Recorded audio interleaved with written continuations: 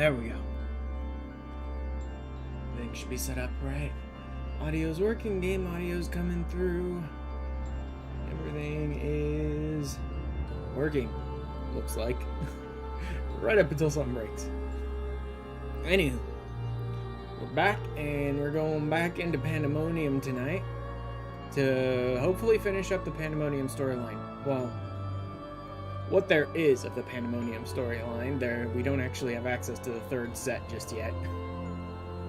But we're going to be hopping back into P4 and I think beating up Dracula. Hesperos. I think that's in P4, but I actually don't know if he continues on in the story even further. Yeah. No. Immediately pops in. Oh god. And then I'm gonna be hopping into Abysso, so it's mostly gonna be Pandaemonium night. And then depending on how many people are hopping in on Pandaemonium with me, I may have moments where it takes a while to get through the queue, during which time I'll probably just pop out and go work on the remainder of my Ether Current quests here in Elpis. And who the hell knows, maybe I'll even move into Garlemald and work on some of my Ether Current quests over there if it takes a while to get through some of these duty queues. Anyway, we'll hop right back into the story. Also, I went with Wayfarers last time just because it's the newest stuff, but the more I played Pandaemonium, the more it made sense to me to go with Ascian. So, I'm going to be doing that tonight. Alright. Also, Mello, did you figure out if you're going to be coming along with me for the Pandaemonium stuff tonight? Well, actually, that won't matter just yet. I need to talk to Themis anyway. Before I can even get access to the next section. The darkest suspicions have been realized. We face the keyword of Asphodelos himself. More than the revelation, however, Lectronios worries me. He loved Hesperos for his compassion, but received naught but scorn from whatever the keyword has become. We said little since our return. I hope that the shock of recent events does not prove to be a death knell for his resolve. Okay, good. So that was only like... let's jump back to Grit again. Alright. How about you? Please just let me be. Yeah, he doesn't want to talk right now. Who wards the warders? Who watches the, wards, yeah, the warders. Much as I'm loath to disturb Lectronios so soon after what has just occurred, I'm afraid circumstances do not afford us the luxury of time. Perhaps it would do him well to speak about recent events, concerning both the keyword and his father.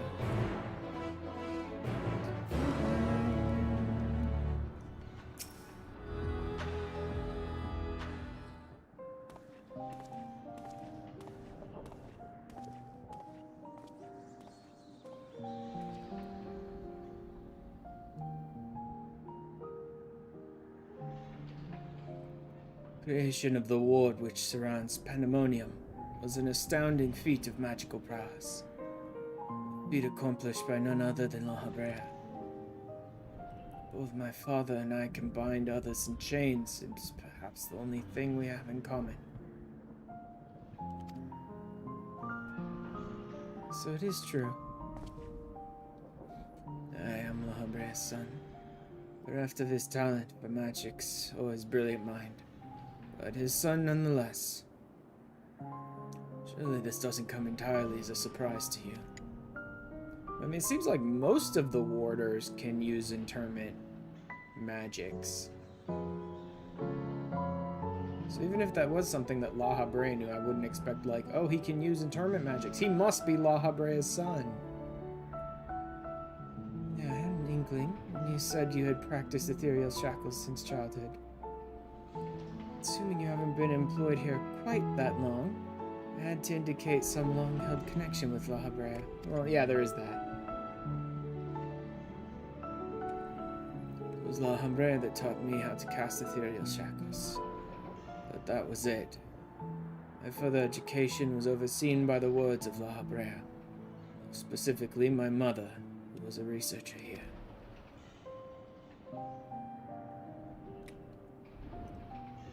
You did speak of Athena, chief keyword before La Habrea. She is your mother, yes? Oh, interesting.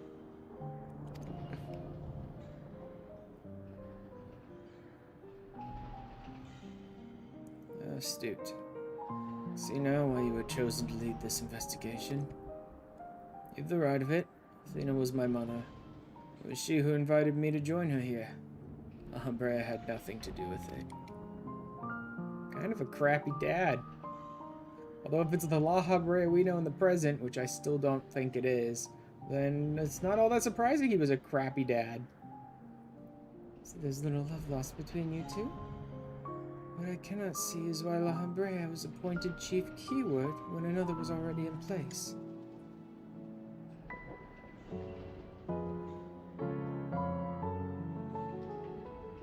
Was in place.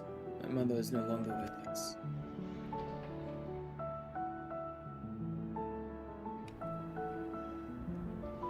La Habrea was all too eager to assume her responsibilities, and nary a moment spared to mourn her. What love do I owe him now, when he offered not one drop of compassion then? I see. She's no longer with us. An expression to convey the end of life. What? Why do you talk like you don't even barely understand that, Themis? I've known only the public face of La Habrea. While he is lauded for his ability to maintain composure in the face of unnerving circumstances, I must admit that oft he comes across as cold. Apologies, but can we speak of something else? This topic isn't an easy one for me to discuss.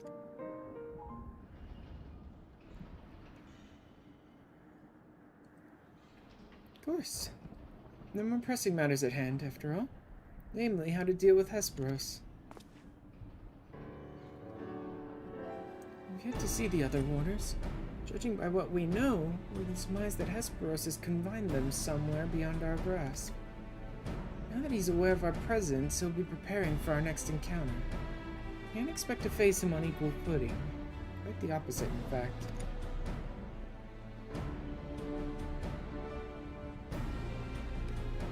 Every moment we spend chasing after the creations is another moment Hesperos can contrive another advantage for himself. The wisest course would be to find him first and foremost.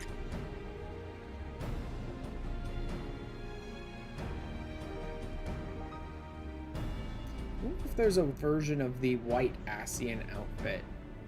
Maybe on the mod station or something. It said that he's become one with the creations. Perhaps that means he's vulnerable to internment. In theory, that should be possible. However, is it enough merely to confine him after all he's done?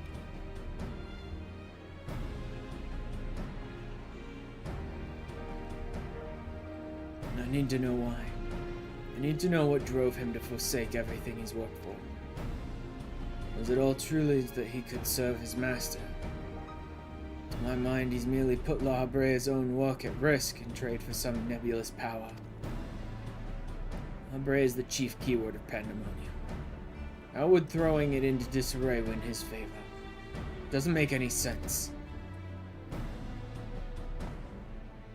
Yes, and theoretically, this far in the past, La Habrea is not a piece of shit who's just constantly causing chaos.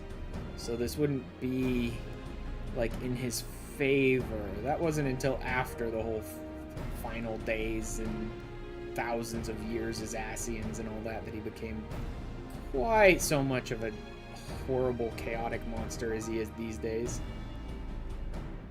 Show your curiosity, but we must consider that our enemy has us at a disadvantage in every sense. What do you think? Should we seek to put him in fetters, or would it be too dangerous to allow him quarter? Nope. If you fail to confine him, I can always strike him down. No, I want answers too.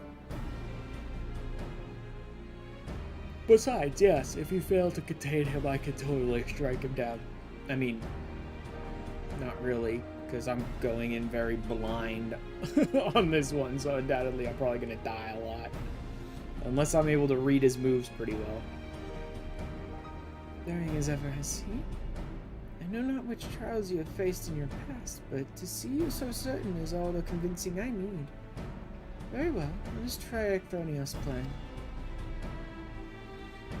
Thank you, Ash. I believe I can shed some light on the nature of our foe. When Hesperos spoke with us, I noticed he bore the telltale fangs of the Vircolacus. Ricolacus. Beast which feeds off the ether of its prey, so he's Morbius. Holy crap, that's bad. Likely that is the creation Hesperos merged his essence with. I know all too well that he can change the environment around himself at will. The battle will not be an easy one, but I believe in our victory.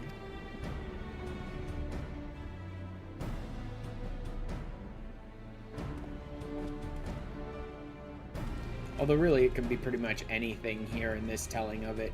Because ether isn't just like spirit energy or anything like that. Ether is like everything.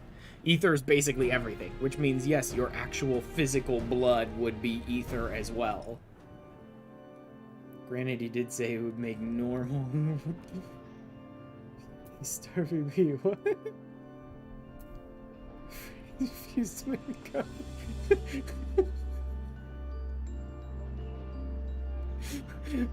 God, I'm sitting here talking about Daddy Dracula, and Mello's bitched about garlic bread in the chat, and I'm like, is she talking about... Had to go back up a little bit and be like, oh no, she's bitching about Vup.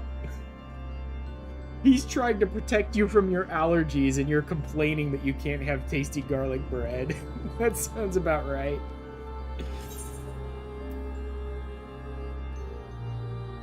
Excuse me? Oh, man.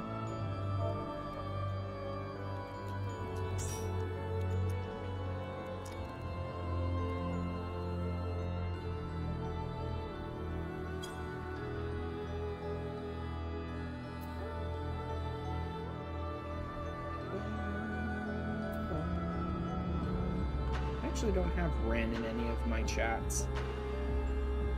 What the hell is lemon bread? Where did I get them from? I don't remember. Maybe from one of the weddings we've gone to.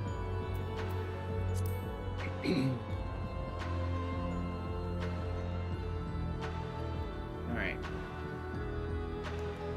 That's probably about it. I'll just go ahead and queue us up, and if anyone's like, yes, I want to come along, then I'll just pop back out. Unless we insta-queue. Instapop? Wow, Instapop. Oh, more people are running P4 tonight, I guess.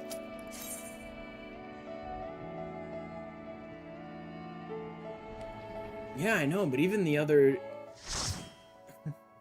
Even on Thursday, when we had 2 healers and 2 tanks, it was still taking a few minutes to pop each time. Asphodelos, the 4th circle. Mello, I think I need some of that garlic bread. It might come in handy.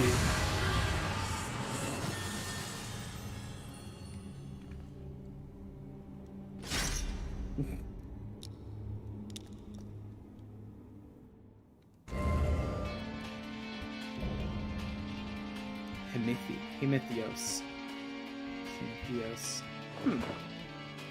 Yeah, the fact that they keep using Hema... Although, I think when you're talking about blood, it's H-E-M-A, not H-E-M-I. Oh well, we'll see. Still didn't...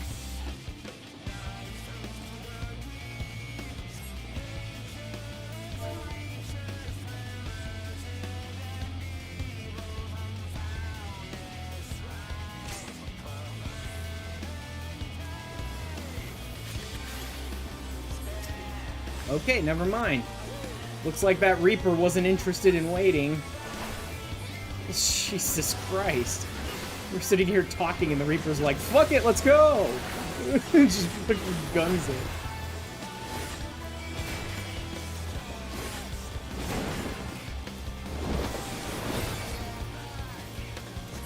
Okay, that looks like it covers a quarter of the arena. I'm guessing you don't want to be there. What's he doing? Is that like a don't stand there ever?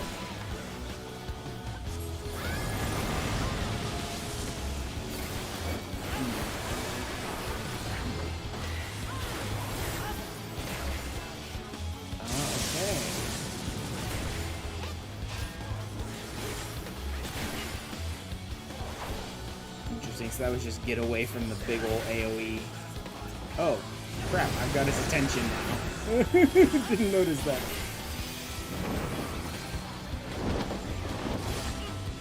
Okay, same area.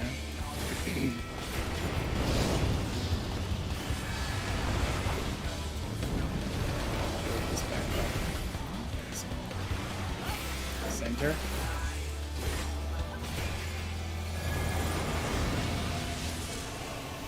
Why are we in the center here?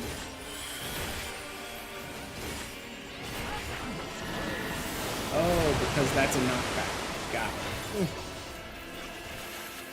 Hey, Rose.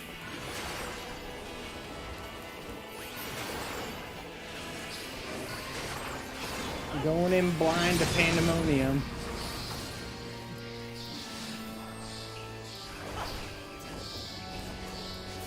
Luckily, this warrior here seems to know what he's doing.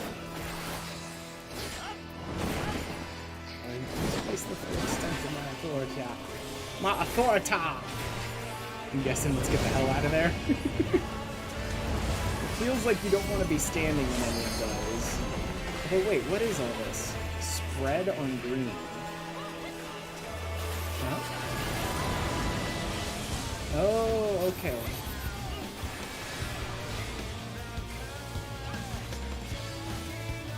Oh, because green is the AoE. That one is... I don't know what the hell it is. Okay, green is this one where everyone gets an AoE. It looks like. Yeah, green is the poison. And then this is the knockback? Oh yeah, the water is the knockback. Okay. So the blue void thing is he's dropping an arena like AoE in the center of the arena, get out. Green is everyone gets an AoE that's a poison drop, so the spread. And then the blue, the water one is a knockback.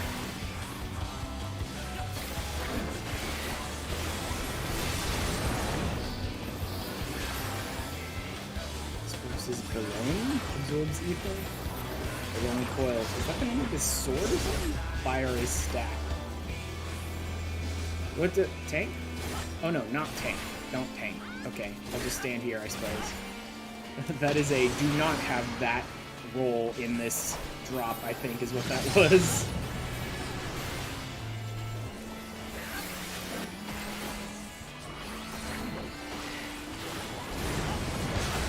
Possession.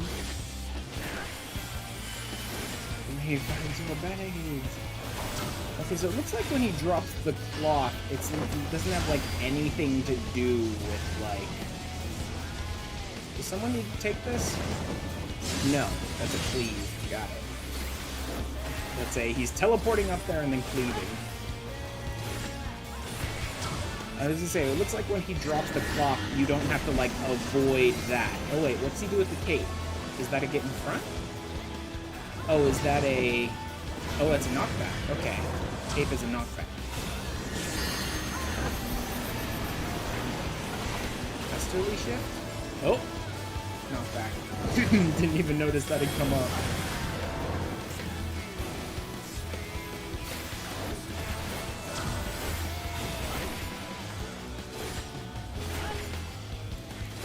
Yeah, him dropping the cape is basically just like a show that he's about to start that sequence or whatever it is. So I don't know if it actually does any damage to you.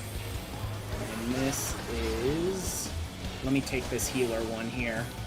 Okay, got that. That made perfect sense. You get tagged with one that if you get hit by it is going to cause a shit ton of damage, I'm guessing. So take someone else's explosion for them.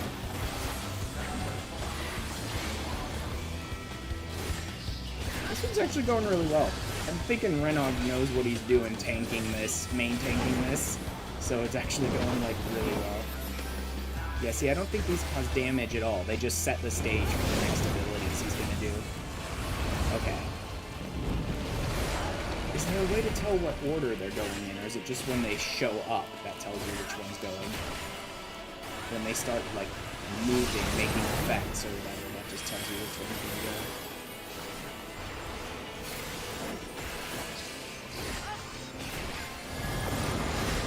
Okay, green, so that's spread.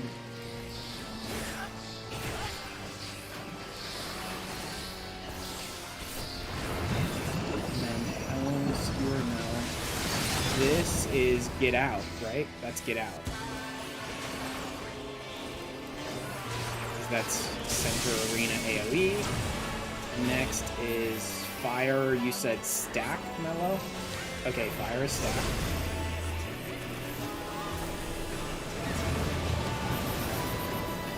And then this is Everyone Get Into a Non. And then this is Get Towards the Center because it's the knockback. Alright. It's not too bad. I mean, once you know what each one does, that's Cape, so that's Get Up in front of it, because it's a knockback.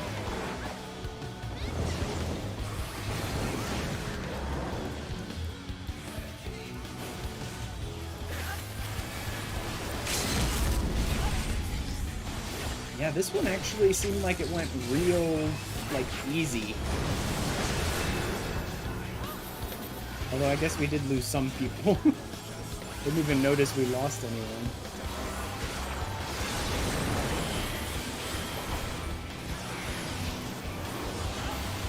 Okay. Let's see which one tagged me. Nope, but I can eat this one. Someone eat that for me? Good. There we go. Could be worse one. Yeah, that one seemed to go real well. Maybe because the main tank really knew what they were doing? Or maybe just because everyone pretty much knew what they were doing. It didn't look like anyone was really screwing up mechanics too bad. Although there were some people doing a bit of call-outs in party chat, at least.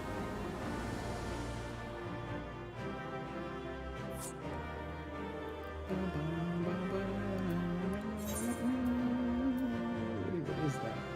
I'm giving it to the other tank, actually, because he handled that really well. Oh!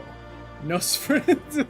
That's a good name for that, Nosferatu. Nothing if not gentlemanly, and perhaps bloodthirsty. I'll roll on that for you guys. I will get the Orchestrion one day. Go ahead and roll on all this stuff. Again, all this stuff I think is just 5.65 stuff, so it's probably not all that great. Although, would be better than some things, I think. Or is it? No, actually it wouldn't. All of my stuff is 5.65 or is like 5.90 or higher. Interesting. Also, wait, the Pantheon stuff is 5.90? Oh, then the stuff I get out of here might be 5.90 as well. I thought this was 5.65 stuff because that's what you needed to get in.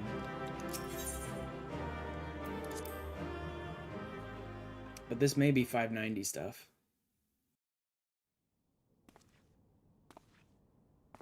Since it's like the same tier as Aglaya.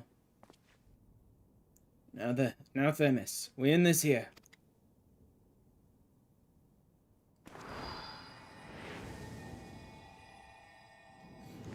And so, like, he knows how to use the magic, and then Themis is basically his battery. It's interesting. Fools, I will not be put in chains. Oof. Oh. Yep. I think I need to beat him up some more. Think that I would fall before one such as you. Perhaps I should have treated you as more than a mere nuisance. I mean, yeah. Everyone's so busy thinking I'm Azum's familiar that everyone keeps underestimating me here. Spoken At your victory, you shall never have the knowledge you seek. The secrets of my transformation, the secrets of my deception, they shall return to the star with me. Oh, is he just ending his life right now? You're wasting your breath, Hesperos. We have the upper hand now. Surely you can see that. Yes, yes. My repertoire is not exhausted yet, however. Although I have failed, my end shall be on my terms.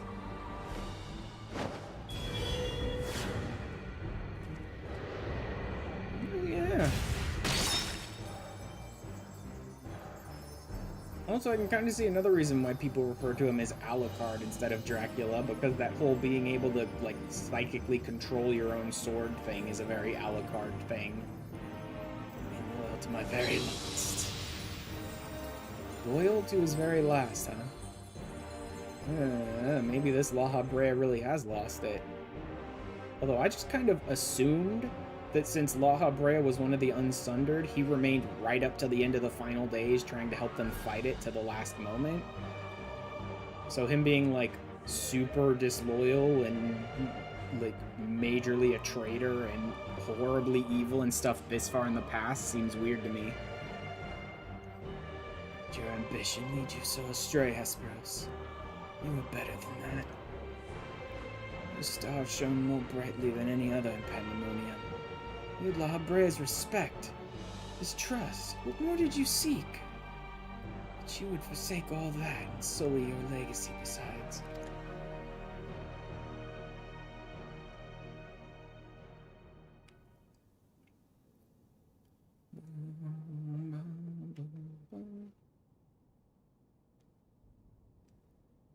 So blinded by his own desires, he lost sight of his duty. In the end, he lost everything. His plans lie in tatters. Failed to see any dignity in that.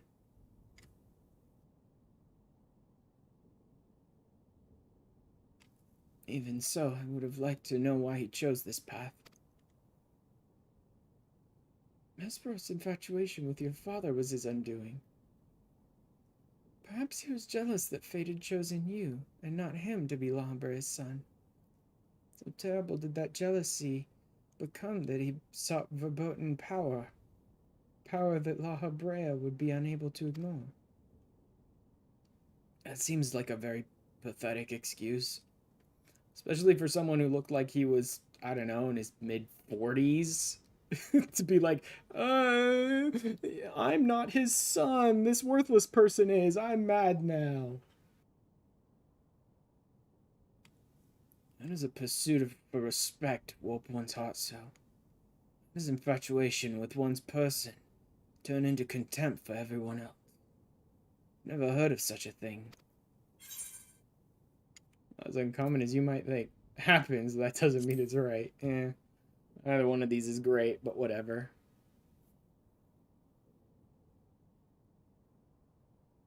Let's see. Admit I cannot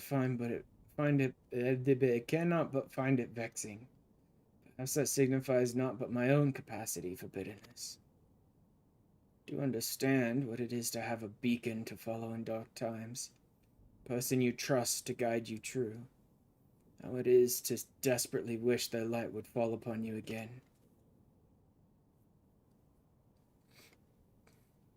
You good? We've spent enough time assuming the intentions of the departed. The living to consider. We must find the other warders and round up the remaining creations forthwith. Of that, at least, we can be certain. I believe I can be of help in that matter. The influence of Hesperos' magic is fading throughout Asphodelos. Now's the perfect opportunity to seize control of the facilities and restore things to their original state. Seize control? Can you really do that?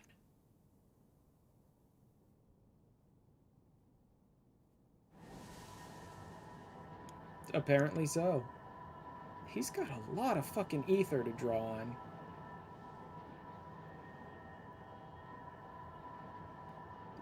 What is this presence? Ecthonios, what lies beyond that threshold? That's the passage which connects Asphodelos to Abyssos. Why? Something's preventing him? Be on your guard, you two. Now that Asphodelos is free of obstructions, I can more easily sense disturbances in the lower levels. Something stirs in Abyssos.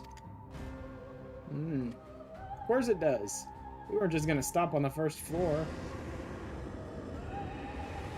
Besides, there's so much more to... Like, if this one wants to even remotely come close to how important to the storyline Pandaemonium was in Final Fantasy III, then there's a lot more that they need to do with this raid.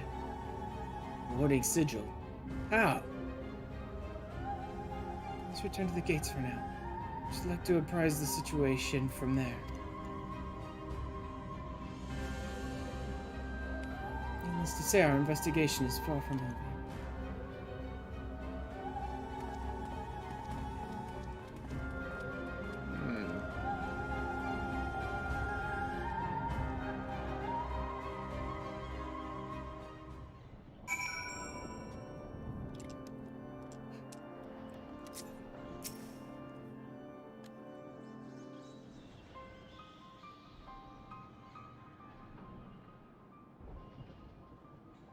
We've defeated Hesperos. It appears we have but scratched the surface of Pandaemonium's troubles.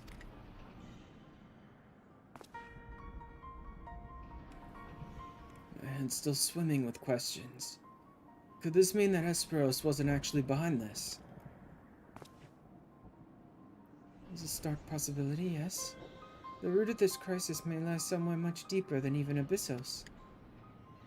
When we first encountered you, you said the memories of your escape were vague, and your senses were muddled. I believe this was more than the result of a panicked mind. You were made to feel this way by a powerful magical influence.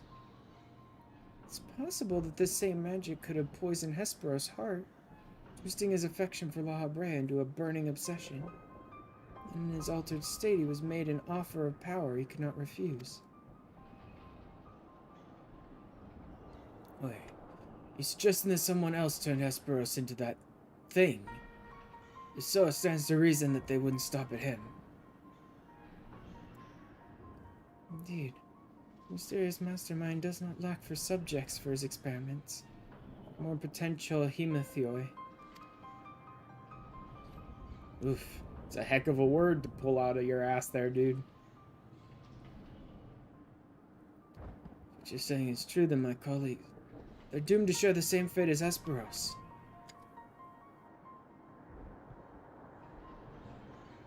Well, then we beat him up and we bind him. Don't lose heart yet, Ericthonios. Hesperos challenged us alone. That tells me that the process of his creation was a long and taxing one. If he was the first Hemithios, then the rest of the warders are likely still alive. However, much as I would like to hasten deeper into Pandaemonium, the way forward is sealed off. Let's focus our efforts on finding a way through. The creation still having free reign of Asphodelos. That won't be easy. On the contrary, I yet retain control of these circles, and thus can wield interment magics within their halls at will. The creatures will pose no threat to us. Just like that. Then nothing stopping us from returning order to Asphodelos.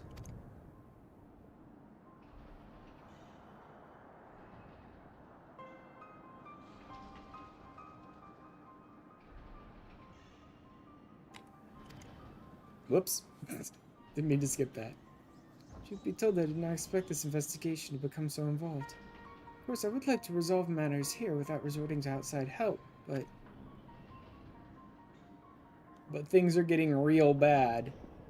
You mean to send a report to La Habrea? Just too soon to say.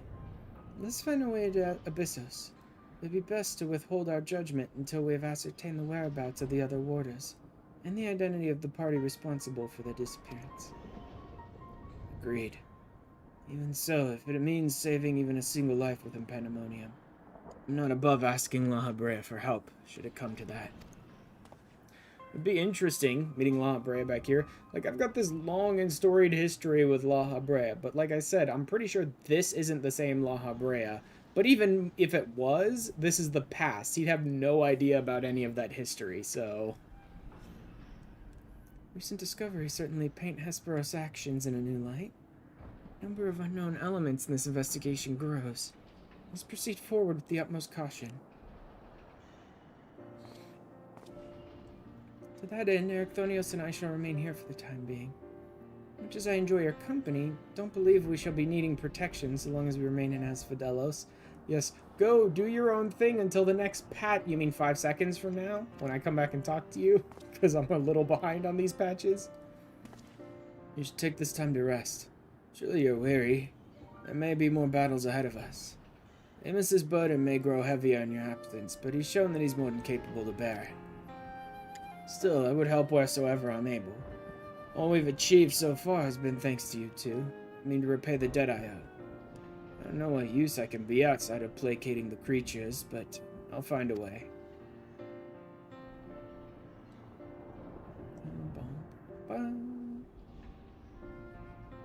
I do need to get deeper into, like, Savage things eventually, because a lot of the other big stuff that I'm kind of interested in, like all the ultimate things, right, are all locked behind, I think it's pretty much the first tier of Savage from each expansion is kind of what it is.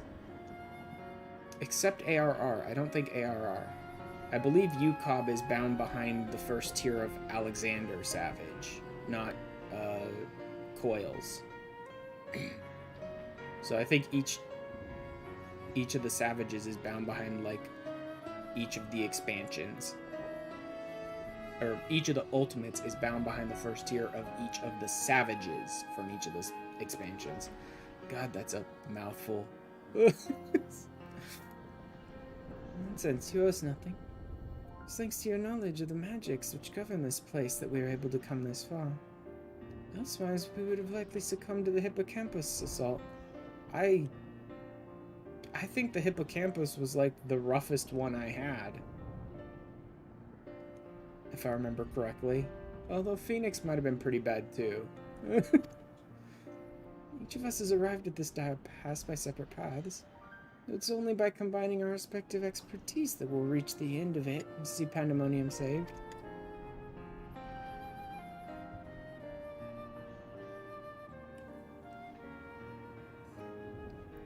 Thank you, Themis. Hesperos' words seem to have affected me more than I realize. Together we've come this far, and together we'll reach the end. No doubt we will. Even so, let us allow Ashran his rest. Besides, you have someone awaiting a report on your progress, yes? I dare say your story will be much more than they ever imagined. Is this really going to require me to go, like, all the way back out and talk to Nemgigi? Because that's just boring. Like, I don't care. I'll talk to Nemgigi after I'm done with the whole raid series. Claudian at Aporia. Okay. So not all the way back to Nemgigi, but I do have to go all the way to Nem... Oh, God damn it. Like, every fiber of my being does not... Oh, sorry, I had to sneeze there. Every fiber of my being does not care to go back and report to these people every 4 stages. It's like, just let me do more of the raids, guys.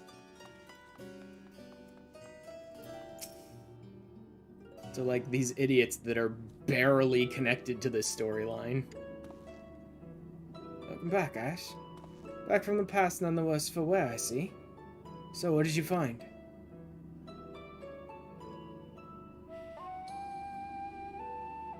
I am become Asian. That is what I found.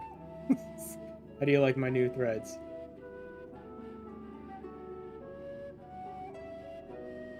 So there's evil afoot in Pandaemonium. An already ominous place, I must say. I think beasts and missing warders. Truly we're fortunate to see you return to us in one piece. I don't even remember how I voiced these dudes. Like, I so didn't care about them. Appears the voice Ashran heard from the crystal spoke the truth. As for who left it behind, why, those are yet questions to be answered. Indeed. Could be someone who lived among the ancients, or it could be someone trying to avert a tragedy from the future. Much remains shrouded in mystery. Yet ilm by ilm, we shall unveil that mystery. With the help of Ashran, of course. By his actions was the fabric of the past reshaped, yet he returns to the same present he left. Which can only mean one thing. His intervention in Pandaemonium's crisis is but one of the countless building blocks of history upon which our present has been built. Well, it was a little stranger than that.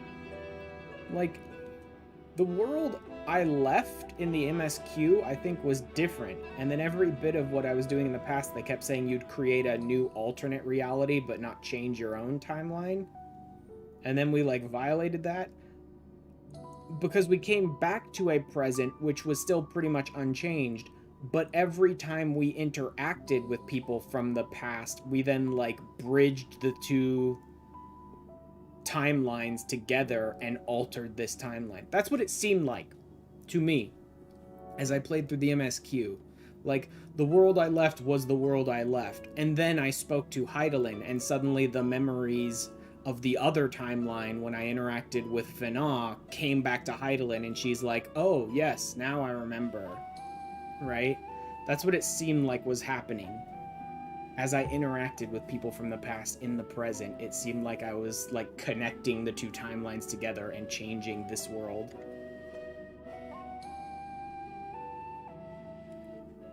No telling what consequences would arise if we stopped pursuing this matter now. Whatever plot is unraveling within Pandaemonium, we must not let it reach its conclusion. One of those creatures should escape. What ripples would they carry forth to the future? They might wreak havoc upon the world of the ancients, and their despair would leave an indelible mark upon history's pages. That despair would only feed the terrible beast that arose during the final days. The first final days already had a drastic effect on the eons that followed. If the scars it left were made even deeper, we risk losing our present entirely.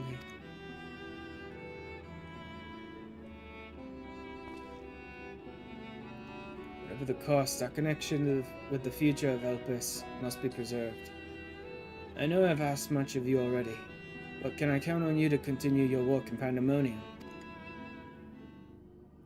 I mean, yes. Like, I didn't even want to come back here and talk to you. Can I get back to my work in Pandaemonium, please? Tyler's efforts are much appreciated.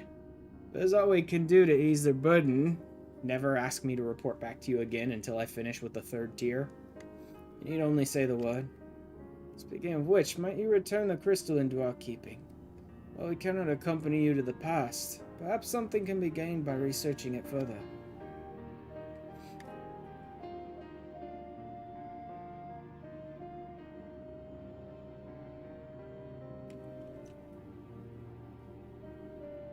It shines just as splendidly as the day we met. We should begin work right away, but I cannot promise any meaningful results for some time. And as matters in Elpis seem to be in a similar state, I must ask that you rest. Before that, allow me to make an introduction. As our research moves into its critical stage, I found it only suitable to recruit another assistant. But, Lenny is an expert in armaments, so she's the one I turn in the gear to. From throughout history. Be they from the far-flung past or made in the most modern forges.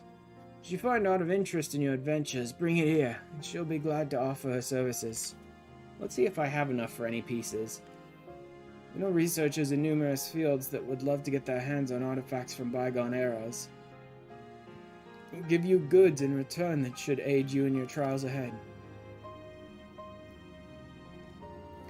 Furthermore, if you ever wish to peruse the records of events you have reported here, and Gigi's been taking faithful and thorough notes. She is at your disposal. So that's how you unlock the savages, is talking to Nemgigi. Also, I had no idea that Nemgigi was female. I never do with Lalas. I can never frickin' tell if a Lala's a guy or a girl until they mention it in the story, or like they wear a very guy or girly outfit or something in the story. Since that we've embarked upon something monumental. Something that will dwarf all else I have accomplished in my many years of research. I think of no greater honor, nor reassurance, than to have your capable assistance in this endeavor. If there's anything to be found that will contribute to your success, we shall find it. We shall not rest until we have unlocked the mysteries of this crystal, and you will be the first to know when we do.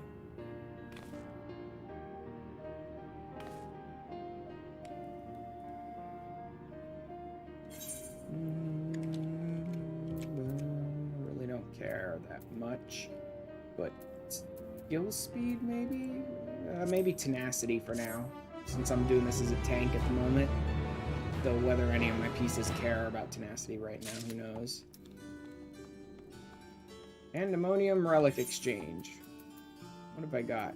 Oh, I got Nosferatu. I didn't even notice that I got Nosferatu. Huh. You're getting replaced, Vana. There's nothing that gentlemanly understood to refer to vampires. The word Nosferatu has an uncertain origin. The same may be said of this bat-like creature. However, from the fact that it appears to be wearing a dinner suit and won't drink your blood without permission, it is clearly a gentlemanly sort. Our bat's just the cutest little plague bearers you ever did see. Random bat enthusiast.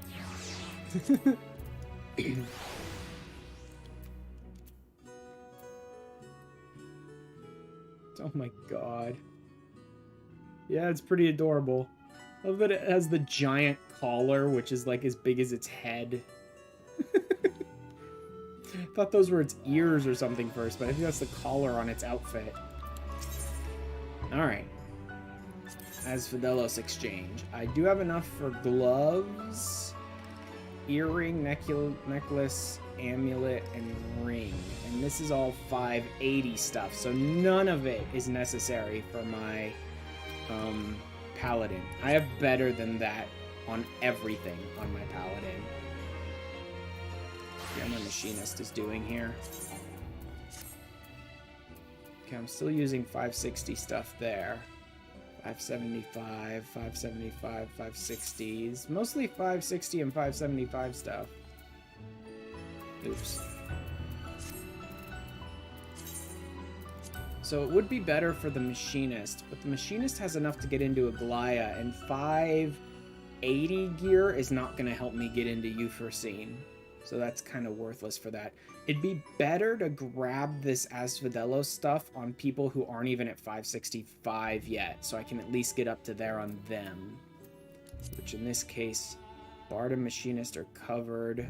None of the others, so healer. I think my healer is still low. Like, doesn't even have enough for Aglaya yet, does he? No, yeah, he doesn't even have enough for Aglaya. So I'll grab healing gear.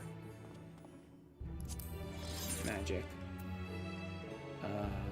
Wristbands of healing. Earrings of healing. I actually have enough for a couple things here. Let me grab one of casting then as well.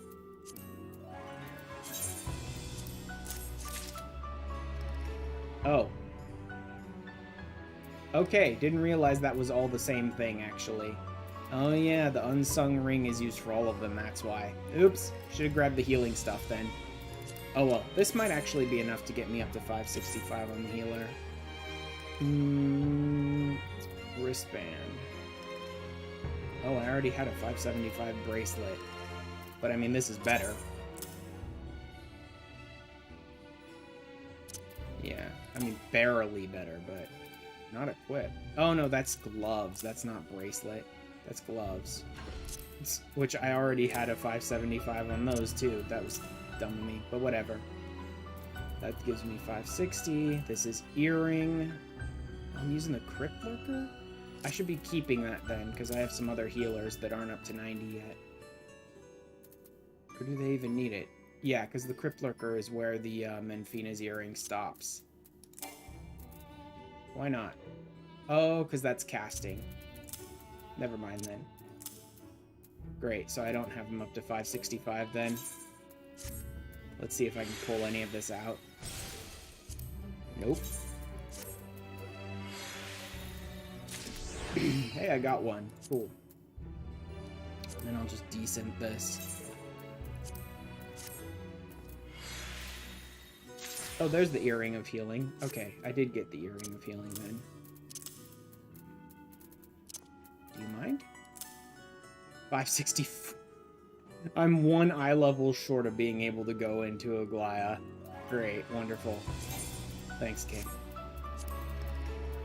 If I'd not grabbed that stupid casting earring and grabbed another piece of healing stuff, I'd have it. But that's okay. I can wait. 3 isn't enough. Oh no, you need 4 for the armor. And for the pants. So 1 more piece of the helm or the greaves and I'd have it. Doesn't matter that much, really. Like, all this stuff is not the best stuff I can get anyway, so, like, it doesn't matter. Let me go back to Paladin.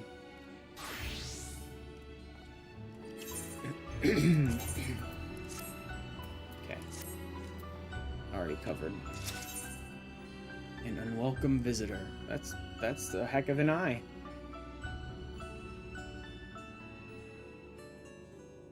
Claudian's eyes are brimming with the excitement of discovery.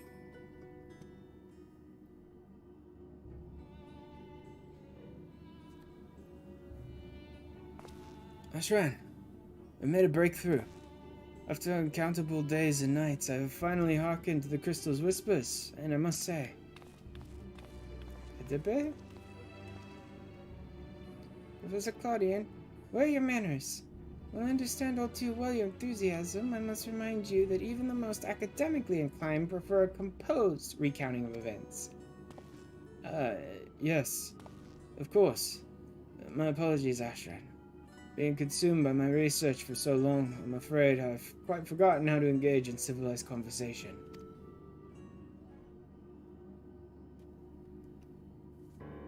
Yeah. In that case, perhaps we should start from the beginning. With a crystal set adrift upon the ethereal, can you please not tell me the entire history of this crystal? I don't care. Just tell me what you learned and let's go. To the memories of a party yet unknown. Cried out for deliverance from Pandaemonium, where the ancients kept volatile creations under lock and key. You yourself witnessed the power devouring the facility from within, and the advent of a divine monstrosity wrought with mythic beast and powerful mage. Fortunately, your martial prowess and the combined magical talents of your companions, thanks to their God damn this game, for treating me like I've been away for months between patches. I don't need you to do that. Like, even if it had been months between patches, I don't need you to baby me through the story like this game. Sufficient to restore order to the circles of Asphodelos. But the greater threat remains. The depths of Pandaemonium, a presence yet stirs, I know. It is intentions and identity shrouded in mystery, I know. That is the issue at hand, is it not? Yes, I know. Wait, shut up! Let me go back to Asphodelos. Or, let me go back to Abyssos now. As you return to us, we work tirelessly to discern the nature of the crystal. In the process, I detected an anomalous etheric signature, which I believe arose from the memory stored within. Analysis of this pattern suggested a feeling of loss or yearning, specifically the yearning to be made whole. Indeed, ambient readings have revealed a faint but identical signature. This can only mean that another such crystal exists in our time. So my friend, I must depart to search for it forthwith. By tracing the matching etheric signature to its source, I believe it will be a simple matter to find our crystal's twin. Professor, will this expedition be carried out only by us? Will Ashran grace us with his protection? Nope. Abyssos. I'm afraid he has more pressing matters to attend to, my dear Rusanod. Namely, to seek out the secrets which lie nestled within Pandaemonium, where this all began. From all that we've heard, it appears that time traversal from the Crystal Tower is not fluid. That is to say, one can but travel in predetermined intervals. It would be prudent to check in on occasion, in case there are any unanticipated changes.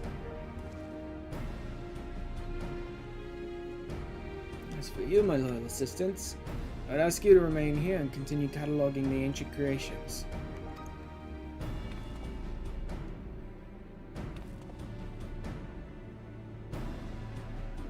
I mean, do you intend to search for the crystal on your own? Yes, that would be the most efficient use of resources, would it not?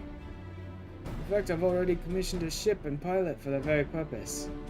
I trust you to take good care of the laboratory in my absence.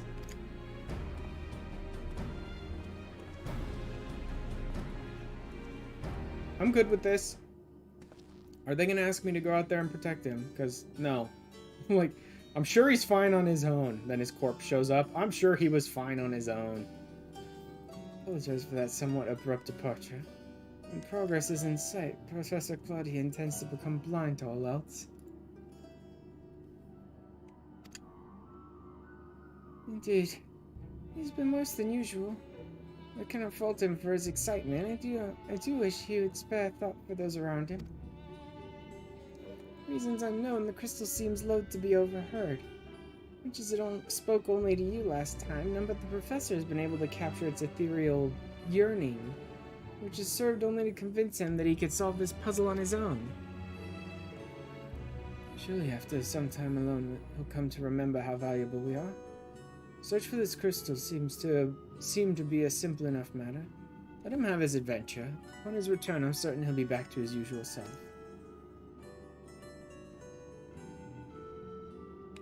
As for you, Ashra, it may be best to return to Pandaemonium, as Professor Claudine suggested. Speaking of which, I did have a request of my own to make. Traveling to Pandaemonium requires you to pass through Elpis, correct? There's something I'd have you investigate in my stead.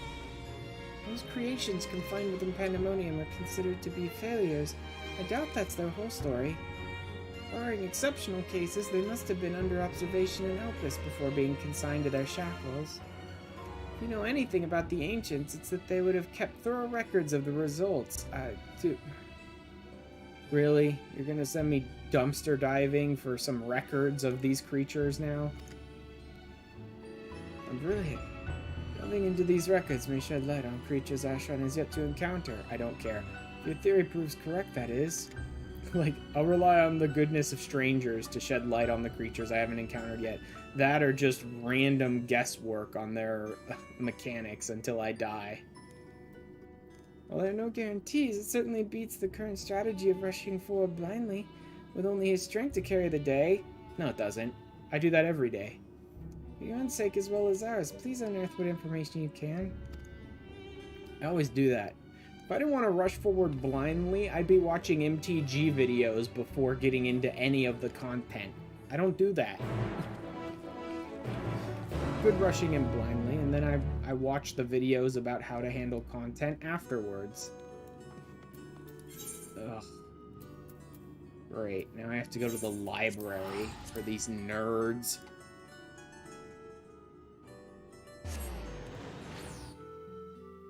Like, leave Pandaemonium. No. Talk to these idiots. No. Now talk to these idiots again. No. Now go to the library. No. Fuck you. Give me raid. It's like all I'm at right now. It's like, shut up, raid.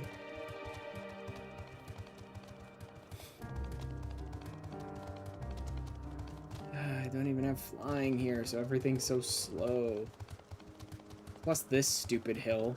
This stupid hill that looks like you could absolutely get up it, but the game is like, nope, every time. Which means you have to go around.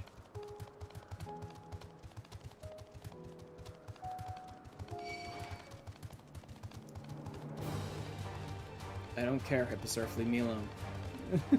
Like, not stopping for you.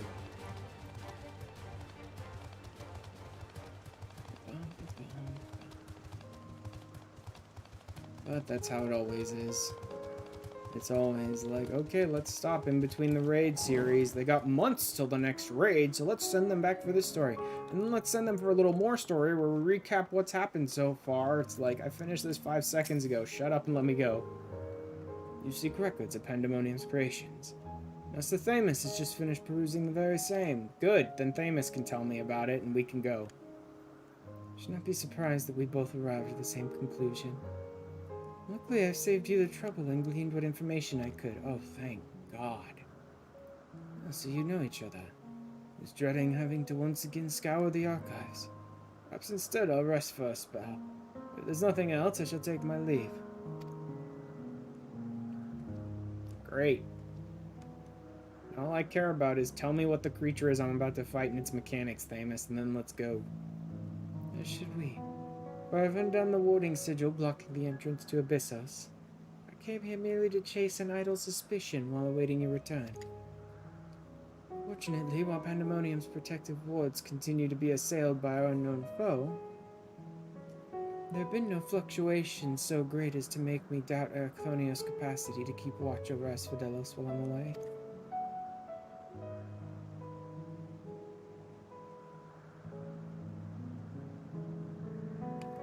He works diligently to master interment, that he might deliver the creations back to their cages by his own hand. Thought it best to give him time to hone his craft.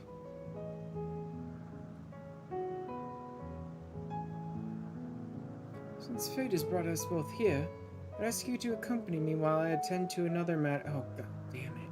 More idle suspicions that I would like to chase down. So sick of chasing down everything but the next raid tier. Rest assured it shall not take long. I don't believe you. Simply have a few questions to ask an acquaintance of mine. Come, he's agreed to meet us near the noose of Pandaemonium.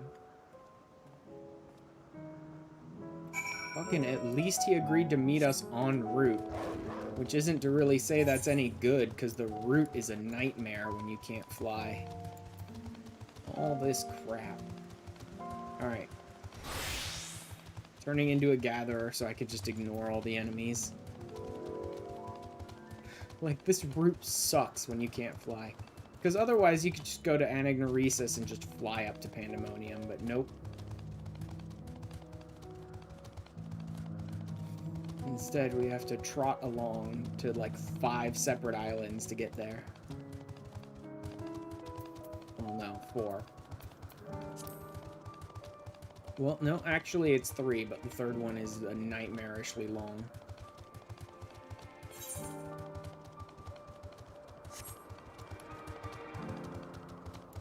If I can, nope, that's just further away.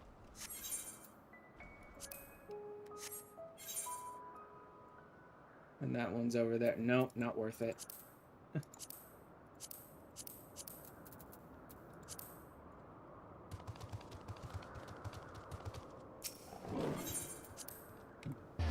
I'll do them while waiting on duty queues if they don't pop instantly.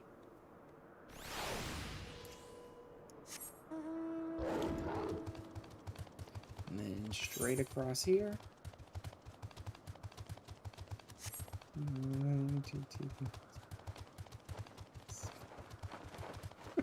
Corey.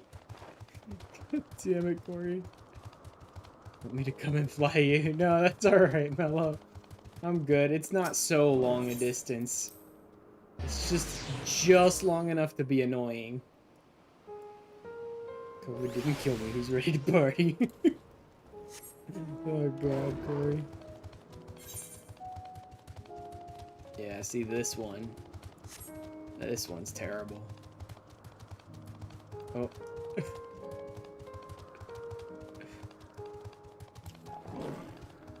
Well, since you're already here, Bello. Alligator? Does the alligator even have a pillion? No. I was gonna say.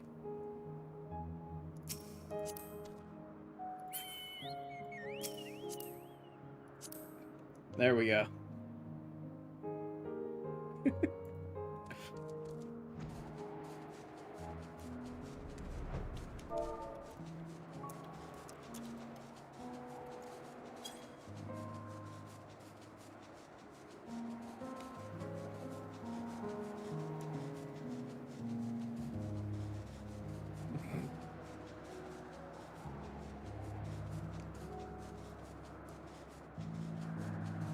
Oh man, this place is gonna look so much more interesting once I get flying unlocked.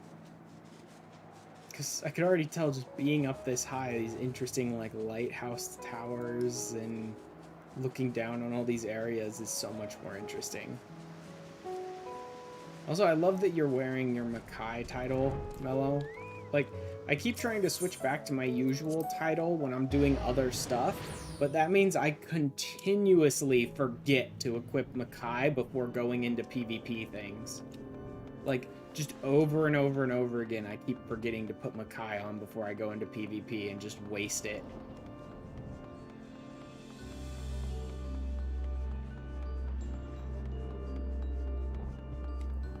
I'm at a point where it's like, maybe I should just wear my Makai title always, and who gives a shit? Because I'm never gonna remember. Oh, wait. Oh, yes, I was supposed to talk to someone outside, not in here. Oops, I completely bypassed the person I was supposed to talk to.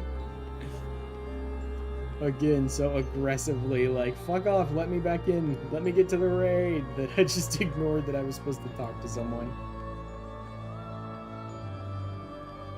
Screw this. Peloton! That's another thing that just annoys me. It's like how aggressively Square Enix just refuses to just make Sprint a toggle. Like, no one wants Sprint to not be a toggle but you guys, so shut up and make it a toggle already.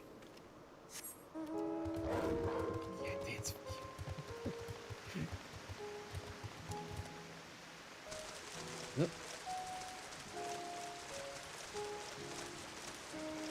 the hell is this person? Are they up there? Probably.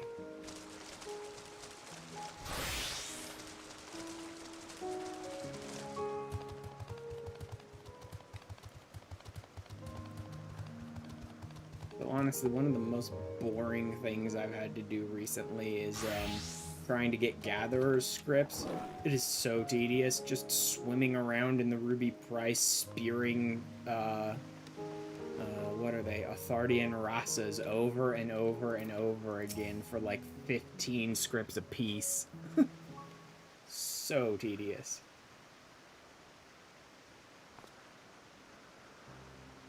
As I pondered our expedition into Pandaemonium, I could not help but be mystified by how strongly the warders we encountered felt for La Habrea, whether it be for good or ill. Hesperos and Arachthonios were two sides of the same coin. The former looked to his mentor with absolute devotion, while the latter looks to his father with bald hatred. Yes, and? I don't expect a familiar such as you to understand this, but such extreme emotions toward a single individual are quite rare indeed.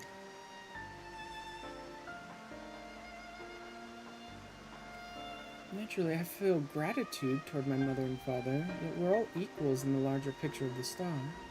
This view is not unique to myself, it's more or less accepted as the way of things. By contrast, the researchers of Pandaemonium seem to view La Habrea with a feeling approaching obsession. Whether driven by love or hate, they've all been drawn to him. There are many other aspects of the facility's particulars I found troubling besides. I decided the best course of action would be to go straight to the source, pose my questions to a member of the Lords of La Habrea. And? It's the same dude from the first time. Great. Apologies to have kept you waiting, Master Themis. I understand you are conducting an investigation of Pandaemonium and wish to know of its origins. Indeed. In particular, I wish to know why exactly Pandaemonium was built directly under Elpis. The facility is overseen by the Lords of La Habrea, after all. Why keep it so close to Elpis, whose governing body has no say in its day-to-day operations? First, I thought it to be simply a matter of convenience. Those creations which were deemed failures by the researchers of Elpis could be easily ushered into their new homes. Imagine my surprise when a trip to the archives revealed that many of the creations were sent from organizations beyond Elpis, including from the Lords of La Habrea themselves. Given this, albeit limited, information, I can't but feel that the Academia Anadir would have been a more fitting locale. What does Elpis have that cannot be found there? These are fitting questions, and ones we've asked ourselves many times in recent years. Alas, the nature of Pandaemonium's construction does not lend itself to relocation.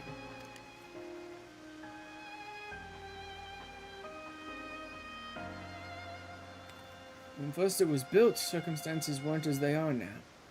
As you surmise, the majority of the creations kept within Pandaemonium were sent from Elpis. As the years passed, interests changed. Failures in creations deemed too flawed even to submit to Elpis paradoxically drew the attention of Pandaemonium's researchers.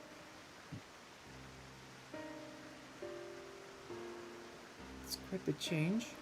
In fact, it almost runs counter to the facility's original purpose. Who is it that decides which creations will be the subject of research? Master La Brea. Such authority is reserved for the chief keyword, and he has taken it upon himself to step into that role. So if Pandaemonium's resources were being misused, it would be under La Brea's authority, correct? I know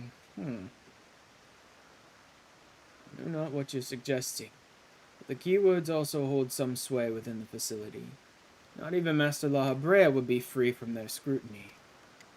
They're duty-bound to report any irregularities as soon as possible, which makes it all the more interesting that all of them are somehow being driven to obsession with La Brea. Almost as if someone was preparing the keywords to, not report on any misuse or abuse of authority that he's doing. Although I admit as of late their communication has been somewhat sporadic, we but recently received a report from one of the keywords stating that all is well within Pandaemonium's halls. Really?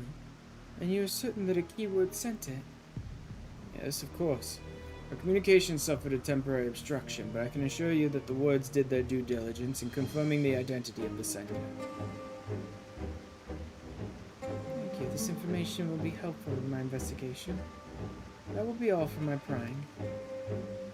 And I shall take my leave. While you are yet permitted to conduct your investigation freely, I must remind you that the warder's work is delicate, and would be remiss to disturb them for longer than is necessary.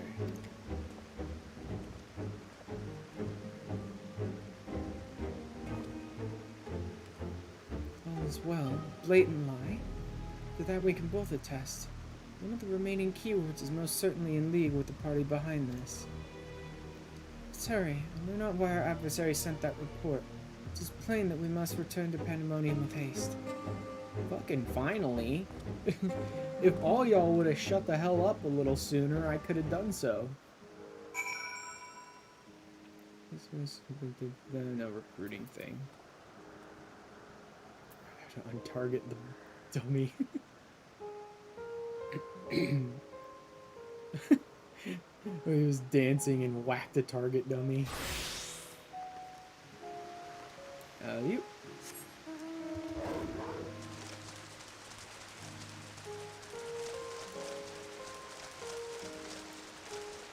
Yeah, it was annoying trying to figure out how to untarget those dummies for a while too.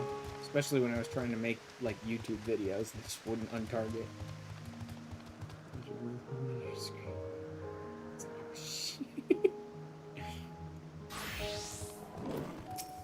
Why talking to me now? Let's go.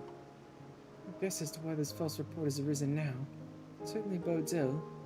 This does the knowledge that our mysterious mastermind has at least one more keyword to puppet.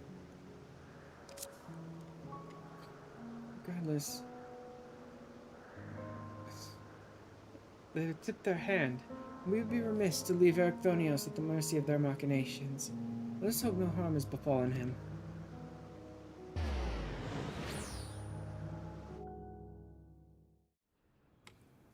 Oh no, man. Something keeps telling me one of you two guys is probably going to become the La Brea that I know in the future, so... I gotta protect them is not something that I'm really feeling right now. I could still be very wrong about that, though. But something just keeps telling me, in my heart, that the La Brea here in the past is not the one we've been dealing with in the present. That it's his, his replacement, basically. Not quite.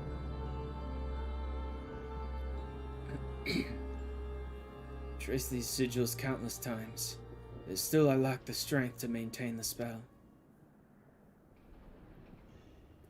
Now time works against me. No longer be victim to my own ineptitude. What? Who goes there? I. There's something to be admired in such single-minded effort, even if your methods leave much to be desired. You'll have this familiar to catch you unawares. Have you set your sights so high as to forget you walk upon the earth?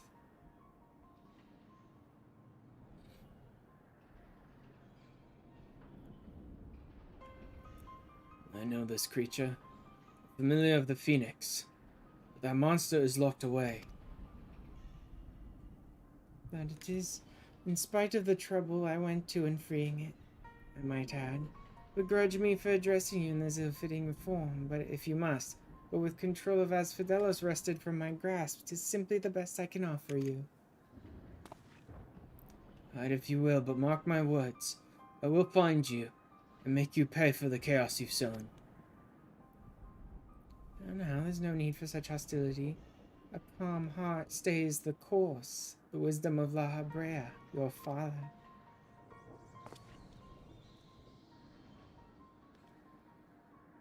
How would you know what wisdom he speaks?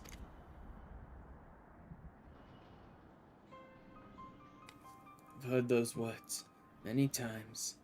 The scolding of a tutor whose students struggled to grasp the most rudimentary lessons, seething with disgust. No. I've not told that to anyone, not even keyword Hesperos. That can only mean one thing. But still you insist on mocking me. Stop this farce, La Habrea. At last you move to keep up. Pity that you remain behind nevertheless.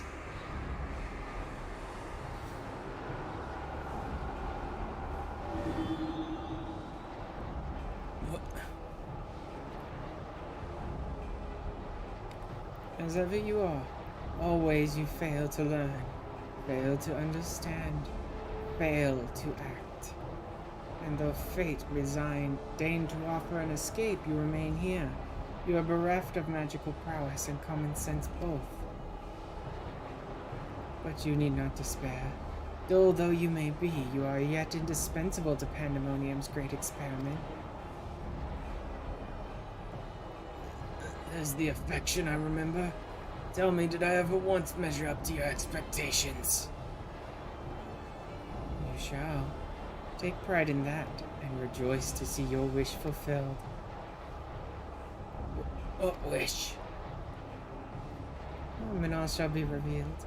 All this rage, this hatred, is but a consequence of ignorance.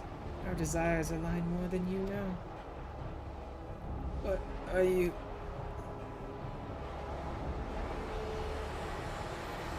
Later. Huh. Uninvited guest join our reunion. Seems fortune no longer favors you.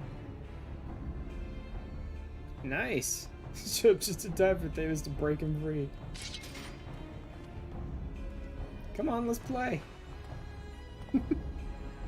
Let's fight. You think I have any interest in listening to your prattle, let alone bowing to your will? I'm no longer a child, and my faith lies with those who have earned it.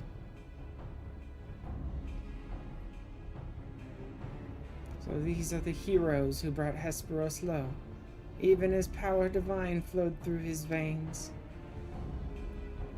It is plain there are worthier subjects to contend with.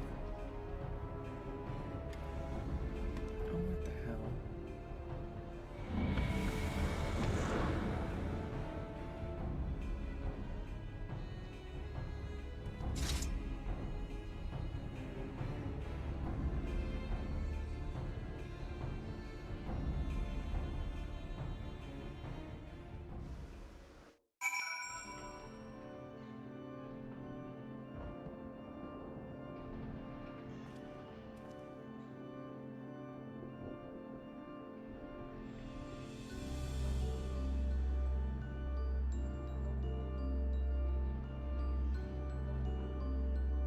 Yeah, I'm not hungry. I mentioned there's some food, but I'm really not hungry, and I don't really feel like I need to take a break and get a snack or anything like that.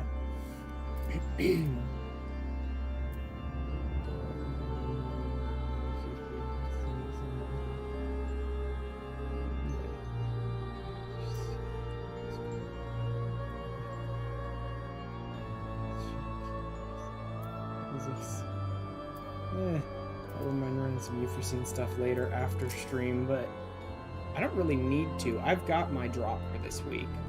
But fuck it. If members of my FC are running it and they're going out of their fucking minds trying to get their drop for the week, I wouldn't mind running it with them. Especially because I can learn the mechanics a little better by running it a few more times a week. Like, I'm running it rarely enough that I still don't really remember the mechanics well. Thank you. If you'd shown up even a moment later, I shudder to think what would have become of me. Something I must tell you. I know who's behind this. There's but one person who can hold thrall over familiar, creation, and keyword alike. Yeah, I know. Like, your father's a piece of shit. I get that. It's not surprising to me. It's really not surprising to me that anyone calling themselves La Habre is a piece of shit. It seems to go with the title.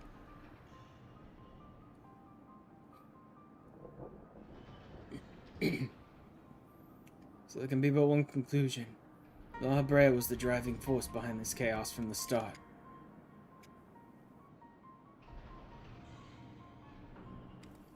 There's logic to that. There are few with the wherewithal to even consider experimentation on such a scale, let alone the capacity to create demigods from man and beast, with the rest of us none the wiser.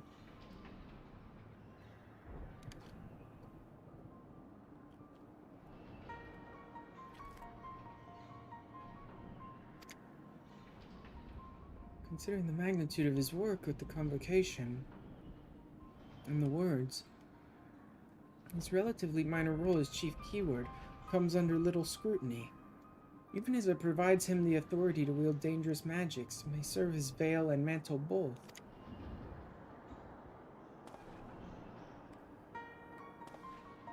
Still, I find the notion hard to accept. The misdeeds perpetrated here could not have been done by the La Habre I know. Oh, really?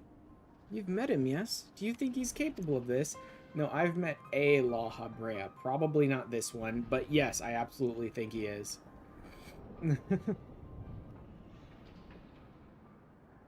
Although, no, this La Habrea may just be possessed by a creature, too. Still too early to say for certain. There are too many variables at play here. Like I said, I can't even be sure that my La Habre and this one are the same. Truly is a puzzle with many missing pieces. Still, I see you do not deny outright the possibility that La Habre is a man with few scruples. Well, that much is certain. That alone should be enough. Let me assure you, La Habre holds nothing so dear as his own ambition. Well, he may not be one to let emotion stand in the way of his mission. Can't believe there are no depths to which he would not stoop. Although we met but briefly, the impression he left on me stands in stark contrast to your evaluation. Those methods are ever unorthodox. They seemed guided by a firm understanding of what is just.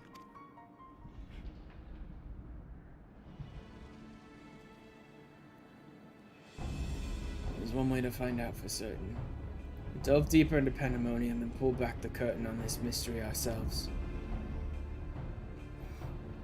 Wise course. Not deny the truth if I saw it with my own eyes. Even if it was discomforting to behold. Jesus Christ, Amos. This vocabulary of yours, man. Stop using these random ass old words that no one knows what the fuck they mean anymore.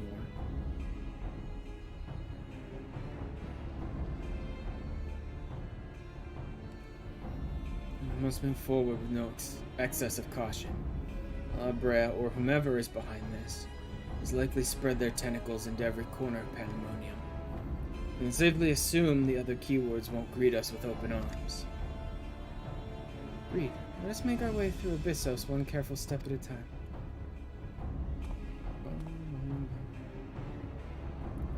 shall stay by Ericthonios' side, in case our enemies think to target him again. Could I trouble you to take the vanguard?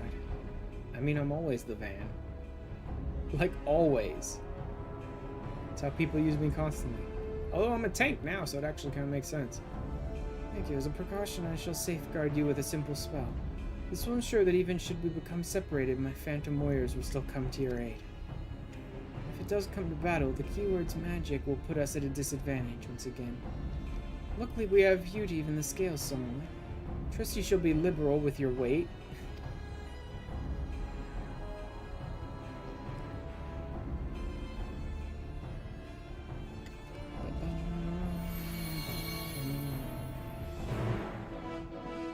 Cool. Now? Abyssos? Yes, 5th circle.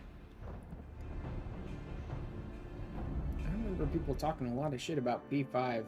Well, S. So this probably won't be as difficult, but it's still interesting.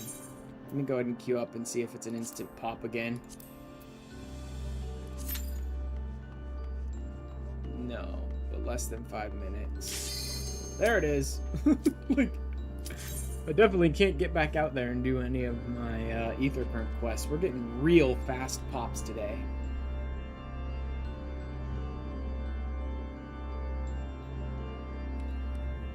One of the tanks or healers is busy.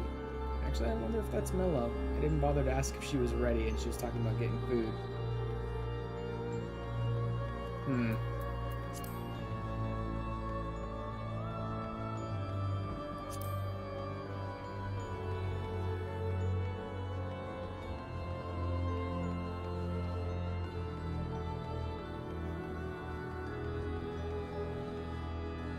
Maybe.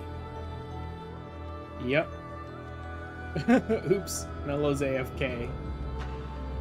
Alright, well, we're gonna wait for Mello to come back, then I can go and work on my ether current quests now.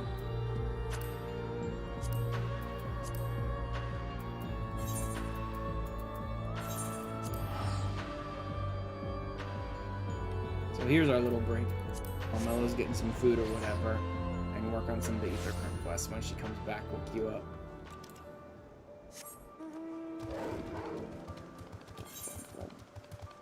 Nope, don't go towards the big marker, because that's Pandaemonium, and I can't get there anyway. Head towards this one.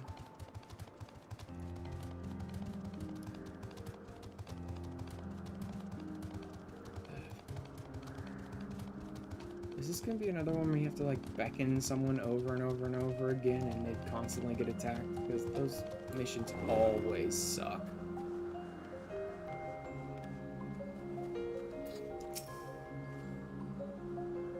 Can I help you?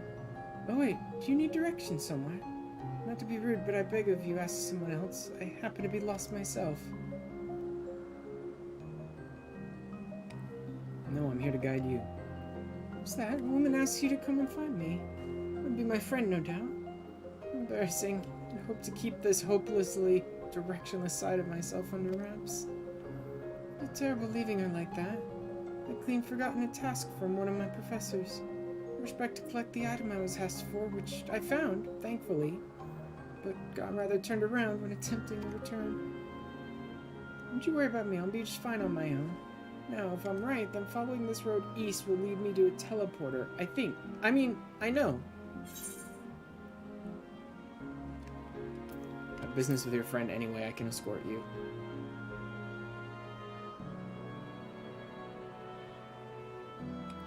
You mean it? Truly.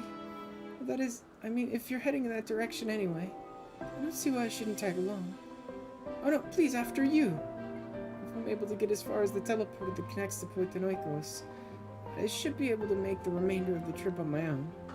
Now that, would you mind? Now accompanying you. Yeah, she's accompanying, so it's just an escort. I don't have to constantly beckon her like those crappy fucking leave missions back in ARR.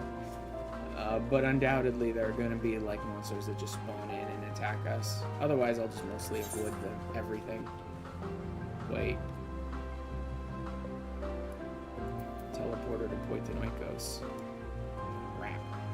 She said east, so I'm like, east, yeah, sure, east, I guess. Nope, not east. Oh, she just disappears. Nice. So I can just do this myself, which is even better, because then I can just turn into a gatherer and run it, while not having to worry about the enemies at all.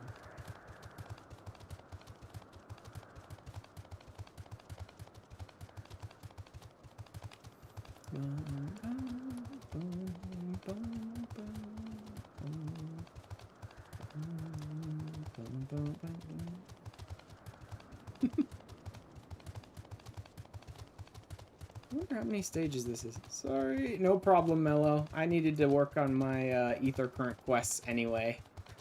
I should have done a ready check to make sure you were still there, especially after you mentioned you were gonna go get some food.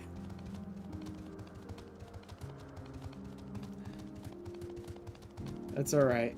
Let me go ahead and finish this quest and then I'll queue us back up.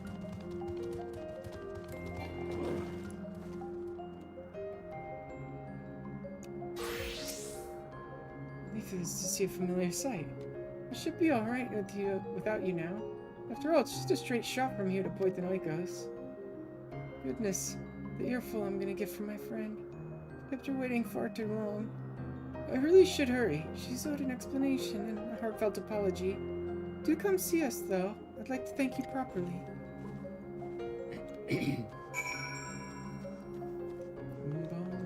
Calamelio Zephyros. Could just teleport to Pandaemonium probably, but it's really not that long a run. Correctly. Yeah, see, she's right here. No, not right here. Oh, this is the other one. I'll just finish this one. Since Mello's back, I'll just finish this one and then queue us up for the next one. And deal with the other ether current quest later. Either after Abyssos if all of our queues pop quickly, or in between if one of them's taking a while. What was that? Okay, yep.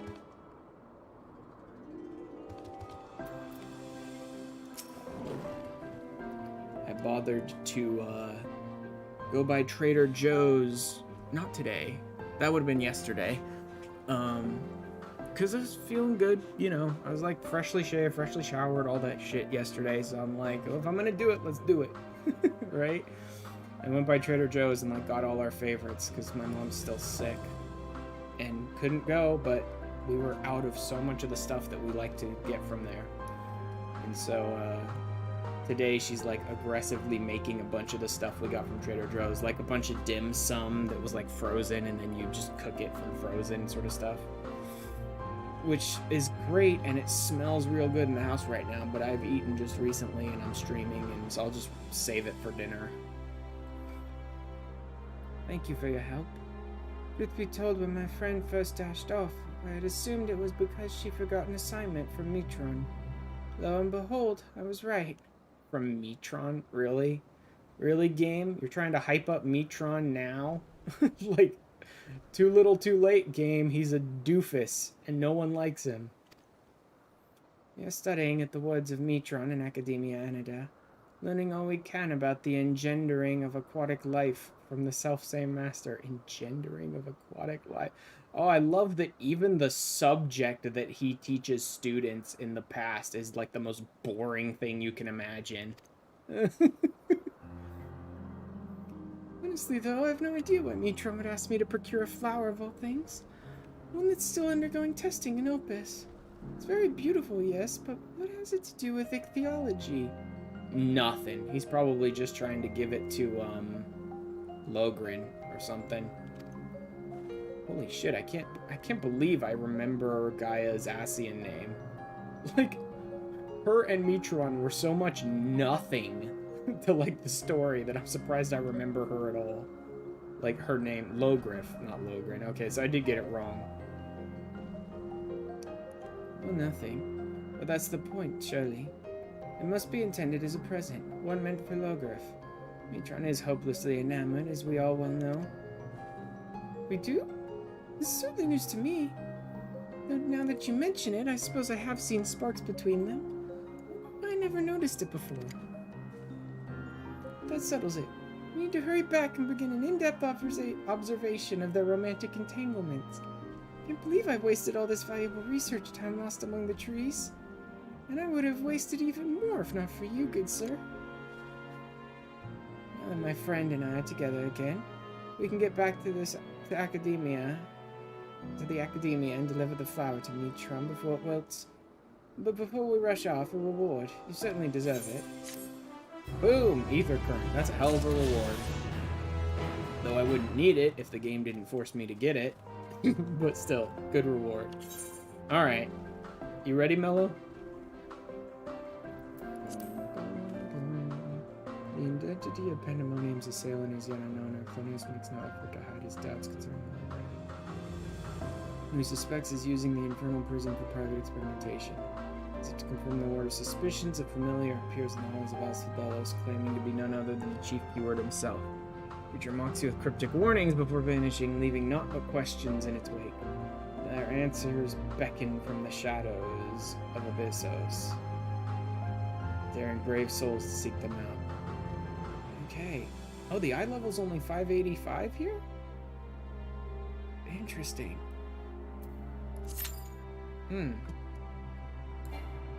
Okay. Now let's get to work on this ether current quest until the duty pops in like 3 seconds, probably. Or not. But soon, most likely, because they've been popping fast tonight. God. Damn it, Cleon. Why'd you have to be here?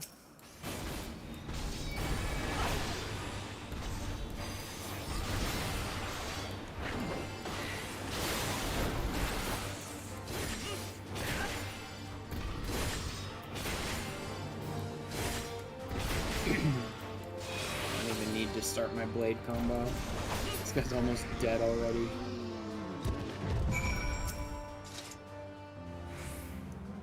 Thank you for taking the initiative. I wasn't sure about the etiquette of destroying a creature under observation. How about fuck it? If it's gonna try and kill you, then you destroy it. I'm Cleon, recently arrived from Amaranth. I assume Lyra sent you to fetch me. I see. Well, we'd best not keep her waiting any longer. Fear not, I'll avoid upsetting any more of the local inhabitants. Please do. I don't need to deal with your dumbass. Alright. Alright.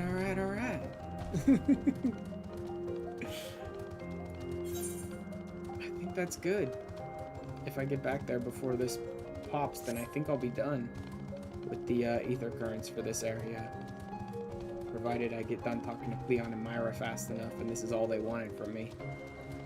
Which it probably is. The ether currents here in Elpis seem to go by real fast, actually.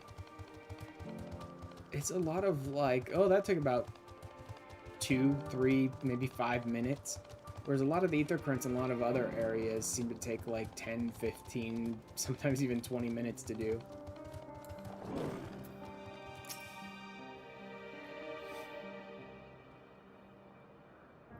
Ashran, thank you for seeing the safety of our guest. Indeed, my hesitancy to act would have ended poorly had your messenger not been there to shield me. And I'm certainly glad that he was. Now, shall we proceed to the business of the day? Whoop! I believe you had some concerns regarding your personal creations. Nope. They're blathering on about his personal creations. I'm not getting through this scene in time, so I'll just wait until afterwards. Even if that tank lets the timer completely run out. May as well. As embarrassing as it is to admit, I was worried that the concepts I registered with the Bureau of Architect may not be fit for release into the wild. Nope, there we go.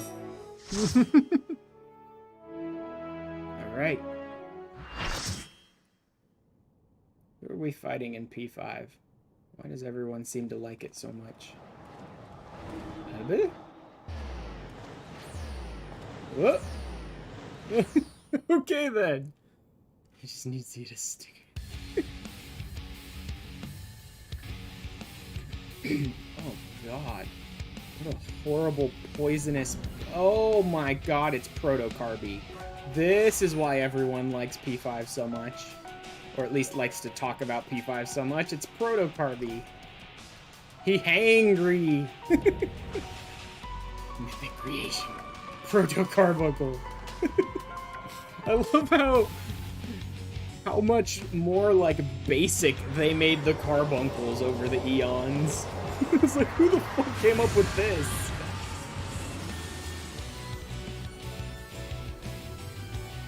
Whose bright idea was this monstrosity?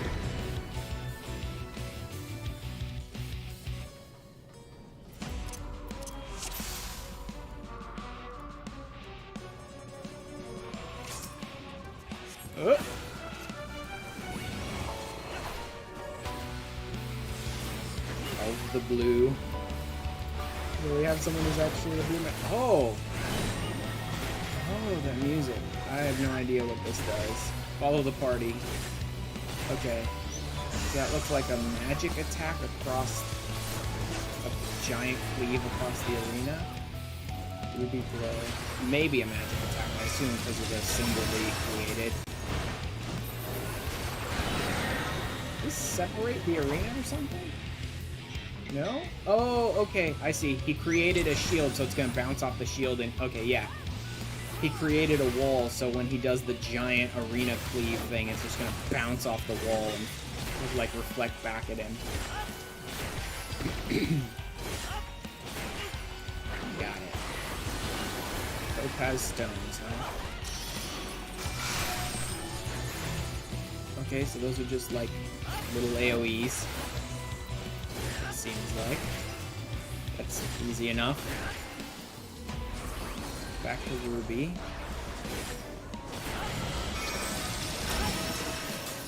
Oh god. And then Topaz stones? How do you... Okay. So they just... They hit the wall and they don't go past the wall. Oh, but they do hit the entire side of the arena that they're stuck on. Alright then. Sonic Owl, where are you going, tank? Okay, no. I'm mostly following the main tank around, assuming that they have an idea of, okay, this is no wall, so we're behind him.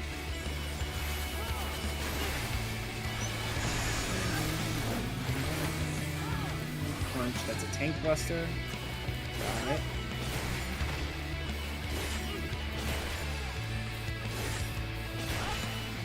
This one just seems to be an arena-wide.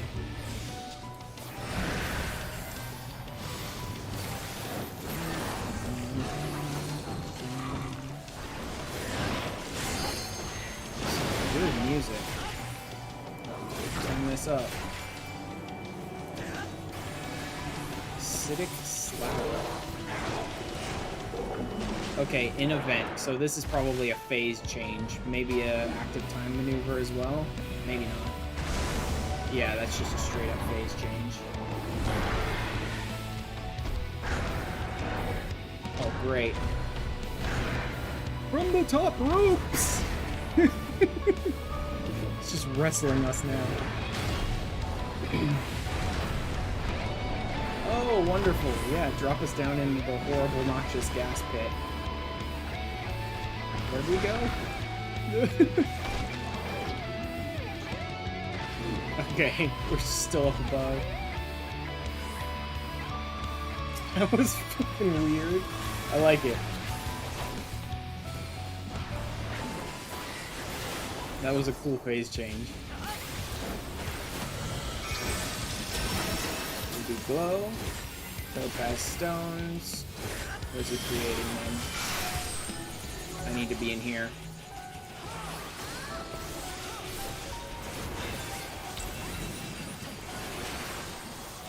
Toxic crunch. That's tank buster.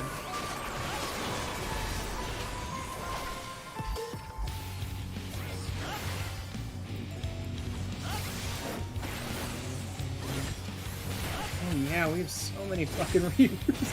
Like, they said melee party at the beginning of the run, and just figured that meant all melee DPS. I didn't know that meant, like, all Reapers all the time. Okay, so it drops where he pings you, and then it also drops where you are when it finishes casting. Interesting. This one's just another arena-wide hit. nothing to do with that. Just take it.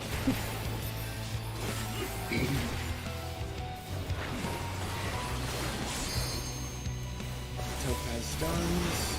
Without any barriers in place, it shouldn't be a problem. Really. But it looks like they're spreading? Okay. So the poison on those ones spreads, and you have to get away from them while avoiding the other normal topaz stones attack.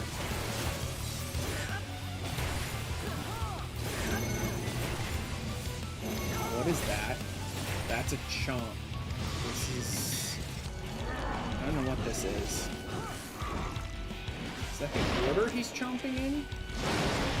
I can't tell what that does. Yeah, that looks like the order he's chomping in. Okay. That's weird. Also, what happened to Bowden to make them down for the count? Because I saw that Bowden couldn't get out of the way because they were down for the count. But what happened?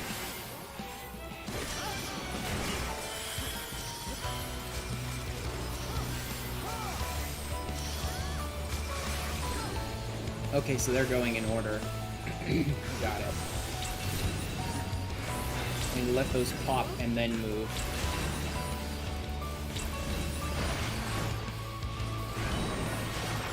Okay, yeah, this is not too difficult. Like, I would not have guessed Searing Ray. The first time he did Searing Ray, I absolutely would have gotten hit if I didn't just follow the pack and everybody was running behind him. Because that one doesn't really telegraph exactly what it is all that well when you don't know some of the other mechanics. But most of this other stuff telegraphs itself pretty well. Oh, and that one's going to be a big area.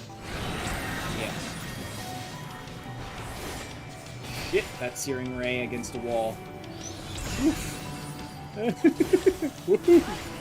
That was close.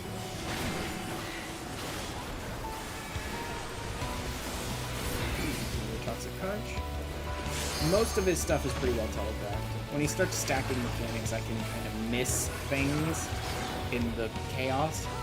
But yeah, Searing Ray that very first time before you know all the other mechanics, I can't see myself having not gotten hit by that the first time around if I didn't just follow everything.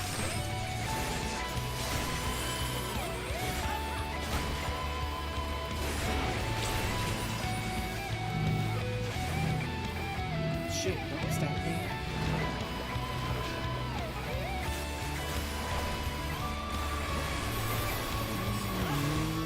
Oh, stack.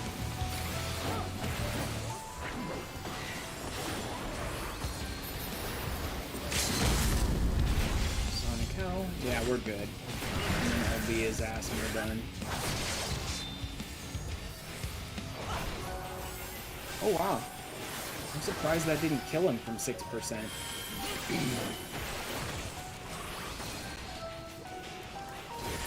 There we go.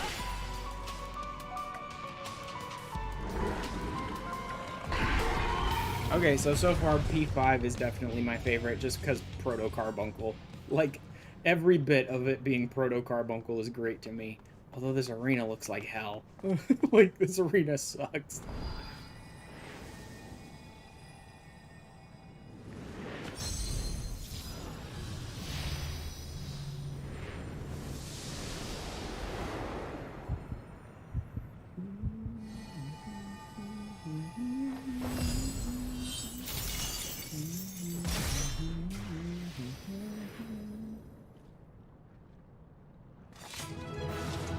A good song. I want to listen to that song like when I'm calm and not running a brand new raid.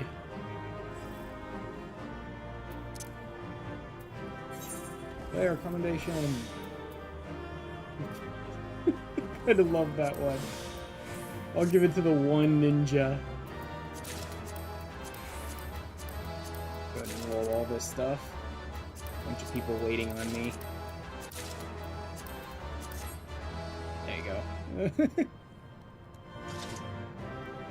Thank you, everybody.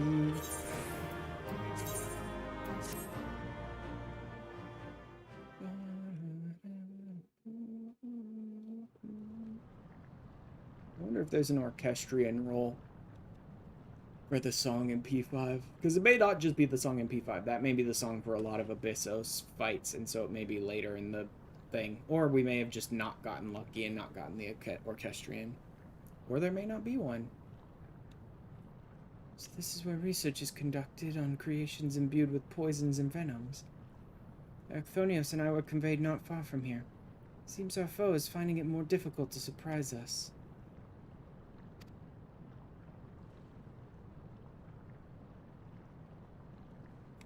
Fortunately for you, since they appear particularly keen to see you dispatched as quickly as possible.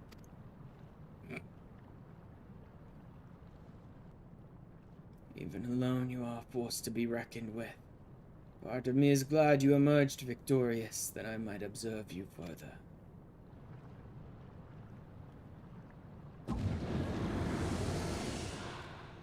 Alright. Hi, old man La Habrea, who I still don't believe is the one I've been dealing with in my timeline. Well, the circumstance is different. I might thank you for keeping my son alive for this long. Still, Mellow, every single one. I believe we can forego introductions, unless I have misread you.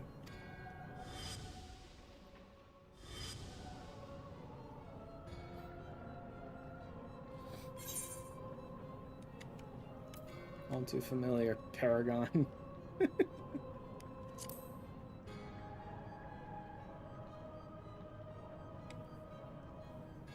Charming appellation. I'm afraid I hold no such position.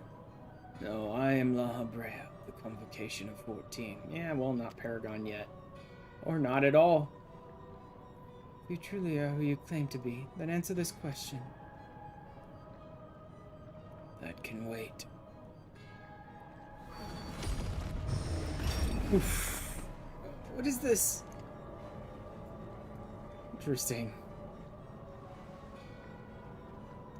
This is curious. The trap I wove at your feet reacts to ether, but you remain unaffected. Such thin ether, and in an unfamiliar composition besides. As of no matter, I suppose. More direct approach will beget the same results. Yeah, so it hit Themis with his big friggin' fat stacks of ether. But with me, it's like, no. I've only got about half as much ether as anyone in this era might. I advise you to think carefully before deciding your next action. Strike me down here and Acthonios' wish shall remain unfulfilled. Never again shall he meet Athena. Mother, you would dare hide behind her name. Listen well, Acthonios. We have the same mind concerning you. You have your allies for protection, so what harm is there in hearing me out?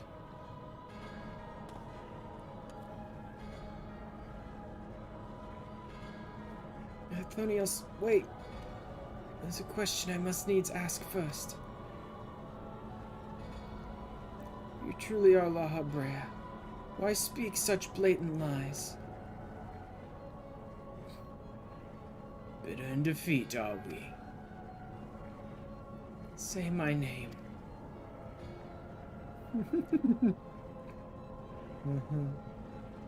A simple request.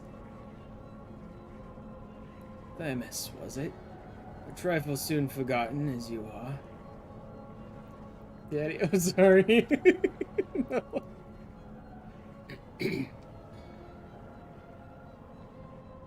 I have my answer. As in, this is absolutely not La Habrea, blah blah blah, yeah. La Habrea that I knew took pride in the convocation. Would never suffer its denigration.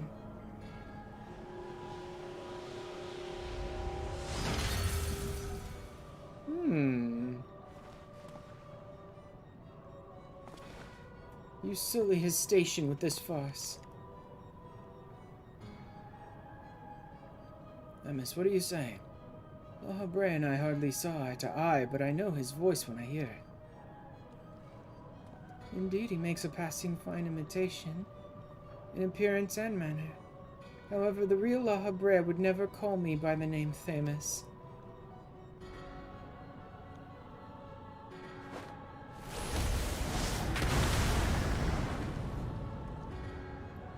Hi.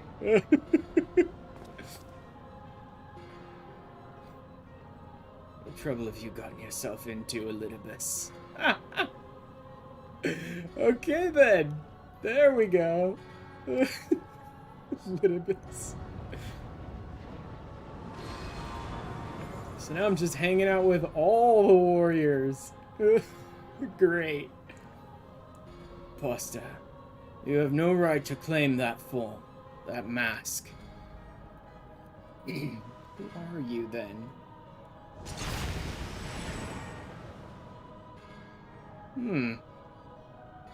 Looks a lot like Ericthonios. But not exactly. So who the hell are you? Who?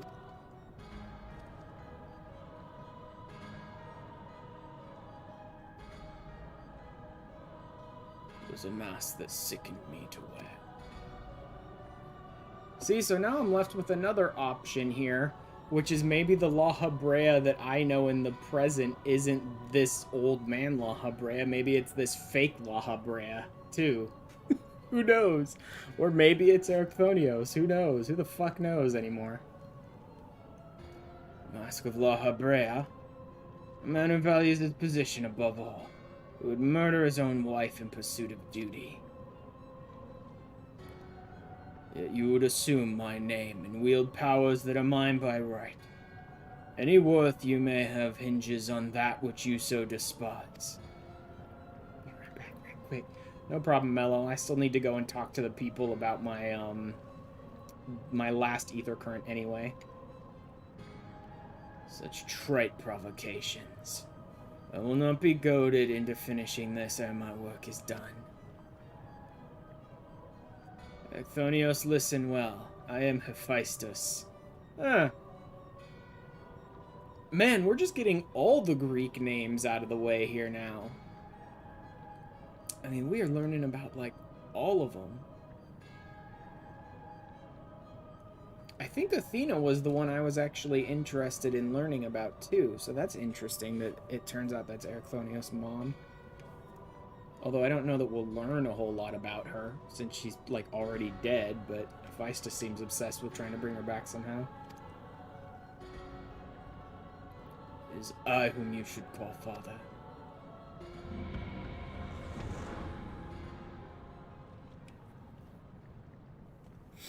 I mean, you don't seem much better than his actual father is. You basically just taunted him, called him shit, and then tried to take him, take control of him or whatever.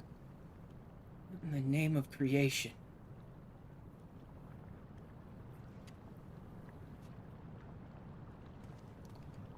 We would do well not to stand idle while our enemy is about.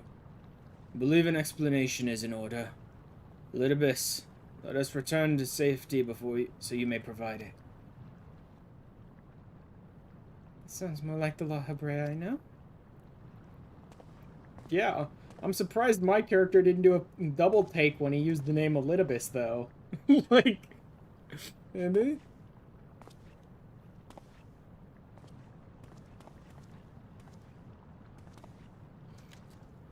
Before we depart, however, I must offer you an apology.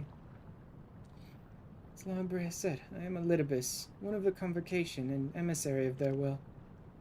Uh-huh. Yeah, I know. I know, bro.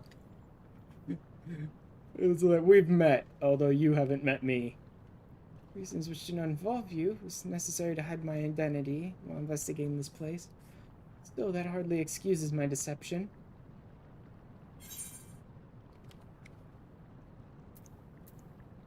I know a thing or two about deception myself. Like, I had a feeling. I did not. I knew there was more to Themis, but I couldn't pinpoint exactly who Themis would be, so that's not right. I know a thing or two about deception myself. Everyone around here still thinks I'm a familiar. Trust me, I get it. It's reassuring to hear. Burdens we bear are heavy enough without adding a grudge to their weight. Besides any hangups I may have for Elidibus, I don't have for Thamus. It's like, this guy is thousands of years too early to, like, causing me trouble now, so I don't care. In any case, we have pressing matters to attend to. Let's do as La Habrea suggested and return to the gates. We can speak there.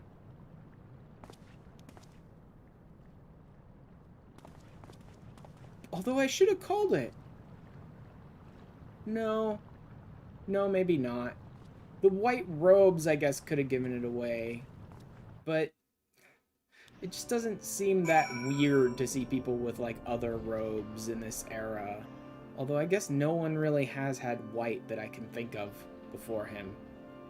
That probably should have been a giveaway. But it just didn't occur to me even once to think of the fact that he was wearing white robes. Oh well.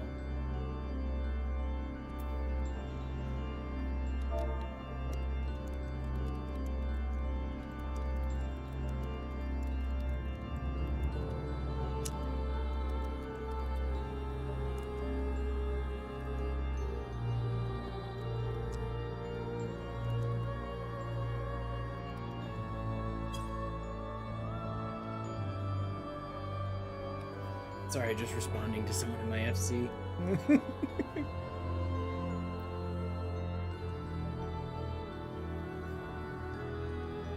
Also, they were talking about Menfina's dog, and I'm like, since he fell from the sky 5 years ago. But honestly, I don't know how the fuck long ago it was supposed to be now. Like, it was 5 years before the beginning of the story, but who knows how the fuck many years are supposedly passed in the course of this story. By now, I am known as Elidibus. After my dear friend Azam and I detected irregularities in Pandaemonium, we decided the best course of action would be to hide my station as I conducted my investigation. Why? I'm sure La Habrea as well is eager to find out why I hid who I was, so I should save that story for later. First, I'd like to speak of you, my friend. Why? Although neither Azam nor I had ever met you in the flesh, you came with his highest recommendation. That alone was enough for me to accept you as an ally without question. Yeah, it's somewhat interesting to me that Azam, like, knew I was gonna show up here. Although maybe not, actually. No, wait. No, yeah, that's weird to me. I was thinking of, like, the timeline and looping and stuff like that, and, like, maybe the fact that I showed up at Pandaemonium to help got reported back to Azam, who then knew it to then tell Elidibus that I'd be here now, but we're not looping like that. We're not, like, looping back and forth in time here. We're just traveling between these 2 points in time. So anything Azam learns after Pandaemonium, there's no way he would have told someone else about before Pandaemonium. So I really don't know how Azam just, like, knew I would show up here. Maybe just because Azam knows himself so well that he'd be like, there's no way I'm missing out on this weird Pandaemonium shit that's going on. I'm sure he'll show up.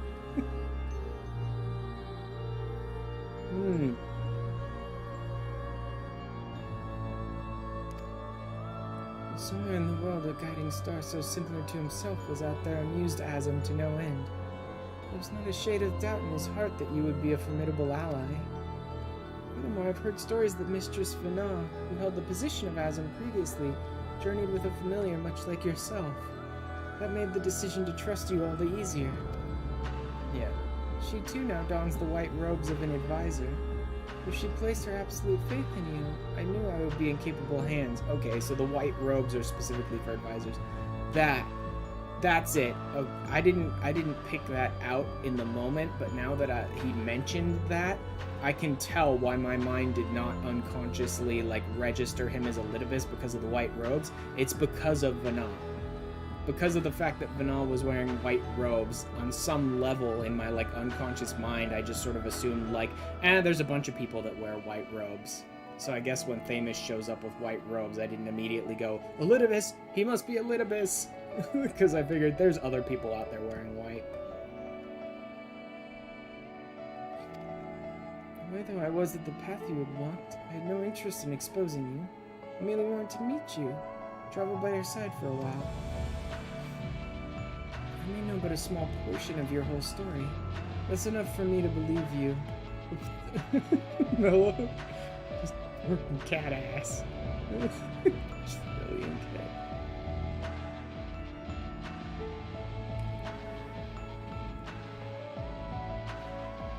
Mister, I wanted to tell you that. I don't care enough to like pick specific ones. I'll just grab what I can.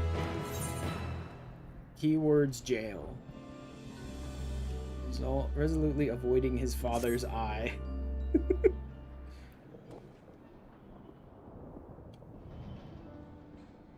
don't know how long it's been since we last spoke, La Habrea. Truth be told, I'd hoped we'd never meet again. See, now that I was a fool to think I would ever escape your meddling. Just what is that thing that called himself La Habrea? Why is he the spitting image of your younger self? I find it hard to believe you've only just now found out such a being was wreaking havoc in Pandaemonium. Do you think matters would simply sort themselves out?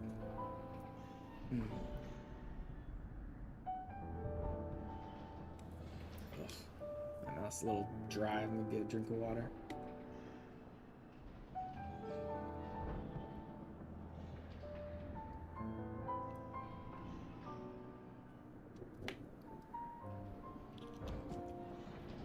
Oh.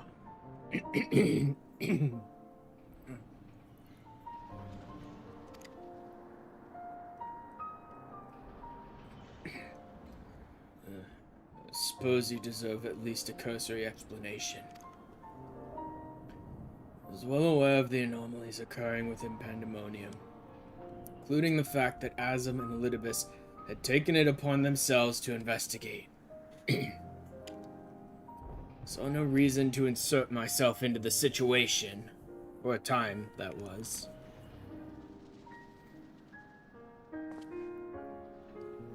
Just a sec.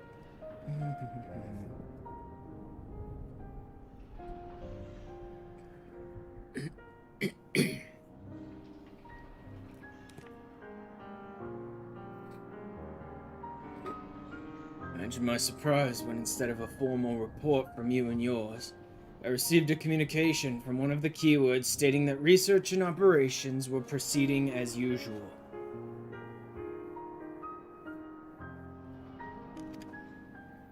While the Feistus deception was almost childish in its simplicity, it became plain to me that your grasp on the situation was slipping. So you knew of his existence from the beginning? Hardly imagine that you would suffer another to masquerade as one of the convocation.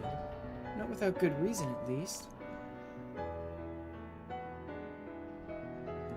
You will know the name La Habrea. Slippin', old man.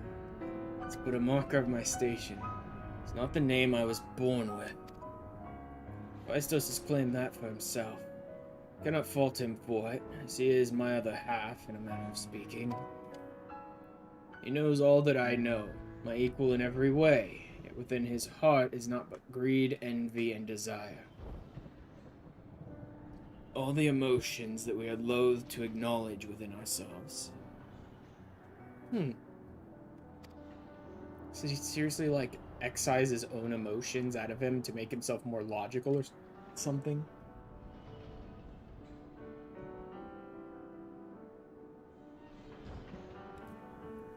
What you say is true. What purpose would such a being serve? The product of experimentation gone awry. Reminder of the days when I was yet young and reckless. I thought him sealed away for good. Seems time has a way of unearthing the shame we bury. When he spoke of my mother, he looked at you with venom in his eyes. Blamed you for her death. Tell me, was he right to do so?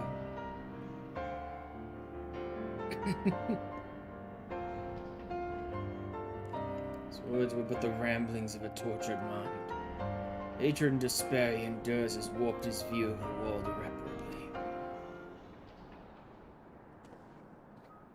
Now that he is awakened, he must be put to rest. Succeeds in breaching Pandaemonium's protective wards, he shall invite disaster unto our star. As chief keyword of Pandaemonium, it's my duty to decide the proper course of action. As such, I declare that all research shall be summarily abandoned and the facility destroyed.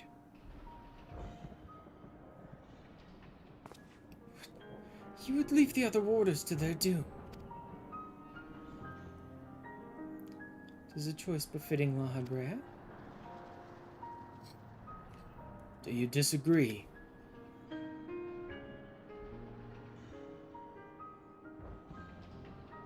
You speak of duty, and ours is to guide our star and its inhabitants upon the correct course.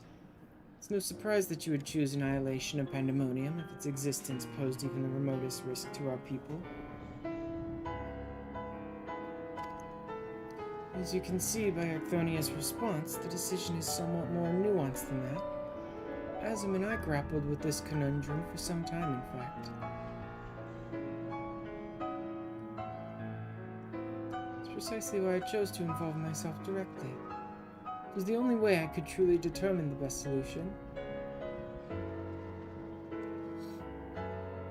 You need not trouble yourself with that further. Chief keyword must prevent the worst from occurring, no matter the cost. Your feelings, Elidibus, are of no consequence.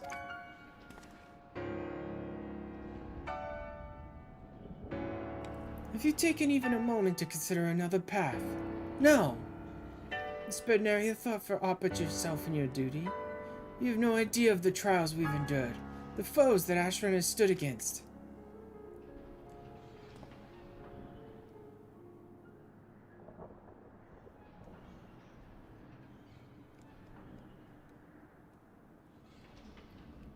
Ashran, is it? Being of such ether as I've never seen. What are you? He's the guiding star that shall lead us safely through this. Thanks to his stout arm and steadfast courage, we've subdued the mythic creations and returned them to their cells. Speaking of which, I would hear your opinion. As outsiders, we are in a unique position to look upon circumstances with our vision unclouded by attachment. What? I'm good. La Habrea can't be trusted. It's a couple eons early to be saying that.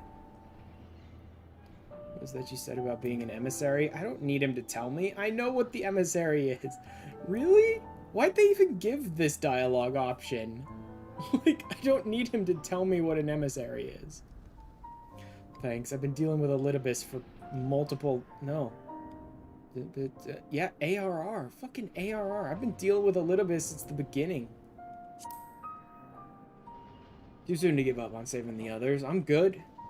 I came here to fight through this raid. Let's fight through this raid, dude. Agreed. We still know next to nothing about Hephaestus. And I highly doubt La Habrea has been forthcoming with the truth. Thanks. He totally can't hear you, by the way.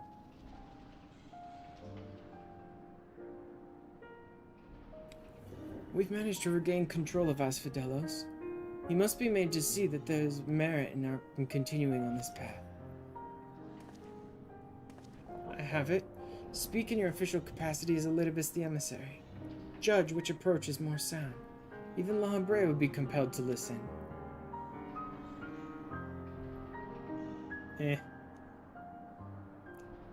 Or we could just go. Like, I don't care to try and convince La Habrea of our wisdom. Let's just go back into Abyssos and keep going. As Elidibus, I am duty-bound to assess the matter from a position of impartiality. My opinion as Themis can carry no weight. You understand what that means, yes? I do.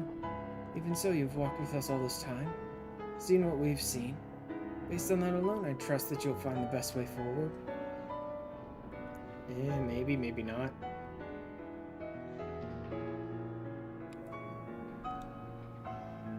Well, that in my capacity as emissary, I shall state my judgment. At present, there are merits both in destroying Pandaemonium outright, and in taking time to rescue its researchers, and neither is yet an impossible task. Therefore, I judge that the most measured choice would be to continue upon our present course. We delve into Abyssos, interring any mythic creations we encounter along the way.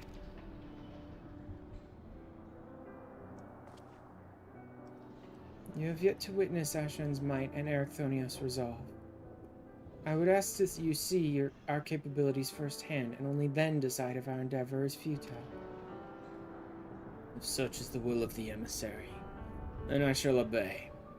However, if indeed I find your strength to be lacking, I trust there will be no objections to the immediate destruction of Pandaemonium. You needn't worry about that. We won't fail.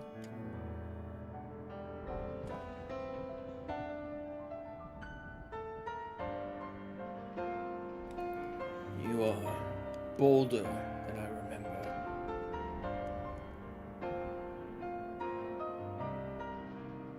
And you're even more tedious than I remember. Ashran, come find me when you're finished. I'm good. Let's go.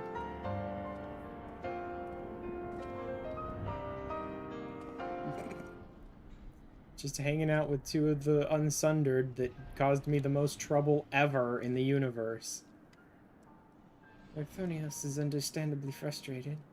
If we're to conquer Abyssos, we must go forth with clear heads. We lend an ear to his troubles, that their weight might be lightened. Ugh. I would have to be a shoulder for him to cry on about his daddy. Great. Done all you can with words, our own interactions with It's yep. It's a plan there, it's unchanged. Make only famous for the time being. Only famous for the time being. Whatever, dude.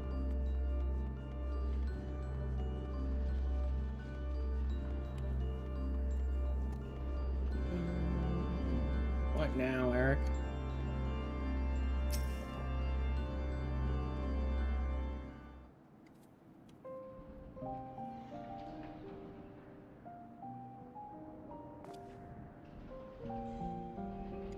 You do have my gratitude. Ill-fit as I am to show it at the moment. Without your words to sway him, Brea would have carried out his plan without a second thought.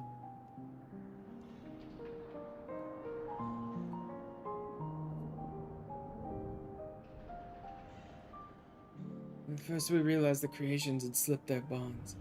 The other keywords did all in their power to restore order. Even though they could have chosen escape, they remained to aid their allies.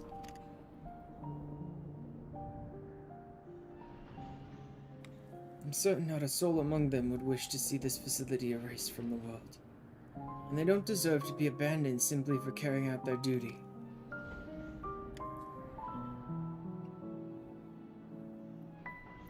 Besides, Hephaestus has secrets yet untold.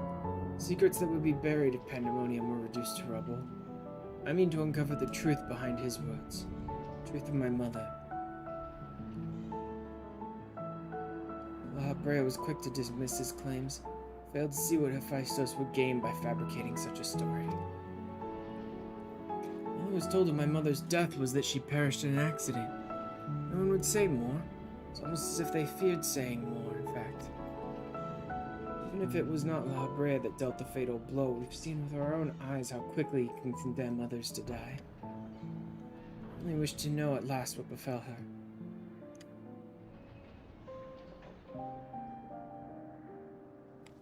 What do you think, Ash?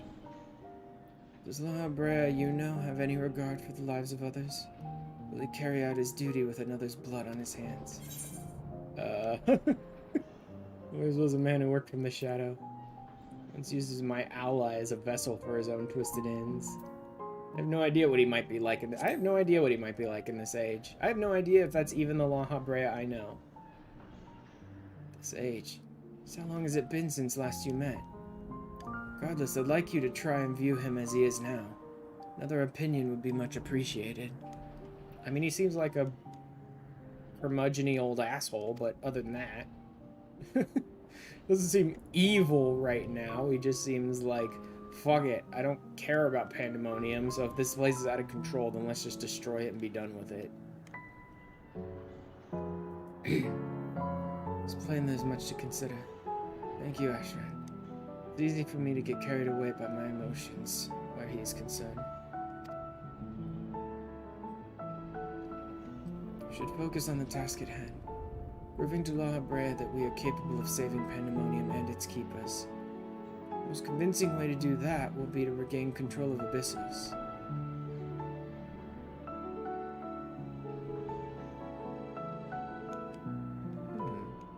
But I'm loath to admit it, he would know more about those depths than any of us. Seeing as how we require every advantage we can afford. Uh-huh. You should speak to him for us. Seems to have a special interest in your capabilities. May deign to help at your suggestion, if only to see what you can do. What's interesting to me here is now we've established a point in which other characters from the past are getting to know me. Like, they don't know that I'm Azum Sundered yet, or that the Sundering's even going to happen, but Elidibus and La Habrea are both getting to know me by name and physical appearance now. So then the question becomes, how do they not know in the present? Although maybe because the timelines haven't converged yet. If I'm even right about that. I still don't know if I'm even right about that. That the changes we made in the past didn't actually start to take effect until we started interacting with people that we interacted with in the past in the present day, and then they started like solidifying as actual changes to the timeline. Because it didn't seem like till we talked to Hydaelyn and went like, "Hi, good to see you again, Vana," that the changes we did in the past with Vana actually took effect until that moment. But I'm actually not positive that's the case. So it may be the fact that if I was able to go back to the present after Pandaemonium and somehow interact with Elidibus or La Habrea again, then it would be like, oh yes, I remember meeting you back then. Now, but since we hadn't actually traveled back to the past before they basically both died,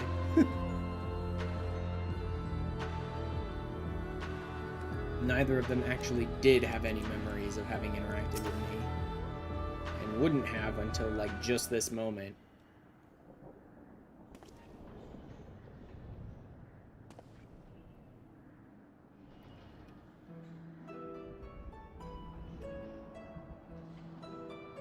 Thonios seems to have a deep trust in you. And Elidibus tells me you share some relation to Azum. Your unusual ether does not mark you as a familiar. It's unlike anything I have seen, and among the countless concepts I have observed. I think that I would encounter an existence I could not create by my own hand. Azum never ceases to surprise.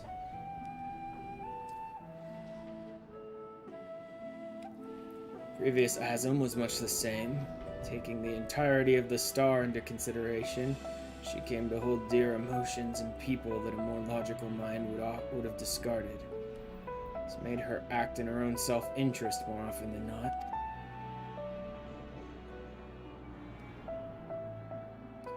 Just as you and Elidibus have conducted yourselves in this matter.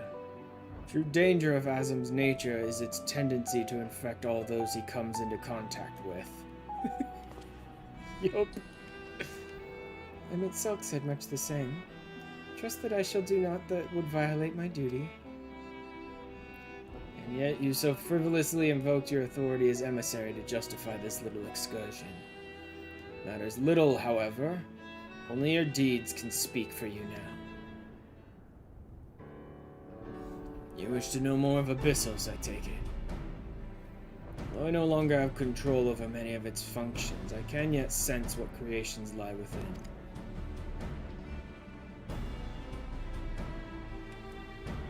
The chief keywords reach as far indeed. Well then, what do we have to look forward to? I sense no creations of note. Perhaps they've been made into fodder for experimentation. Perhaps they've been transferred to deeper circles. Yet Hephaestus would never allow you safe passage. He has left a trial for you to overcome. Adaba? I speak of Hegemon, keyword of Abyssos. Although her presence is stained with marks of corruption, it is unmistakable. Hegemon. I knew her as a woman gifted in magic and blessed with a highly logical mind. While I can sense those qualities within her still, there is something else at work. Yes, but do we not face something before? I thought the usual system for normal raids was like 4-3-5, I think. So I thought this one would be like 3 long, and we've only done 1 so far. I'd hazard a guess. I'd say that's because she's already been twisted into a Hemithios, doubtless against her will. Ashran, Themis, we must rescue her from that cruel fate. And if we cannot, we can at least seal her away until we find a means to undo the damage.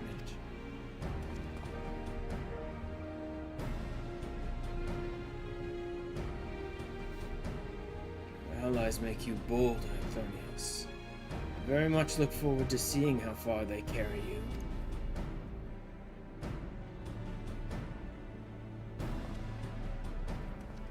Like, the options I can see here is this guy is the La Habrea we know, or Ericthonios may become the La Habrea that we know from the future. Like, he may become proud enough of his own son to pass on the title. Or Hephaestus, but I doubt that. I somehow think we're going to end up dealing with Hephaestus here. Let's see if Mello's awake and here and ready to play. Yep, okay.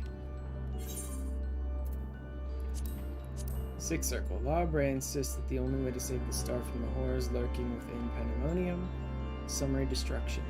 Themis and Ericthonios succeed in convincing the chief keyword to allow you a chance to prove the worth of another way. You're tasked with interring Hegemon, the keyword of Abyssos, and a master of creation magics in her own right. Succeed in this, and you may continue your journey into the facility's deeper circles. Fail in Pandaemonium, along with its warders and creations, should be reduced to nothing. Yeah, this isn't quite right. Although maybe this one's different. Maybe this raid's different. But I swear every raid I can think of up to this point has been 4, 3, 5, and that's how they've divided them up. Like, Delta, Delta, Delta, Sigma, Sigma, Sigma. No, 4, 4, 4. There. Interesting. That was 4, 4, 4. 4, 4. Oh no, it is divided up into fourths. Where there was one that was 4, 3, 4, 5, 4, 4. Oh, that one just had an extra one added to it. Shit, guess I was wrong. Was it gate? Verse promise. No, it's 4, 4, 4. Okay. So that even more so than what we've done so far. That's like, if 6 is Hegemon, then what are the other 2?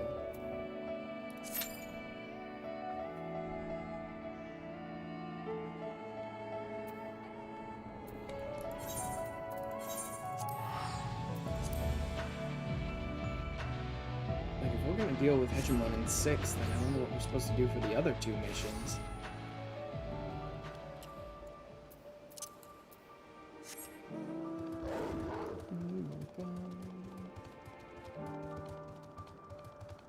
Holy shit, we're already almost popped it. We're like one tank short.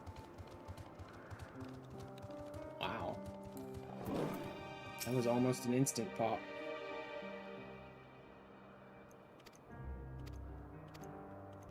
Let's get back to where we were. You wouldn't be the first visitor we've exposed difficulty in helping their children leave the nest. We can look in on them right now if you like. Not that very much, but I do have one request. When you swooped in to rescue me from the beast, I was treated to an impressive display of battle prowess. Anyone with your strength and instinct would be the perfect candidate for evaluating the worth of my modest creation. God damn it, I have to fight your fucking creatures now? It's just that you join us. Why? What a fascinating notion. Yes, I quite agree with your assessment. Then we all go together, wherever you are ready, Ashran. Please tell me they give me the ether current. Yes! Good. I don't have to go with them. I do not have to do that quest now. I can do that quest a year and a half from now or some shit. Ugh. Free wolf. Elpis. I can finally fly an Elpis. Oh god, so good. So good. I've only got 1 zone left now, Garlemald. And then I'll have flight unlocked everywhere in the entire game.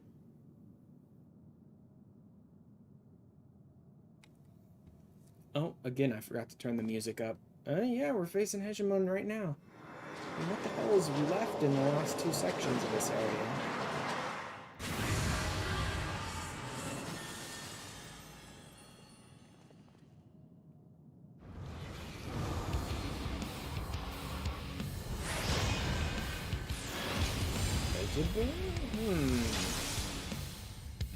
What the hell is she doing there?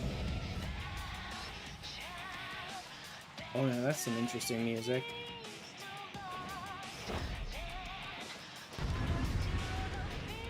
Oh, very interesting.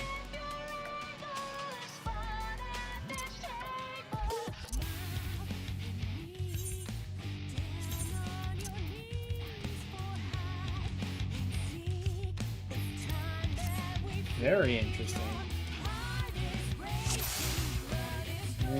The first time I run Paladin 6.3, I get a 90 raid.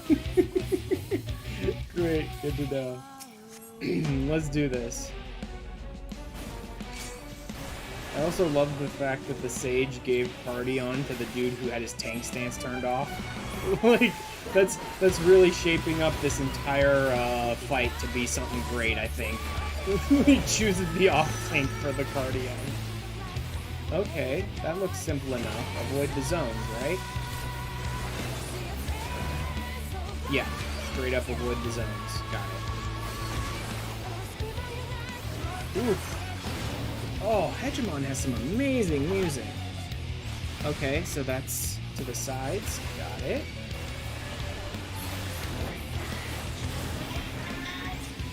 Oh, that would be towards me. Shit. Thank God I noticed that.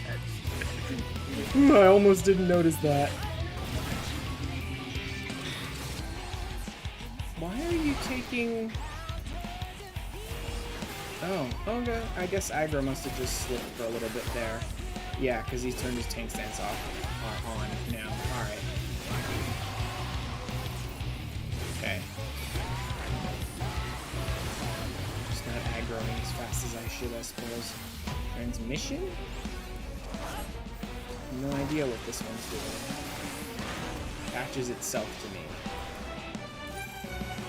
Okay. Parasite. No longer in control of your actions due to a parasite influence. I actually don't know if that was, like, I needed to do or not do something there to survive that. I have no idea. It seems like it's mostly just avoid. Like, you're gonna get taken over by a parasite, and the party needs to avoid your attack. Seems to be all that was. I don't know if there's any way to avoid it. So go aim to the outside. Oh, I see what they're saying. When the timer finished and you were about to get taken over by a parasite, a lot of people are saying you should aim to the outside so that you'd, like, cleave the outside rather than the inside. I didn't even notice that. Whoop. Okay. She's got a lot of, like, quarter arena type attacks and, like, zone attacks based on the grid on the ground. Oh, she's spinning. But where's she starting the attack from? Okay, there. Spin to win, boys!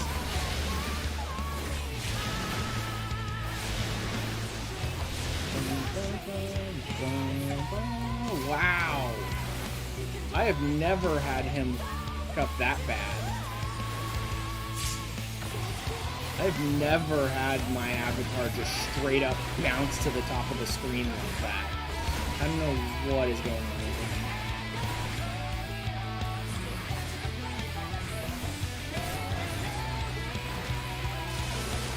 Parasite, which will take control of the body once this effect expires. Okay, so there's nothing you can do to resist it. It's gonna happen. Just pay attention to it and try to point outside the arena when it does.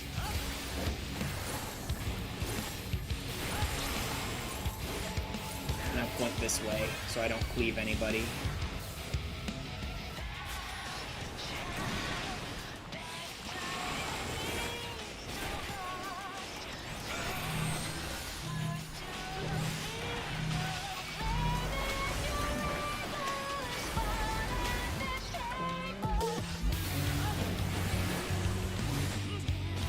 have some good music. I can listen to this one too when things are a little more calm.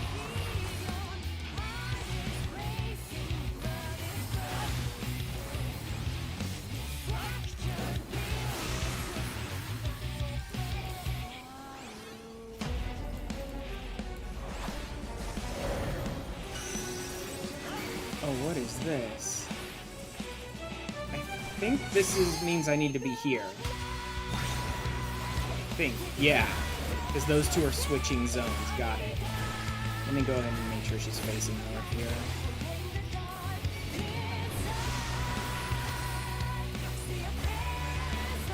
I didn't realize she wasn't after that spin. Okay, so those are gonna swap. I can't even tell what this is. Let me just get somewhere that someone else knows is the proper place, because I can't even tell.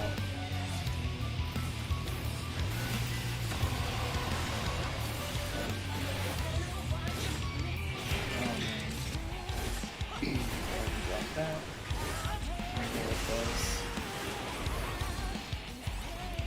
Humanoid Sigma. So that's the one she does there. Which means this is going to be safe. Oh, so will this. Okay, I'm going to make sure I'm not standing where she's going to hit first.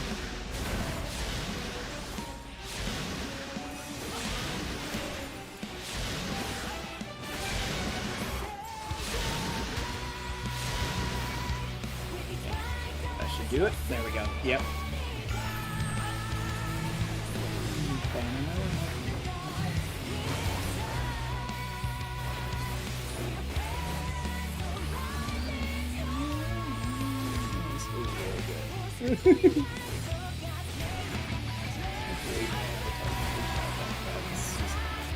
Annoying. Because I have I don't think I'm doing anything myself that causes that to happen. I think it's just like processing power. And then it like glitches the fuck out and flies off the fucking screen. Oh well. Looks like you guys are getting a feet stream for a minute until I finish this fight. It looks like she's not moving them at all, so just get into a safe zone. Oh, and turn the fuck around.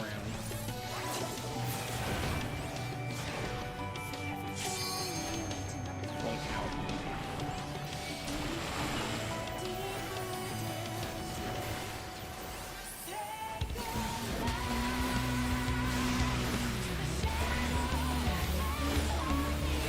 Humanoid Sigma. That is the one where she's moving them. Oh, that one's going all the way. This'll be safe.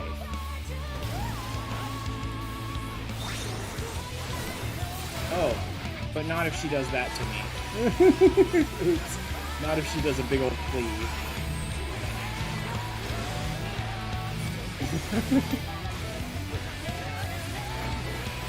These fights aren't terrible.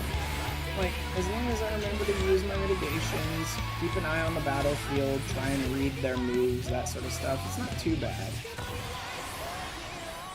I mean, I know the Savage will be a fucking nightmare, but the normal versions of these fights are not the worst.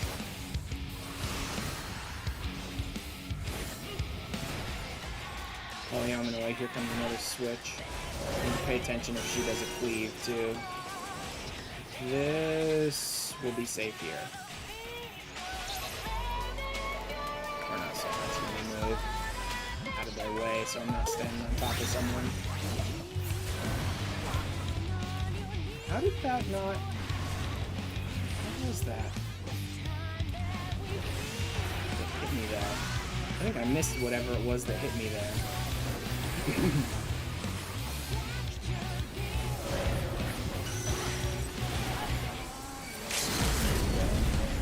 This one will be safe. As long as I'm out of the way of whatever she's got to do. Yep.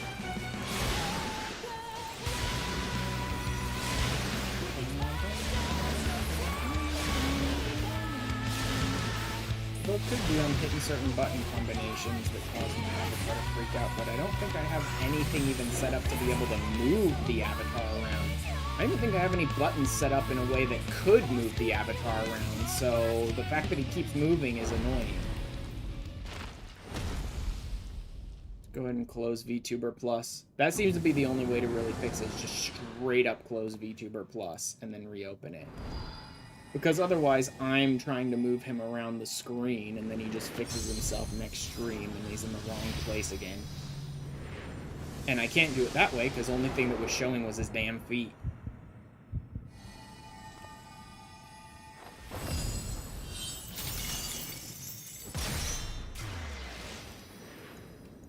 There we go. That's better. I don't know what it is that lets VTuber Plus freak out like that when, I guess, like, the processor gets hit hard with a lag spike or something. It just freaks out. Thank you, everybody. Let's do... I mean, no one's really got anything. There you go, Sage. You can have it. Mix up a couple of these Abyssos pieces. Finally, the gloves! I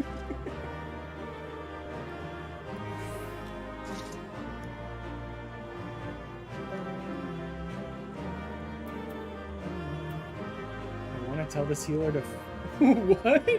Why'd you want to tell the healer to f off, Mello?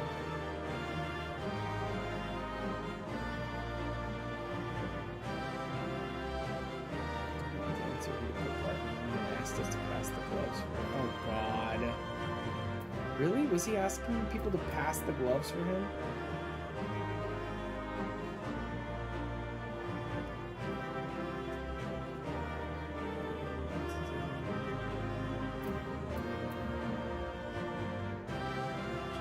Let's get the gloves for him.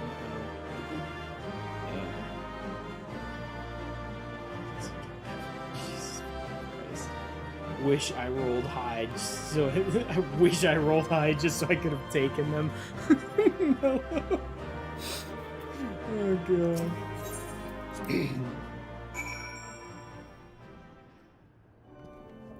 Alright, what do you guys even got going on here? We've won. The keyword is sealed away and alive this time.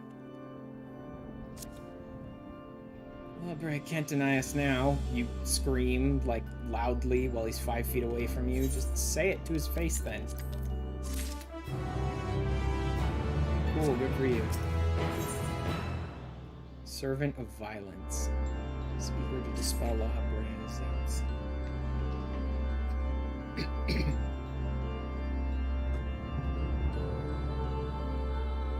Our plan was a success. Though I hardly need to tell you that. Hegemon has been sealed away, and now you have no choice but to admit the merit in our methods. You have the right of it.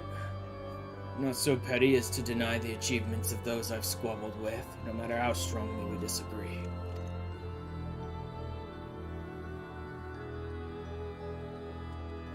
Moreover, this being, ether as thin as retreating mist, unable to wield creation magics, powerful enough to subdue a Hemithios, has made this ordeal far more interesting. Brea. And we have leave to continue. As for that, there is one among you whose very presence puts the others at risk. It would be best to proceed without him, for failure would have consequences that reach far beyond Pandaemonium.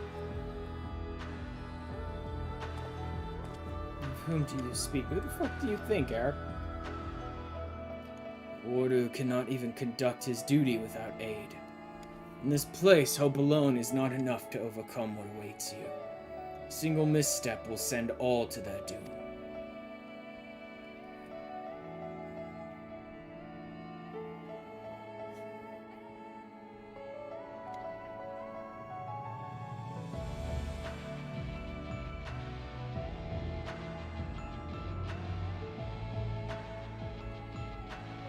As we each do our part and look to the allies by our side, even a neophyte can upraise his companions. It's something that Ashran and Themis taught me.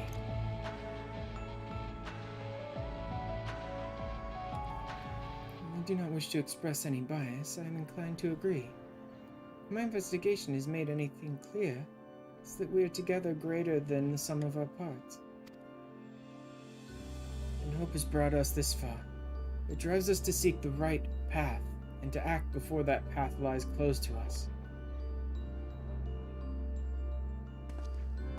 Then tell me, what is it you hope for?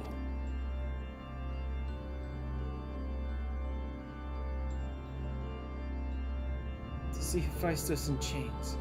It's the surest way to prevent further sacrifices. More that destroying Pandaemonium would rid us of him. The cost is far too great. And I admit I wish to know how he means to resurrect Athena.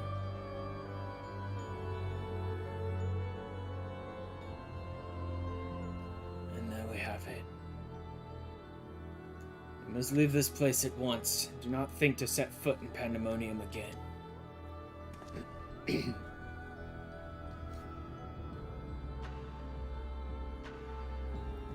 You're incapable, that much is plain. But Hephaestus cannot be suffered to live. I shall not allow his talk of resurrection to poison mine or anyone else's mind. Life flows in a cycle, this is known. All souls return to the underworld, and Athena's is no exception. She's likely found a new vessel and a new journey to embark upon. Cannot be ignorant to the folly of Hephaestus' words. Even were he to breathe life into a body, the soul contained within would not be your mother's. If our knowledge is imperfect, what if Hephaestus has discovered something that no one else has? He knows all that you do, understands the bitter reality of the world. He wouldn't pursue the impossible. Think, Erchthonios. I've already explained that he is merely my twisted reflection. Is it worth bringing back your mother if it means others are used and discarded like tools? Is it worth it to see her once more? Now you measure the worth of your colleagues' lives. What was that foolish braying about saving them? Merely a performance to hide your childish devotion to your mother. Please, such barbs will get us nowhere. We should first discuss... You would call me fool. You who murdered your wife in service of your ambition. For the sake of the star, no doubt. And there it goes. Yet again, the voice inside my head.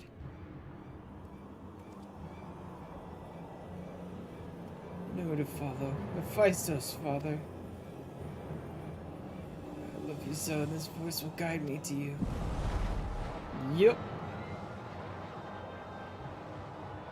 There it goes. I think I may know who else we have to face in this raid. Jeez, you taught me that a calm heart stays the course. I could never even grasp the rudder.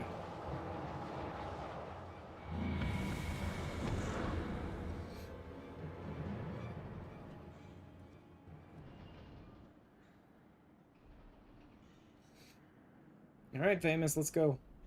Like, I know, they want me to blather on some bullshit with them in their story here, but the best way to help him is just to keep going, so fuck off, let's go. Everyone stop talking, let's go. The longer we spend, the worse he gets.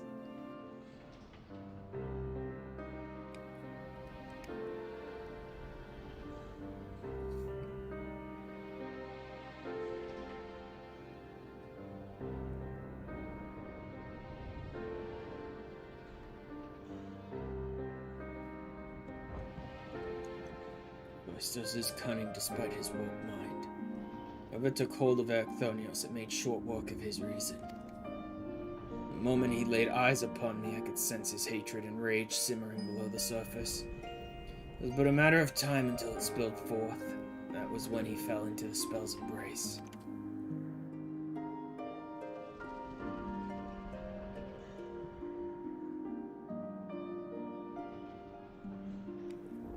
Magic woven with such skill that Erchthonios himself failed to notice it until it was too late.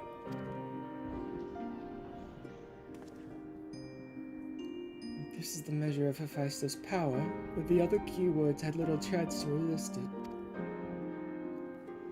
We saw his work during our encounter with Hesperos.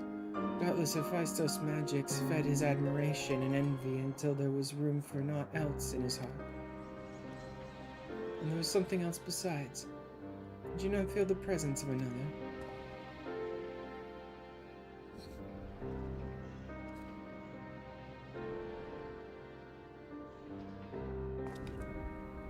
Take that. Someone was trying to warn Anthonios, but whom? Could it have been one of the keywords? Alas, their warning arrived too late. It already provoked Anthonios past the point of no return. I bear the burden for this failure.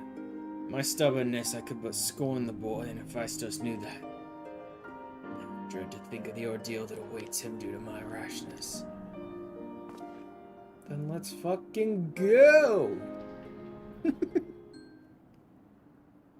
There's time yet to save him. We can easily regain control of Abyssos, giving us a firm foothold from which to brave Pandaemonium's lowest level. The enemy is within reach.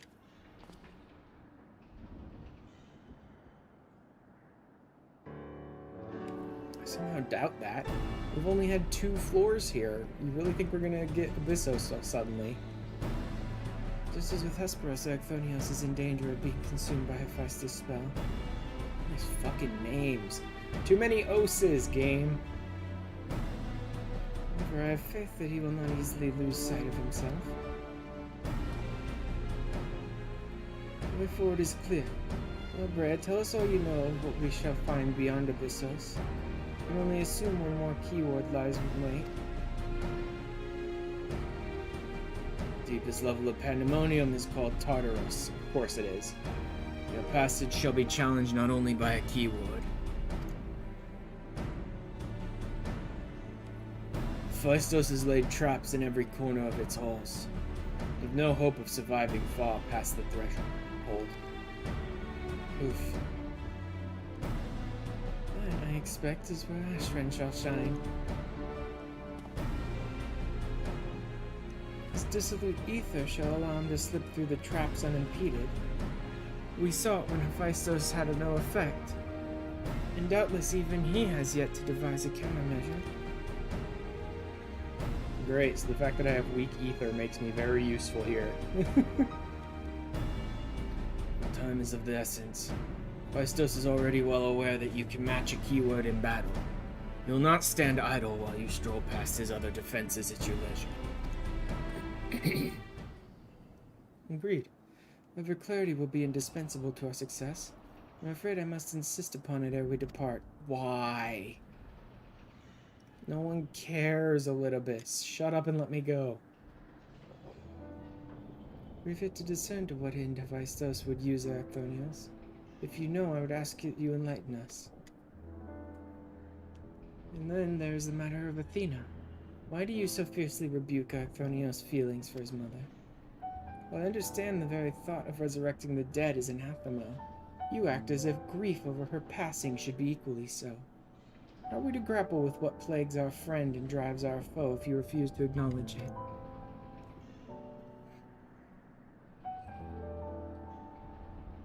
I do acknowledge it. I wish only to spare those that feel its still greater pain.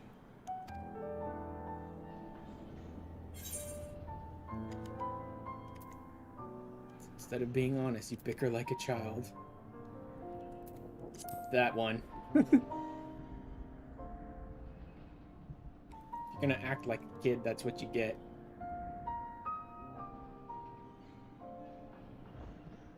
Dare you?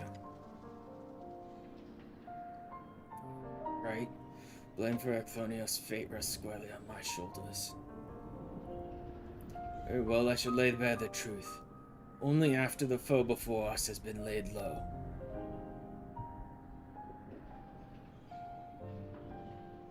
Okay. Hi, Etnark. The remaining keyword is Agdistis. She has served in Pandaemonium since its inception. Her affinity for magic is peerless even among the keywords. Hephaestus knows that losing her would mean the end of his experiments. He's hidden her in a space unreachable by conventional means. That was Carby. Carby was good. Most of his stuff is pretty, readable. Most of Carby's stuff's pretty readable. No, I did not get vored. Does he vore you?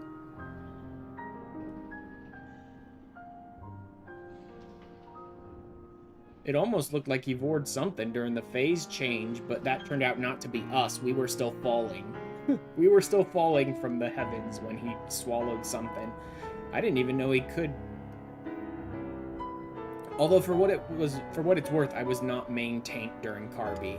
We had another tank who loaded in before us, so popped his tank stance early and seemed to know the fight better, so I just off-tanked during Carby. When he jumps.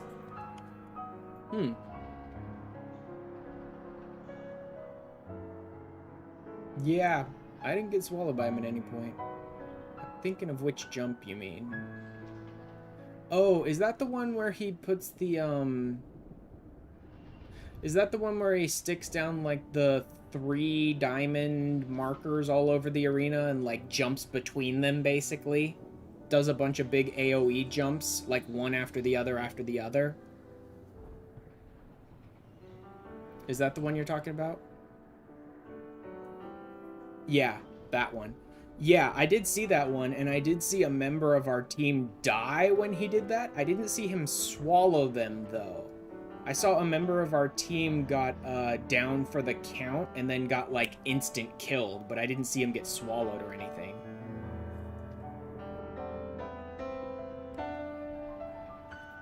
They died before he ate them. Oh. So if you get down for the count, is that what it was? Did he get jumped on once, which put him down for the count, and then he got jumped on again, which killed him? Is that what happened? Because I was wondering how that Reaper got down for the count during Carby's fight. I didn't see what happened to him.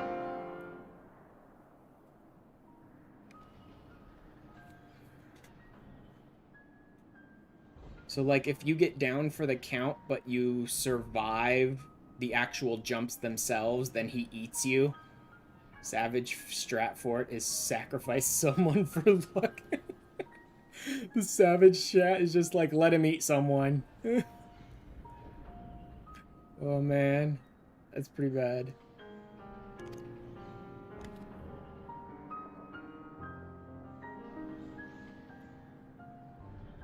Your presence makes mockery of such barriers.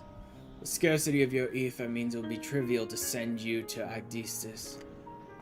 I mean, cool, but do I not have to face something else before her? Because we're hitting a lot of warders really fast, and I've still got 2 stages left here. Isn't there some other fight before her?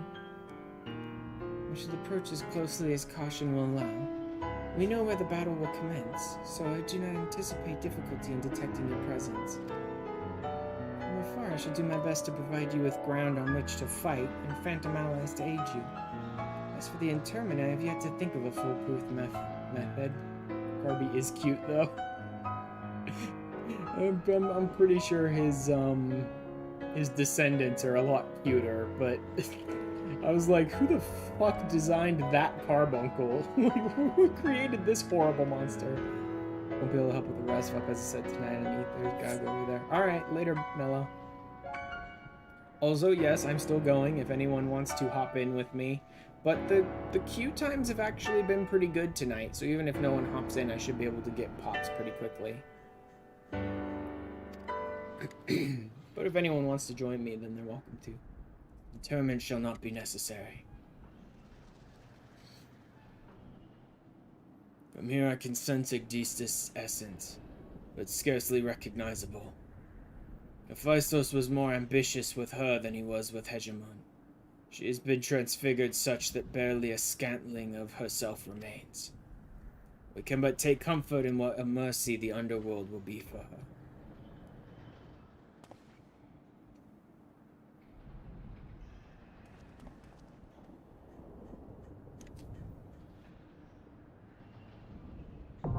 Of course, I had to deal with all the shit after P4.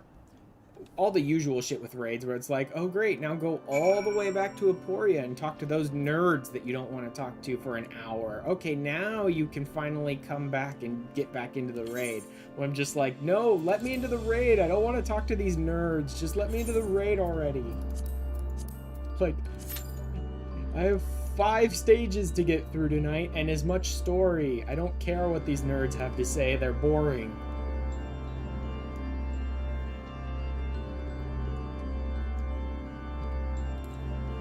Although I will say I did manage to do...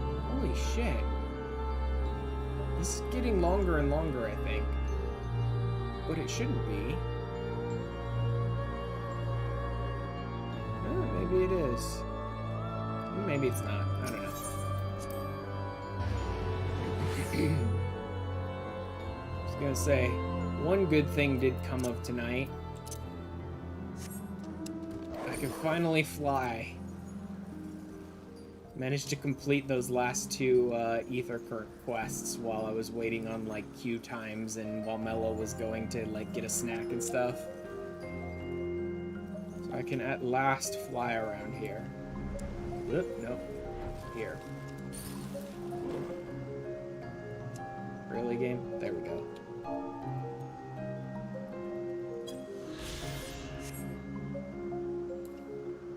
Sorry, it's just, again, there's my character's name. I should probably read that one at some point. Let me do... Botanist. And where's the nearest? 377 yums, not enough time. I did manage to pick up a couple of pieces of the Asphodelos gear. Just enough to get my healer close to 565. I still didn't get my healer to 565. I got my healer to fucking 564. It's like, God damn it. Yeah, it's like we're just going after warders now. Like, it's like, forget about all the creatures you're facing. Screw it, just go warder, warder, warder, one after another. Oh, wow, yeah, he has warped her. Although that kind of looks like a boss from a previous Final Fantasy. What am I thinking of? Was it X-Death that was the big fucking tree? Also, both tanks take damage constantly. Ooh. Yeah, I think it was X-Death that was like a big fucking tree. Not the tree, run!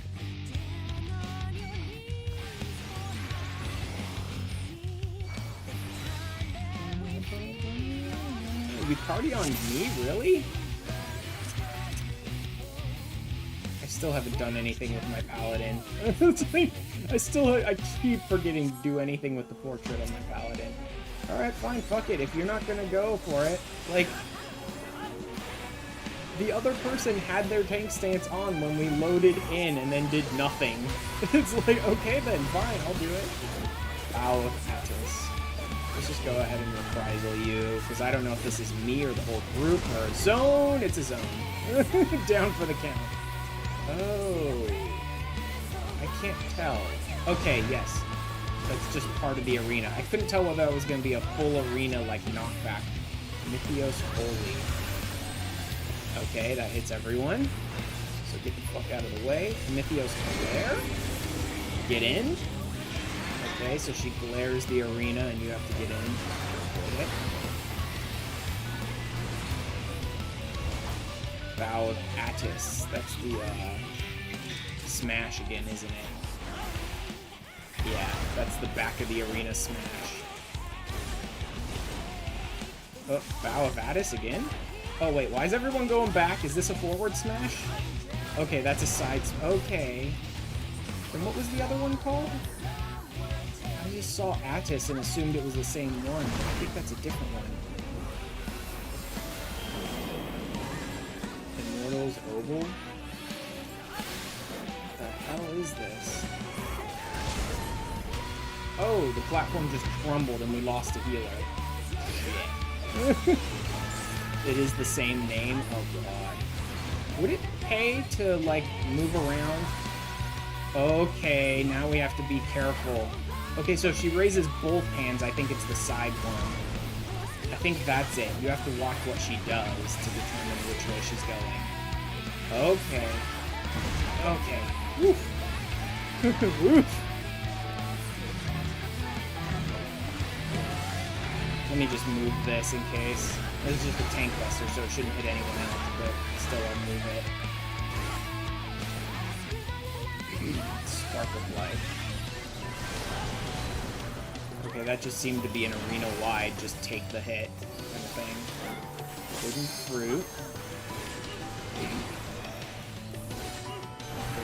There's Convergence of Ether, beware what they may spawn.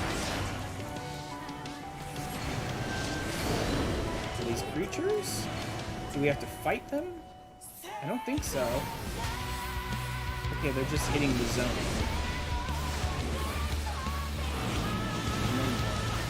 And then they decay into nothing. What is that? I think she's gonna swipe across the front. Oh no, wait. That's going across the side. Shit. Ow. I walked out of one and into the other. Shit. Okay, I do understand how that works. I just didn't get there in time. And now I'm the only tank, so I need to take this.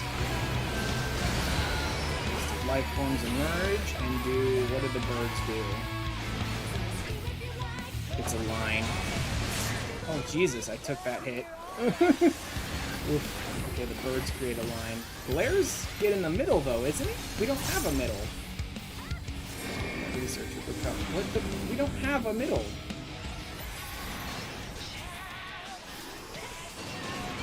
Okay, there we go. Oof. I figured something had to happen there because we didn't have a middle to use. Shit. Oh, shit. Okay. Wait for those to pass.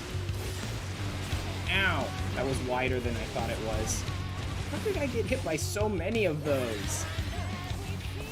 Those do not indicate how big they're actually going to be very well. P7S. I got this. Well, luckily this is not S. This is just P7. So I probably do got this, but it's rough. It's been rough this time. She's doing more Forbidden Fruit. I don't know what she's going to spawn here yet, but I do know what the ones that I've seen so far do. Holy is everyone gets hit. Alright, these are going to be AoEs around the creatures. If they're the same as last time. Yep. No glare this time, though. Noble.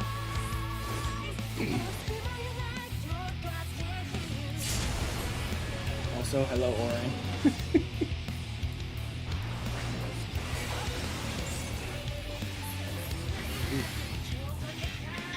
Forbidden Fruit. Okay, so here's more creatures. What are you summoning? Birds or bison? Whatever the hell. What do you got? Okay, so that's AoE around the creatures. Oh god. I need to get in here. Because he's going on the outside. She's going on the outside, and I didn't get close enough.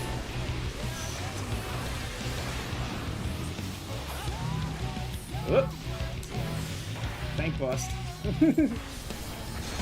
Everyone get the hell away from me, please. Oh god, we're one healer down. I need to be careful. This fight was a duty finder killer when it first came out. Really? It makes sense. It seems rough and not the easiest thing to read. Nope. That's them again. Do we need to take these? Yeah, I think I need to take this. But I don't know that I can take it. Ooh. Okay, that's sides.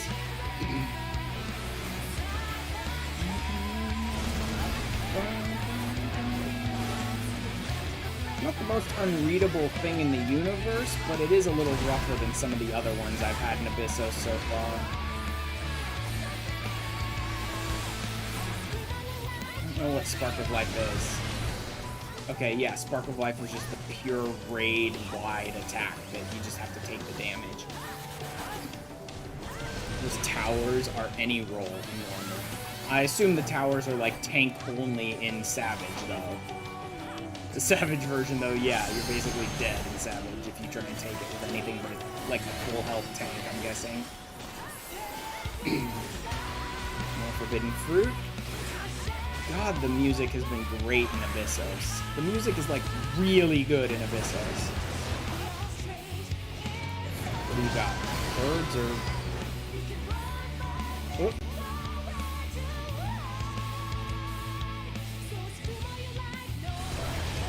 Oof. Whoop. Ugh, got hit. Oh well. Yeah. This way. How did I take damage there? Oh, was that just a plain old auto attack by her? Bro, don't get off of me, guys! Savage is the nightmare. Were you using the illegal waypoints? Illegal waypoints? What illegal waypoints? Do I have to heal myself here? Oh, thank God I clemencied myself there. I don't think their heal would have been enough. Oof. Oh, this fight's a little rough, man. I just watched people do it.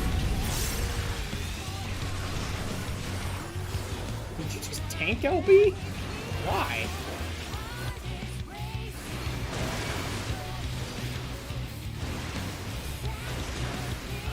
Did I seriously just take those hits? Oh, I just took that one right on the face. I didn't realize. I completely missed that that one was coming up on me. Oh crap. Wasn't paying attention. Thank God I survived that. Oh God. This is rough. We're getting a lot more deaths here. The waypoints that aren't possible to get for the Savage? Huh. Some people will. How are they not possible to get for the Savage? That doesn't make sense. Like, in what way were they not possible?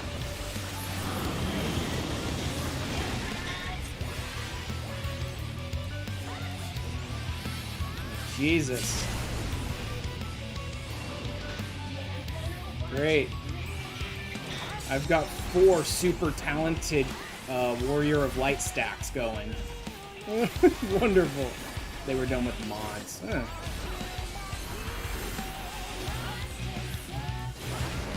And we're getting down there. I don't know why the fuck that person popped a tank. LB. Yeah, it must have been. He's going that way. He's going that way. Oh shit. I missed that was a Bow of Addis going off. Oh, well. Let me get out of your guys' way here. Pop this. Keep myself up as best I can. Oof. I think I may have the summoner pets a little too big. I'm missing certain mechanics going off because of big fat summoner pet ass in my face. Okay, these guys are all just gonna... Come on, AoE. There we go. Woo! We didn't wipe. So that was a good one. That was a success. We didn't wipe. It was rough as shit, and I got a whole lot of really talented player stacks, but we didn't wipe. So that works for me. Only supposed to be able to create waypoints using the initial state of the arena before the fight starts. That were technically floating waypoints illegal. Oh, okay. Like no one has done anything. Give it to the other. Nope. Apparently I won't. Rye French Fry. Although he died during the fight, I still like his name.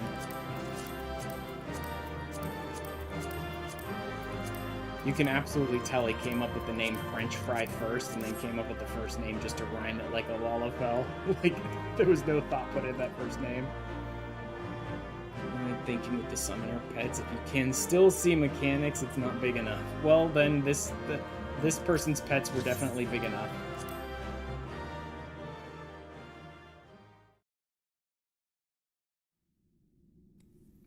Yes, I suppose that would make sense, though, with the mods. Like, illegal waypoints, yeah. If they were putting them in areas that weren't even really there at the beginning of the fight. The moment Adistus was slain, the flow of ether and Pandaemonium focused keenly on this location, creating a tunnel of sorts through which we could quickly convey ourselves. It's almost as if we were ushered here.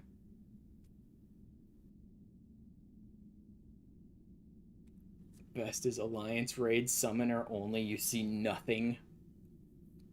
There should be an extra rule in that, though. If you're going to do Alliance Raid Summoner only, the rule should be that everyone has to do /pet size all large first. And yes, Orin, they have revealed who Thamus is to us. This space was created with care, concealed with powerful wards. Only a keyword would have been able to detect it, and even then with great difficulty. Ergo.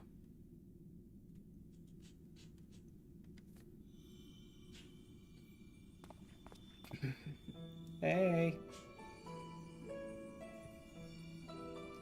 Only I could restore Tartarus to order. I'm afraid this is the most I can manage with such power as remains to me. You also have the Alliance Raid dots only? How do you like La Habrea before he lost his shit? I'm still not sure if this is our La Habrea. Like, he's an interesting character here, but I'm still not 100% sold that this is our La Habrea. This is thousands of years between our time gap here.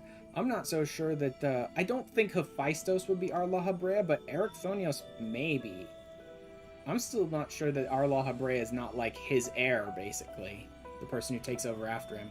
But I could see this guy becoming the one we deal with in thousands of years.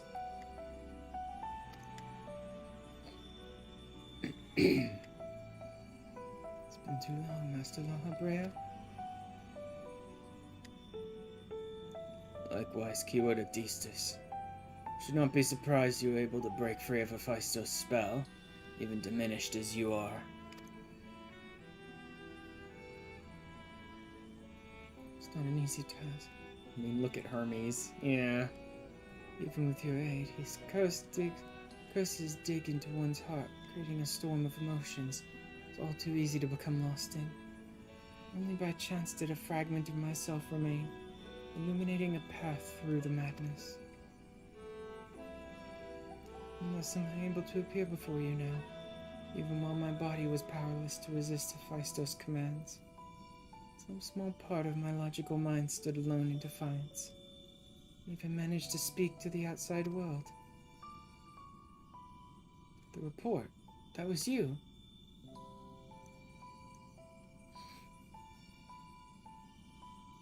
Doubtless you recognize my voice from the many times I have called out to you. The hope that those pleas would not fall on deaf ears was all that kept me from succumbing to hopelessness. Oh. Oh. So was Agdistis the one inside the crystal that we got at the very beginning of this quest line? It was like her memories inside the crystal?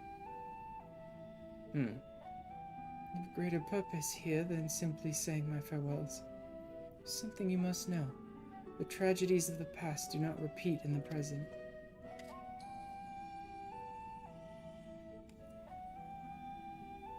Forgive me for what I'm about to do, Master La Habrea. The story must be told. It's the only way to understand Hephaestus' fixation on Erichthonios.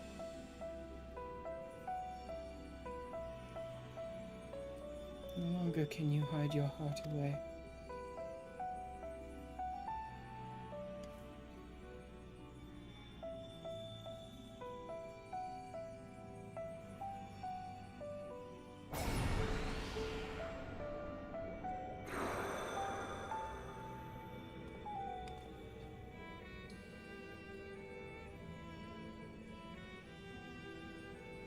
Hephaestus. No, the mask marks him as La Habrea. Master La Habrea brought an end to Lady Athena's life, and sealed away a part of his memories and emotions within Hephaestus. These are my recollections of the moments following. I truly have no intention of revealing the truth to Erichthonios. Our lesser half is now buried where none can find it. We would be wise to do the same with our memory of this day. Blood should not sway the spirit so, but Athena's teachings have warped the boy. It would see our star burn to keep his mother safe. Euthonios believes that he feels love, but he's shackled by dependence, could not bear the truth.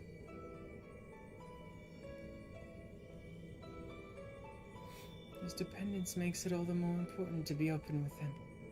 You'll seek answers about his mother's loss, which will inevitably lead to him to you. Be willing to accept the blame for Athena's death.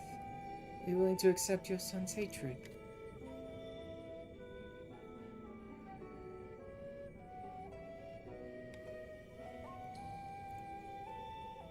If that is what comes to pass, so be it.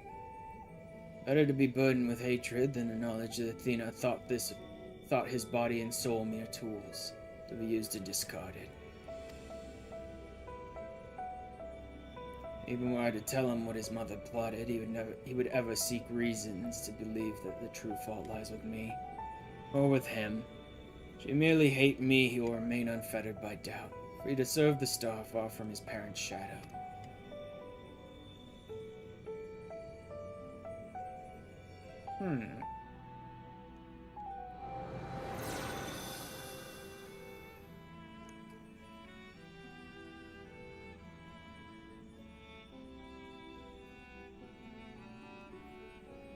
Euthonios loved his mother more than life itself, and yet, what a dreadful truth you've borne all this time.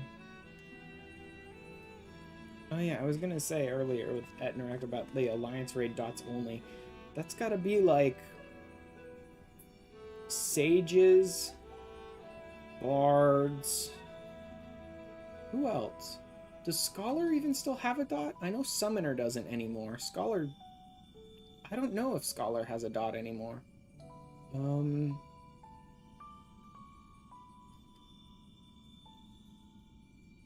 I don't know that any of the tanks have a dot.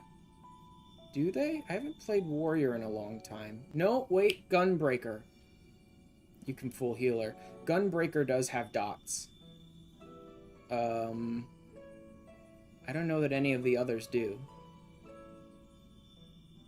Like, are you not allowed to use any other mechanics? Like, if someone does go into an all-dots thing as, like, a Gunbreaker, as a tank, can they at least mitigate through attacks and stuff? Or is it only dots and no other abilities? Because that'd be interesting. Yeah, you can. Just no other attacks. Only dots for attacks, right? No other attacks than dots. Because then you can, damage can only be dots. Okay, so then Gunbreaker would work. I don't know that any of the other tanks have any dots, though, that I can think of. Sage has one. Bard has two. Scholar might still have one. Not positive. White Mage still has one, don't they? Don't they have that, like, wind one or whatever that White Mage gets? Is a dot, I think.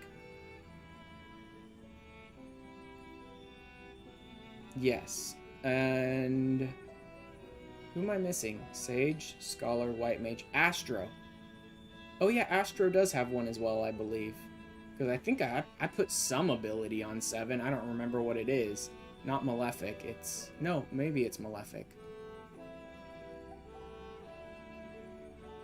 No, I think Malefic was the normal attack.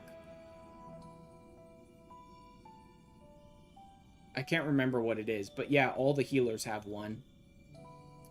Bard has 2. Gunbreaker has... I think Gunbreaker has 2, actually.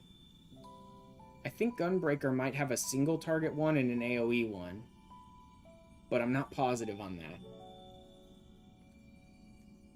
I can't really think of other classes that have dots. Or at least that have dots that are simple use. I can think of a couple of other classes that have dots that are part of combos, so I don't think those would work, because you'd have to combo into them with normal attacks. But single-use dots, I can't think of other classes that have them. Such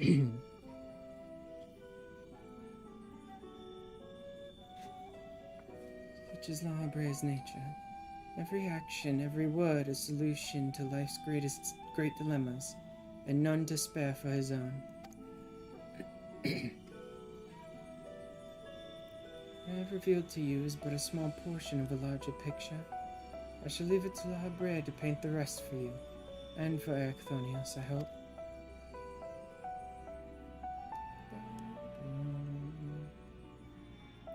Thank you, Odysseus.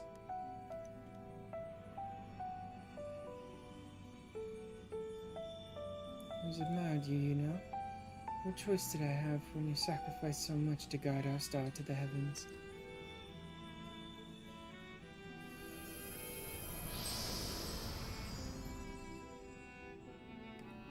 Oh, man.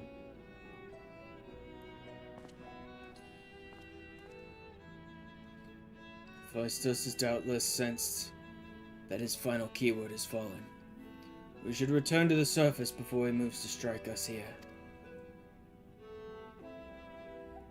If we're to face him, we must be prepared to bring our full strength to bear.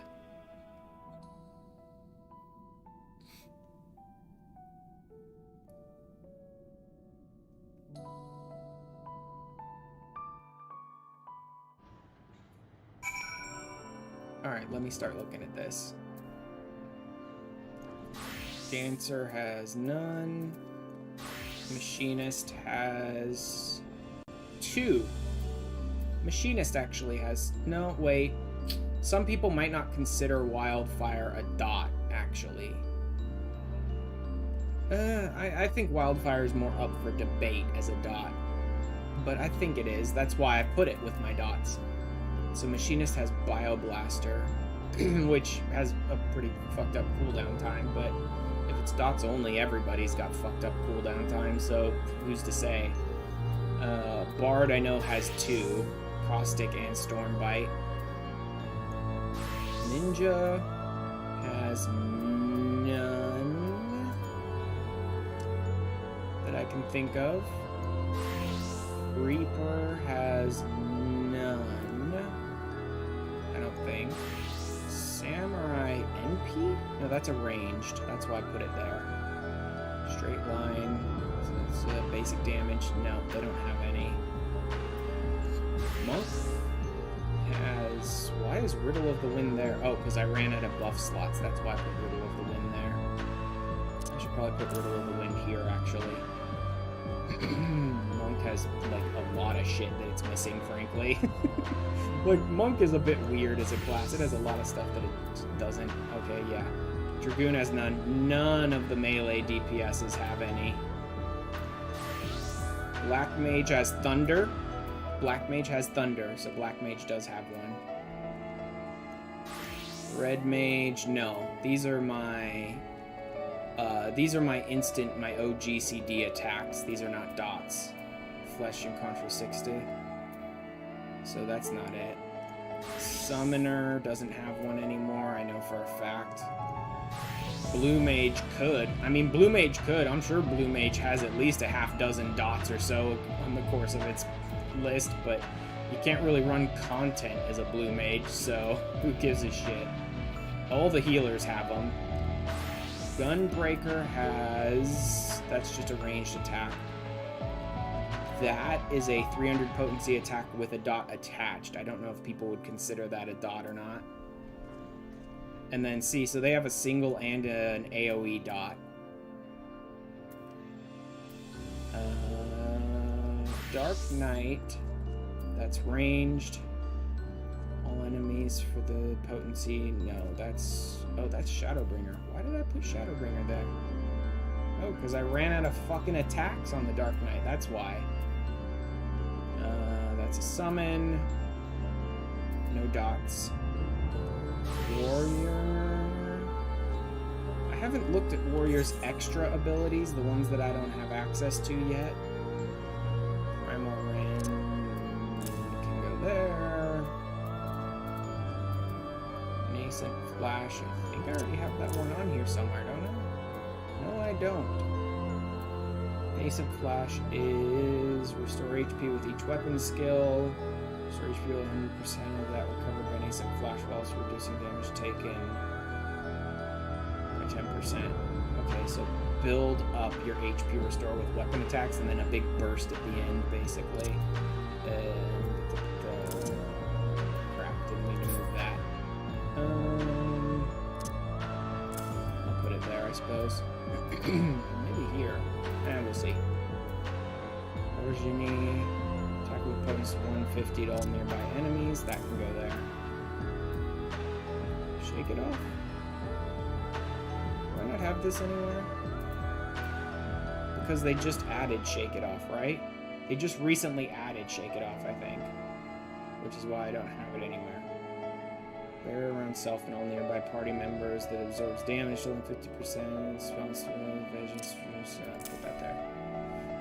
I need to go back through Warrior. I haven't messed with Warrior in like months and months and months because I don't really care for it that much.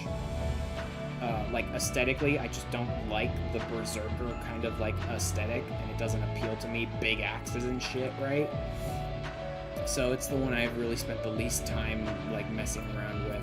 I'll deal with that eventually. Anyway, I don't think Warrior has any dots. Paladin has Circle of Scorn. Paladin can Circle of Scorn. Forgot about that. Okay. So Paladin, Gunbreaker, Black Mage,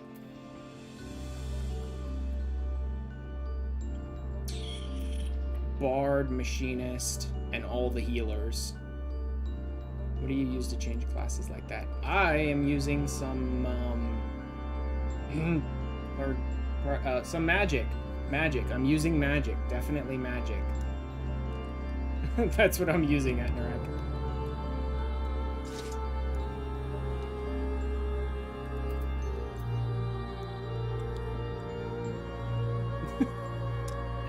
Here, I'll just bring up Discord and let you know.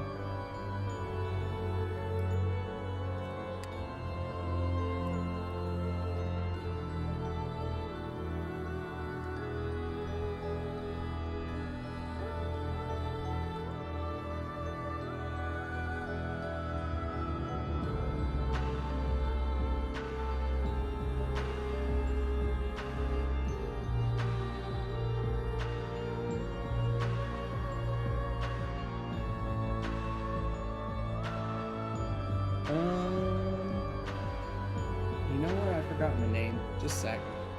Thanks. I'm using a combination of hotbars for it. I have that too, actually. Before I started using magic, I use this. Alright. Tanks and healers, DPS, my professions, my waymarks, my signs, a bunch of different random functions that don't really fit on this bar down here. So like return, teleport, item manipulation, which is like materia extraction, repair, desynth, advanced, all that sort of stuff.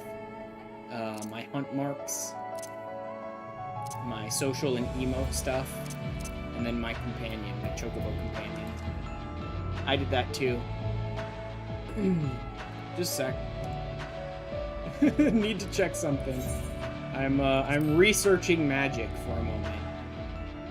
Just a second.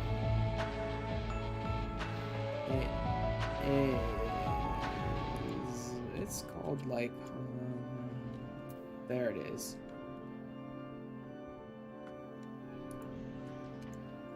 Okay.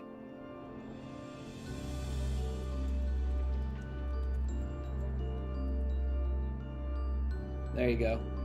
There you go, Etnarek. In the Discord.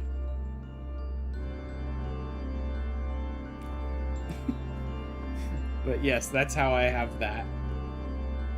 Which has like a bunch of different functionality in it.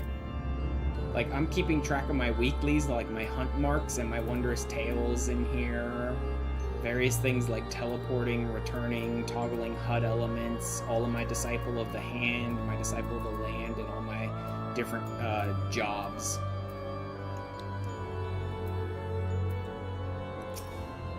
Alright. Thetis was ever a bold woman, even in her final moments. The that she would unearth the secrets of my past for all to look upon. Still, full glad am I that she faced you as her last opponent. I could think of none more worthy to send her soul off to the other side. Random, whatever materia I get, that's what I take. So who the fuck is left for us to fight? Are we going up against Eric or maybe Hephaestus? But I would think Hephaestus would be part of Tartarus.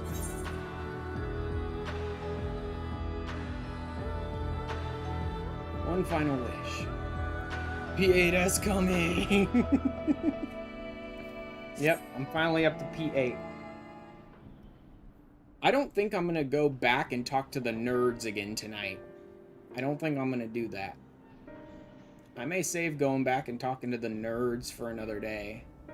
Because, frankly, one conversation with those idiots was more than enough. Especially since I just wanted to get into the raid. And I've been going for almost 4 hours now. The vision you saw told the story far more eloquently than I ever could. Athena was consumed by her research. Was willing to sacrifice her own child if it hastened her progress. She didn't offer him a position here out of a sense of love or pride. It was merely because she knew he would be the most pliable test subject. She nearly caught up, so it will be easier next time. Oh yeah, you know what, you're right, I should go back and talk to the nerds tonight, because I need to unlock the next stage with Namgigi. Yeah, I have to go back and talk to them, otherwise I won't be able to get Abysso Savage from Namgigi. I may as well do that. I may as well go talk to the nerds tonight and then get Asphodelos and Abysso Savage unlocked from Namgigi. Why not? It's only 4 hours. Yeah, even if I have to go for another half hour or hour, it'll be fine. It's just that I have food downstairs. Although, undoubtedly, it's in the fridge by now, whatever's left, so I can just warm it up for dinner anyway. See why you hid the truth from him. Can be done later. It could. It could. I don't exactly have a group that's like, hey, yeah, come along with us and join our static and jump in on Savage with us, like, right this second anyway. So it's not like I really need to rush to unlock the Savages. Because I don't, like, have a dedicated group that's just ready for me to hop in on them. Can I say something to you that Erchthonius could handle the weight of such betrayal after holding his mother on a pedestal for so long? Yeah, I may leave it for later. Whenever I actually do get into the Savages, maybe I'll hit up those story beats. Or if the next tier of this raid releases somehow before I ever get into the Savages, which hopefully not. Unfortunately, it seems not even her death has ensured his safety. Hephaestus has taken up Athena's research and succeeded in creating Hemithoi. I know not what his ultimate end is. It is plain it is connected with the resurrection of Athena.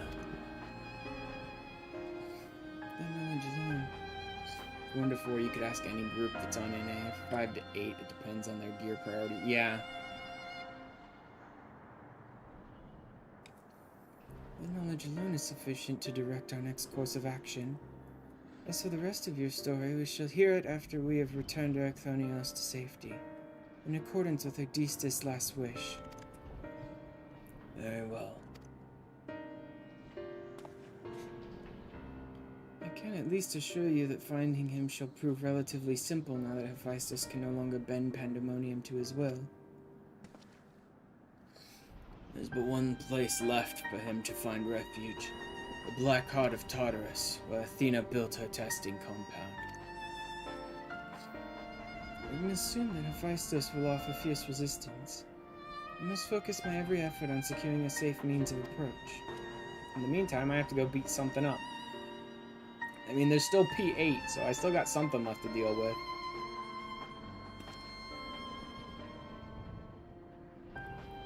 Bray, I would ask that you assume the duty of summoning Ashran's Phantom Warriors. Phantom Warriors. I have no objections.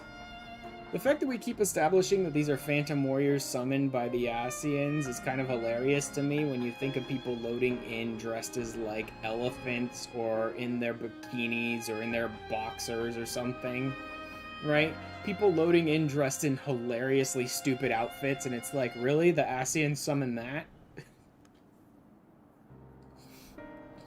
My ability to fight within Tartaros would be greatly diminished in any case.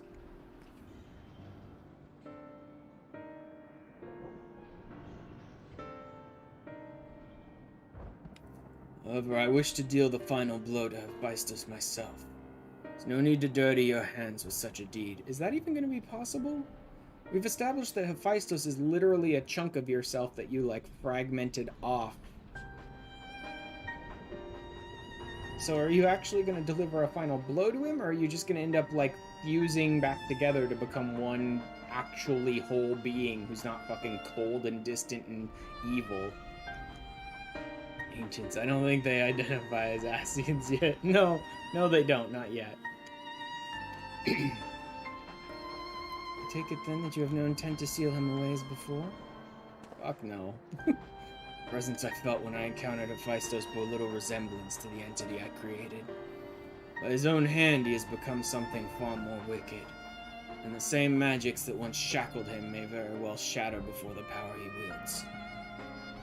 In my pride as a researcher, I am loath to repeat the same mistake twice. I would not see the events play out again. So he must be extinguished.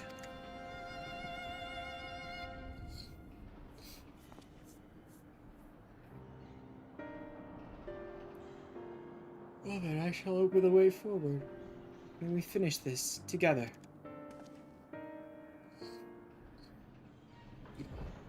To be fair, they're all convocation members. Yeah. Also, Oren, you're still using VTuber Plus for your stuff, right? I don't know if you moved on to a different program yet, or if you're still using VTuber Plus.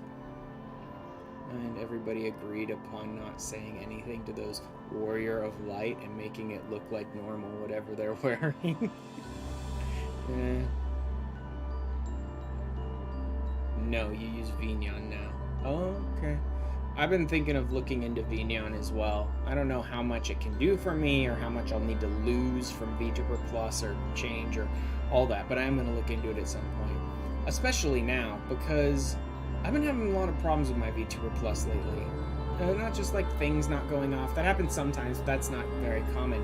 I've been having problems with my avatar like bouncing around in VTuber Plus. Kind of, occasionally, like he's twitching and shifting and jittering. Not there. That's actually me putting my hand in front of my face as I'm trying to talk with my hands, is what's causing that. But the weirdest ones is when, like, he'll just suddenly bounce, like, here. Like, I didn't change anything. I didn't move. I didn't press any buttons in it or anything, but he just decided to be offset slightly. And then today's was really bad. Today's, he bounced like all the way up to the point that all you could see was his feet, right? Like, he bounced all the way up to the top of the screen to where you could only see like his legs. And I'm like, how the fuck did that even happen? Oh yeah, no more Steam support.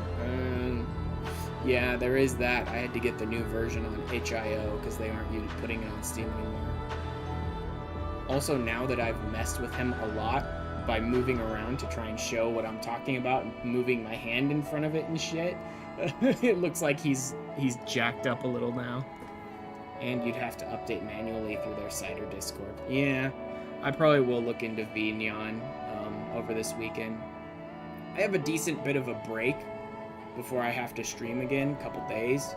Because normally I'd stream on Monday, but I'm actually moving my stream times around. Twitch just seems to be a bit more active on weekends, which should have been obvious to anyone, but I just didn't think about it too much. So I'm removing my Monday stream that I normally do, because normally I have Monday, Tuesday, Thursday, Saturday. I'm removing my Monday streaming and I'm going to put it on Sunday, but not this week. I'm not streaming tomorrow. I'm doing that starting next week. So I'll get tomorrow and Monday off, and I'll probably look into VNeon and see how much I can change and how much I can work with. Do you still have to use the 2 programs with VNeon? Do you still have to capture with VC Face and then feed that into VNeon, or does it handle both of those on its own? But it's already Sunday. For you, maybe.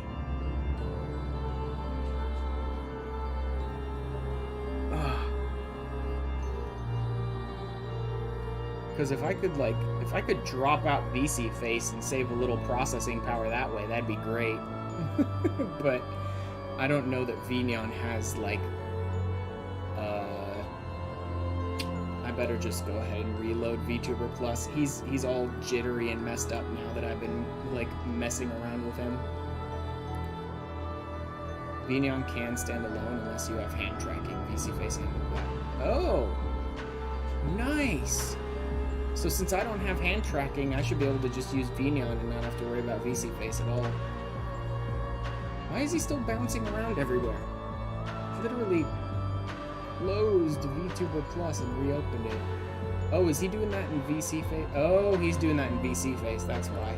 Alright, let me close VC Face and reopen it instead.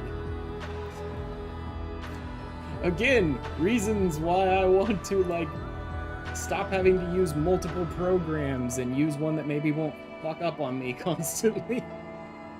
Sounds like VNeon might be the way to go for me.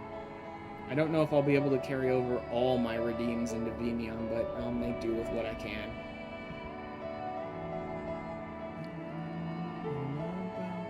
If VC Face would like to load. What are you using as a face tracking cam? I'm actually using a webcam as a face tracking cam. I have it listed in my in my details below the stream. I believe I have my webcam listed. Standard or mobile device? No, I have an actual webcam. I do not have like an iPhone with its face tracking software or whatever. I know a lot of people are doing that these days, but I don't have the money for another phone, especially not an Apple product. Like, I really don't need to be buying an Apple product right now.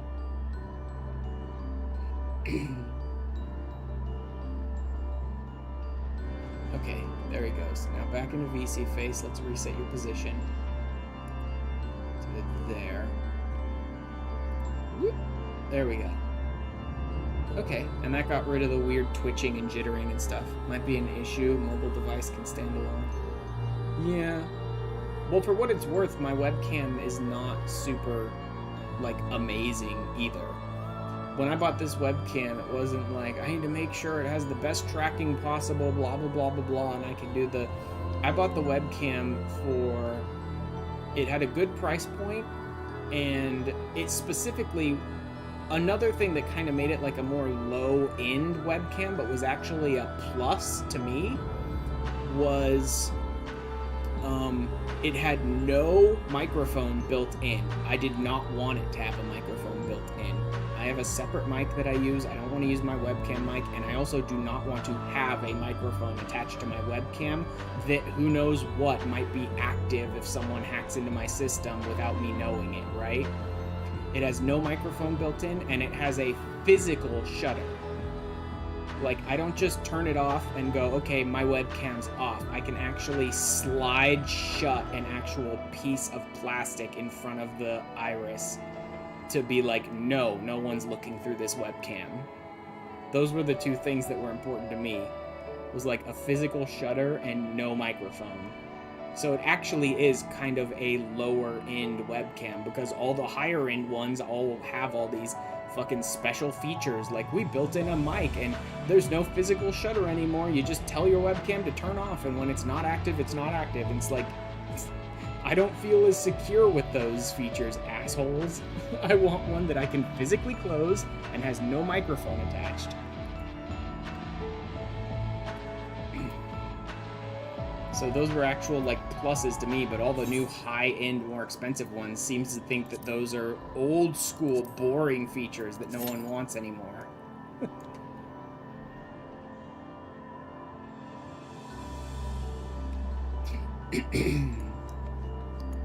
One last thing. Get into P8 and see who we're fighting here.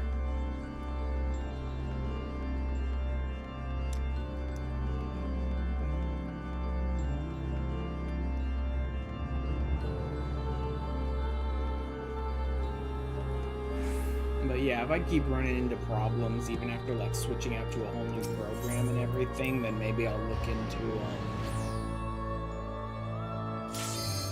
getting like a phone. Arcit blend shape face tracking is nice though. That's what you use. Huh. What's that on? Are you using like a normal webcam as well, or are you using a smartphone with its like tracking? Also, you have to do face and hand, so you actually, I think, use two separate webcams or two separate cameras for that. Ericthonios is mine. It's the type of blend shapes heart you... and soul. Oh, it's the type of blend shapes, death, okay. None will be left to stop me. I have no idea what the blend shapes are on mine. You're using my FFXIV. Okay. Okay, so we're taking on Hephaestus here. What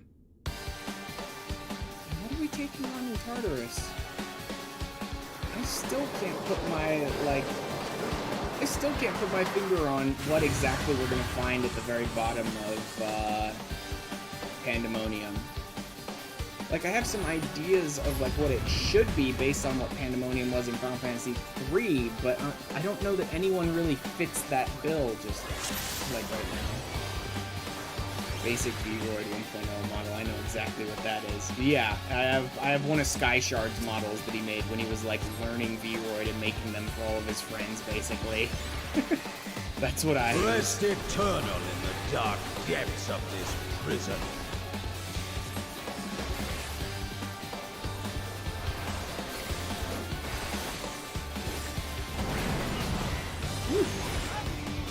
Okay, that one seemed like just a full-blown arena take the hit thing. From fulgent flame my servants rise. Oh, wow, you look, Out of my sight! Okay, that is a... Leave naught but ash in your wake! Is this gonna be in front? Let's see. Nope, those are sides. Okay, got it. He does middle and then he does sides. Again, I think Sunforge is just an arena hit. Like, take the hit, basically, right? A fitting death! No. Nope, that was the one that went down the center. That was Hephaestus' big boss. Shit! I almost missed the tank buster. Looking at chat, almost missed the tank buster. Behold the fruits of sacrifice!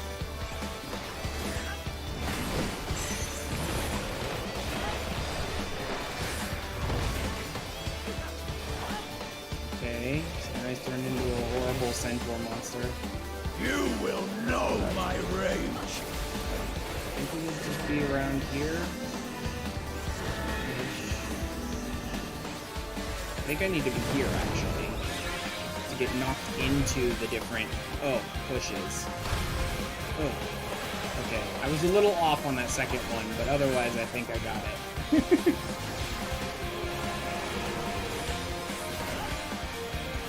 Rampage. That's a hit on me, right? Yep, that's a hit on me.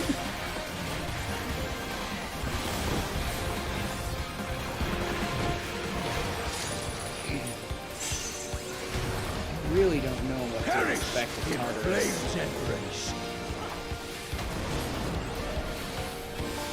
Okay, that's 4 AoEs.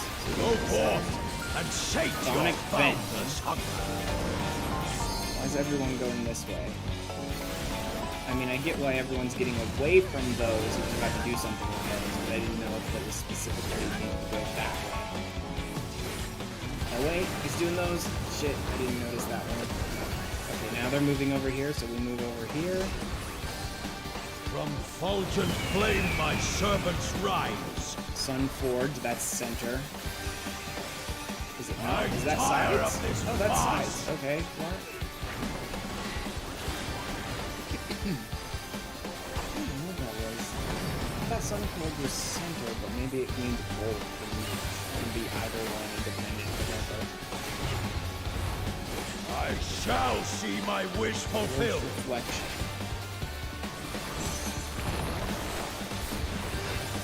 Little snake. You are prey to be consumed. Shadows, no idea. Okay, those are. What the hell? How are you supposed to look away from both? Oh, like this? There we go. Okay. They do settle in a position where you can look away from both pretty well. And it looks like they need to take out the ads. I'm guessing they'll do more like gaze attacks probably if you don't. Good thermos, huh? No idea. Let's just go ahead and reprisal him to weaken him to everyone there. Because I have no idea what that attack is. Wings and snake, yeah. Sheer flesh the bone.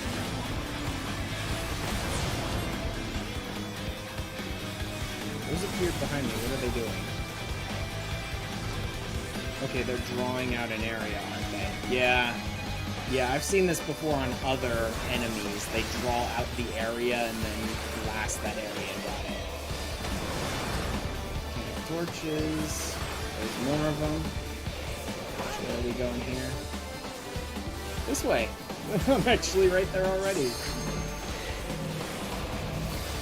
Leave naught but ash in your wake. Sun Forge. Is that the one that's down the middle? Out of my sight. Yep. And Genesis, I don't think you can dodge.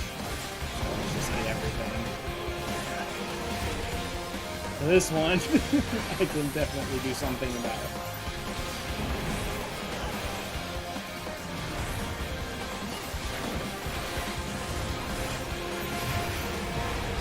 Behold the fruits of sacrifice. And all these big attacks while my damage buff is up. And then hit him with a magic attack when it doesn't really matter You anymore. will know my rage. Easy football. Okay, so this is that. And that. So here. Got it. Okay, I got it. Here. Then here. Too far. Then here. Oh, wrong side. Oof. It's rough to like know exactly where those are once they disappear. Let's go. Pop those because he's about to hit me. Even when you see them on the ground, it's tough to remember exactly where the mark is after it disappears like that. So many chain attacks. Perish in flame's embrace. What was fourfold again? Oh yeah, that's the one. Yeah. Go forth and sate your boundless Right. hunger.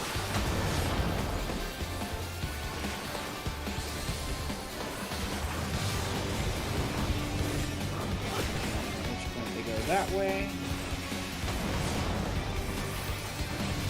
And then they go.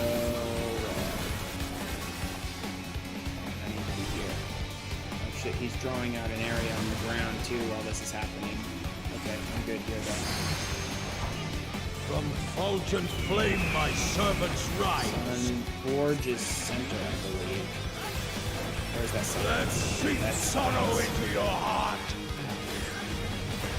It's have the same name. And they're just mixing it up.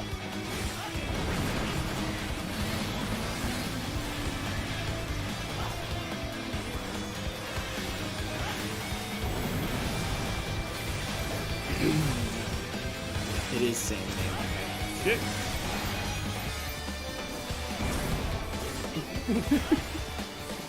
Almost was the thing buster again, but I got it. I They shall see my wish Maybe it's fulfilled. just that he's doing them in order. That might be it. It may be the same name, but he only does them in that particular order. Center, then sides, then center, then sides. So you just have to remember which one he did last. That might be what it is. Ooh. Oh. This way. Nope. My character decided to turn back around on his own. During the fight. Which way? This way.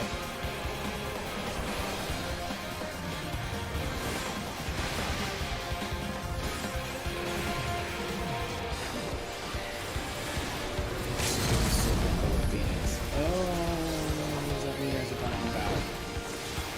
Like snake or wings. So if he has like wings when he does some forged sides, and he has. Okay, so snake is that center, and wings is sides. Yeah, missed that. Let's just finish him.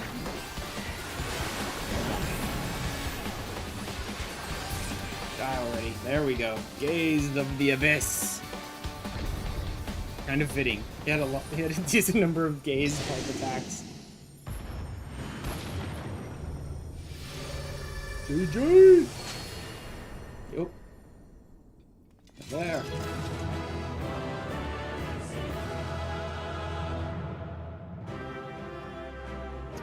Looking too dour there, Ash. Guess I'll just have to pop the macro for a good game, guys, myself, so you can do your little ear wiggles.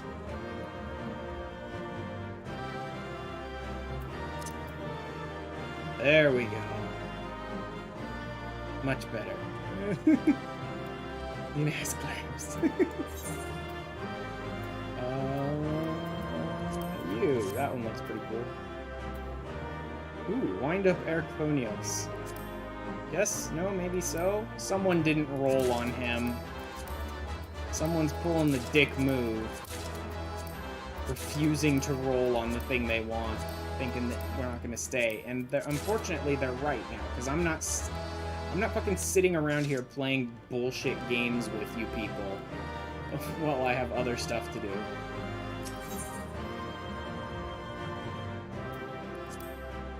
What? Wait, no, I don't care enough. I'll get the wind-up Erconios at some point, or I won't. I don't care enough about that particular minion to sit around and wait for some dipshit who's refusing to roll. Hate those. Yes, I do. I hate those fucking people. We had someone do that in the Evilist raids recently. We just refused to roll. Refused to roll. Refused to roll. Literally like 20 of us just standing around waiting because we're like, we will wait this out, and they just refuse to roll right up to the very last second. That fight, I always do this fight weekly. Yeah. Can I really only get certain drops certain number of times on the normals? I would have thought the savages would have like weekly lockout drops and things like that, but I didn't know the normals would too. Chain of events that led to this moment began with my error. When out of mercy I confined you here. Now I break it and leave no trace of you behind. Norm as well. Holy crap.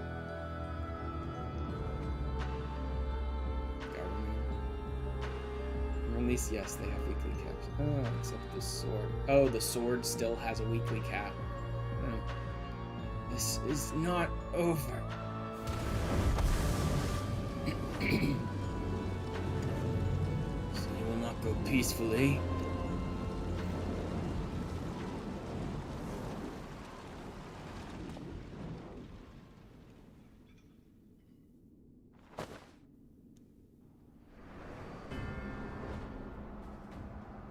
Okay. What are you doing with him?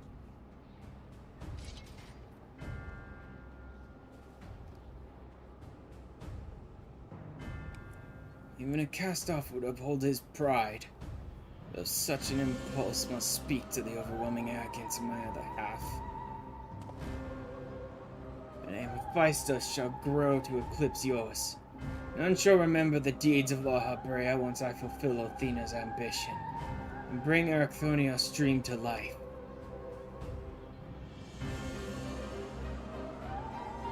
You speak as if you care a whit for the boy. Why then do you cower behind him?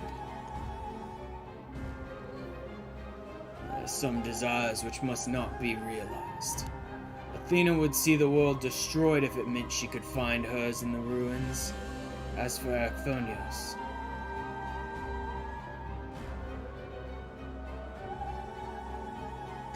he knows not what his wish would beget, a truth which you have hidden from him. You truly believe a father's role is to deceive and manipulate.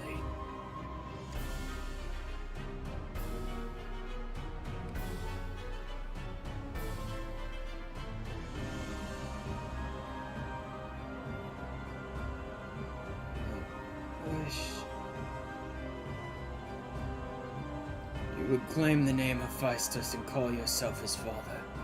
You bind his mind and body in dark chains.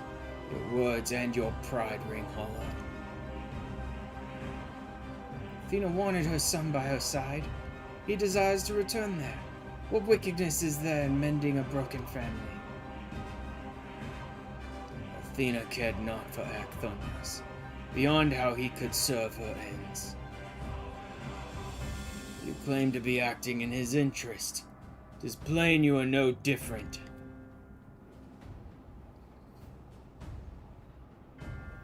As I ushered Athena to her end, I vowed that my sole mission in life would be to guide this star true. In service to that vow, I silenced the whispers of my heart.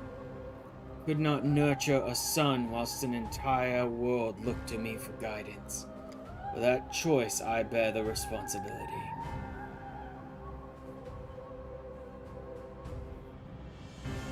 Yet he is still my son. I'll not suffer you to seduce him with false hope.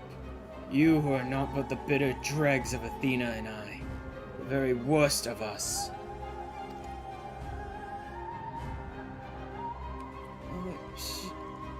No, then who? How do I?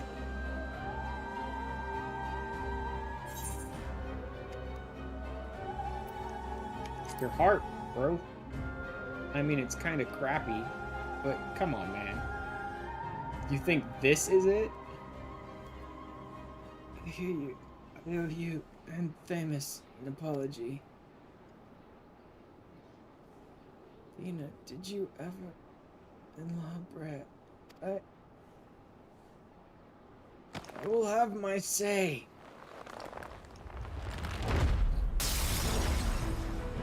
There you go. Yeah, I really don't know what to expect from Tartarus, unless Hephaestus gets away. But even then, I would expect something a little bigger than Hephaestus from Tartarus. But maybe. How? His mind was mine. Can't explain. Asher's words reached me through the haze. They rang loud and clear.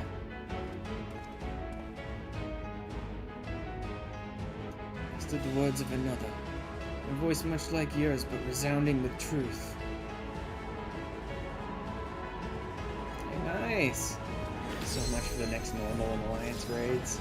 Yeah. Like, we already know mostly what to expect from the next Alliance raid, but I'm like certain there's something that they're not showing us for the next Alliance raid that's beyond what we expect, because they haven't really shown us anything, but that's beyond what we expect, because there's only 3 gods left for the next Alliance raid, and I somehow don't think it's only going to be the 3 of them. I think there's something there that's, like, not what we would expect or something, too. When did you master these bonds? We've interred much worse.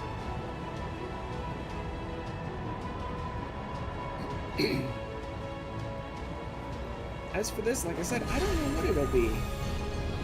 Really? Yeah!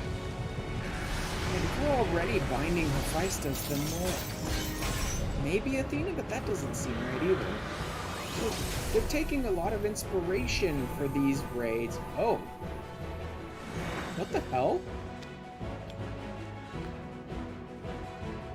They turned him into a convocation crystal?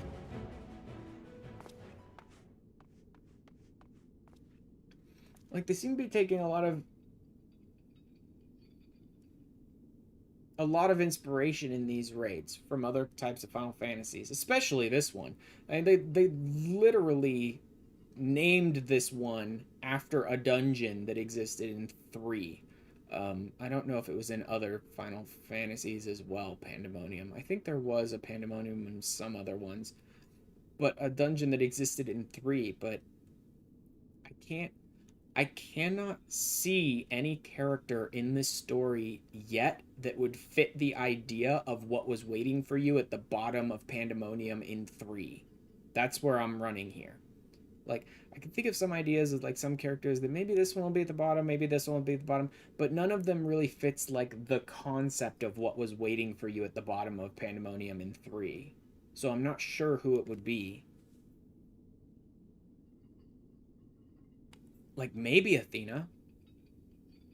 But I don't think she could come back now that we've freed Erechthonios. Of the people that I could think of that might be down there, she might fit the best. Appears my failures have borne fruit after all.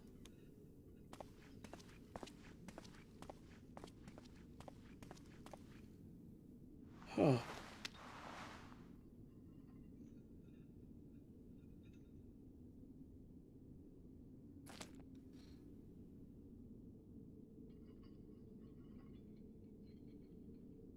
It's interesting that interring them turns them into memory crystals. It didn't do that for, like, any of the ones we fought before. They all just seemed to disappear when they were interred. I don't know why he turned into a memory crystal. You did well, my son.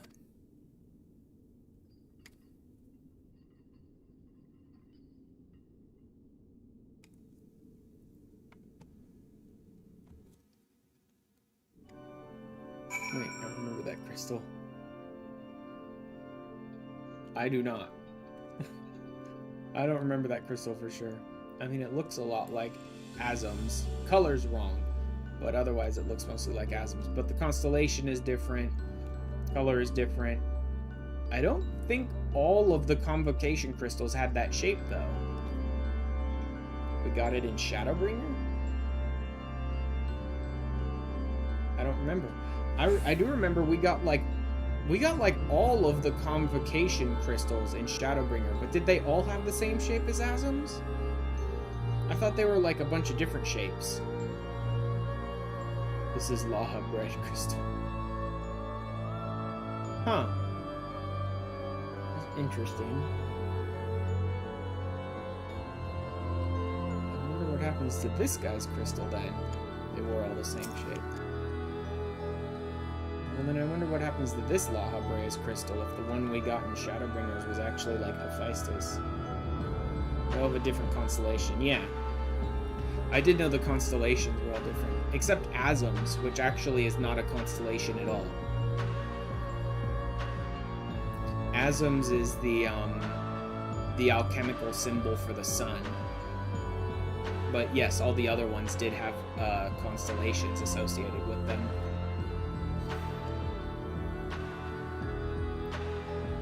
Hephaestus' essence contained in this crystal may safely return to Erechthonios above. That he would bind Hephaestus with only half his senses intact. Quite understated his adeptness in the art of interment. It was hardly what I had in mind, but feat deserving of praise nonetheless.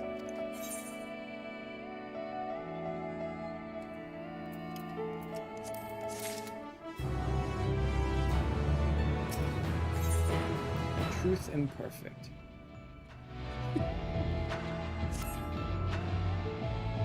A bunch of people are logging in tonight.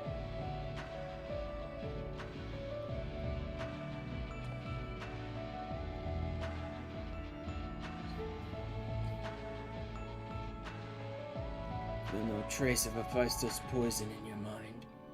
And for a blessing, it appears your body is none the worse for wear. That's interesting. Huh. What is? Made my way here as soon as I could. I no longer sense Hephaestus, and the force assailing Pandaemonium's barriers has ceased. Are we rid of him for good and all?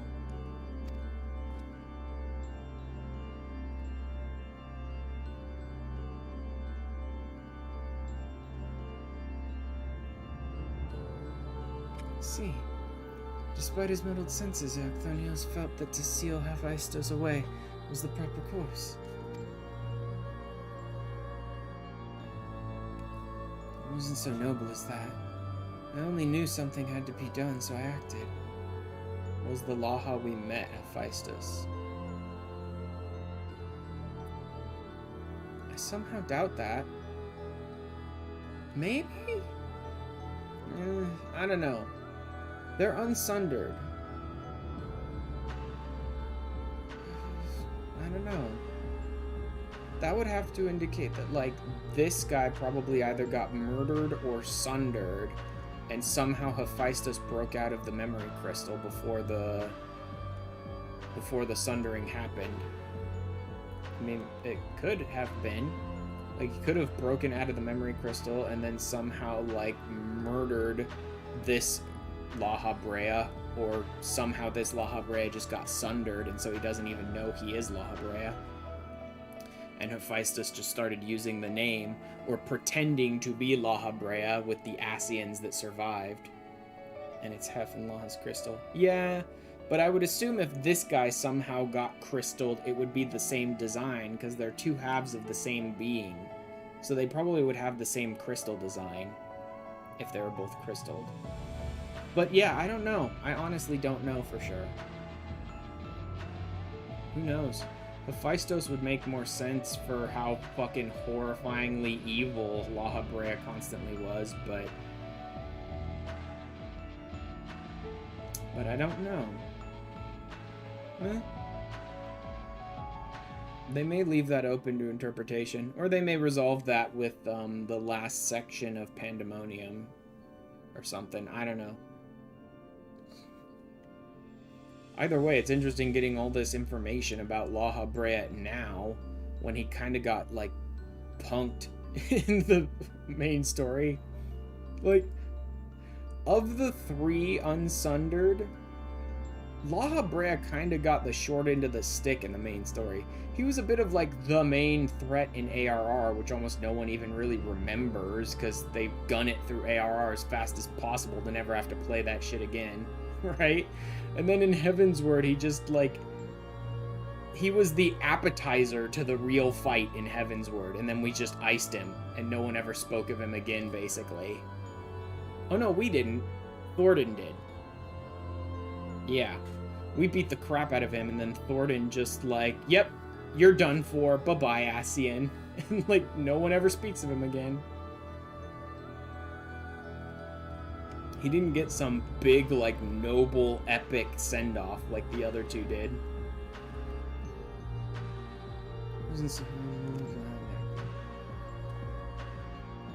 Brea, was that how you dealt with Hephaestus in the past?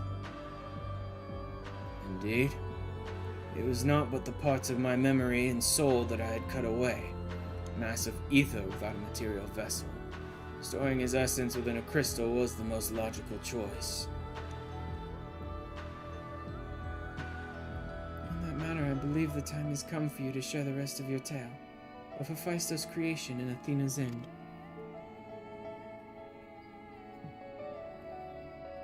I heard your words, but only vaguely, as if from under the surface of a deep pool.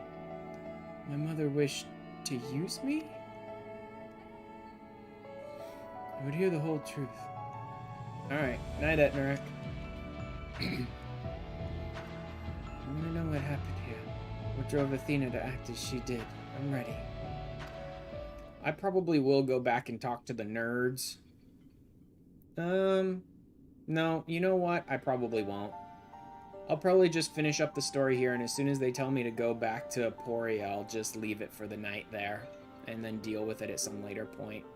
Because I'm hungry, I want to eat, my throat's scratchy, I want to get this done with now.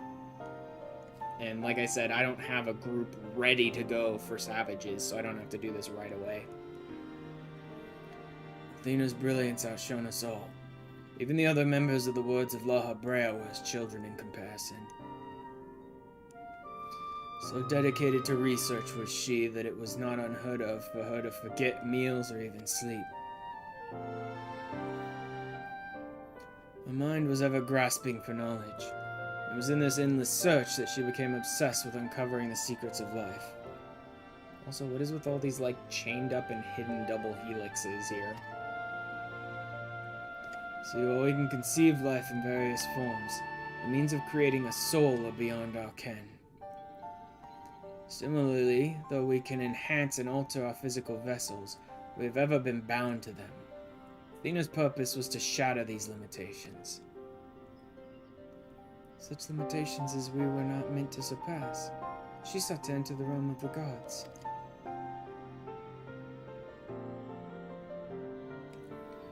Scarce few have the ability to comprehend what such a task entails, let alone the courage to attempt it. Most the thought would be an idle fancy, considered once and then discarded. Not so for Athena. As leader of the Wards of La Habrea, I spoke with her often about transcending our being. From an academic perspective, the challenge has plagued countless researchers through the ages.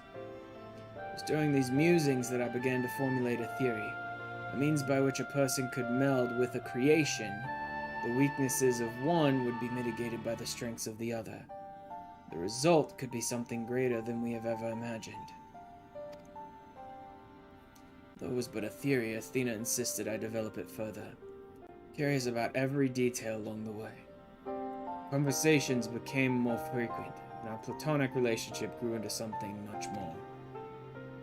I take it I was born not soon after.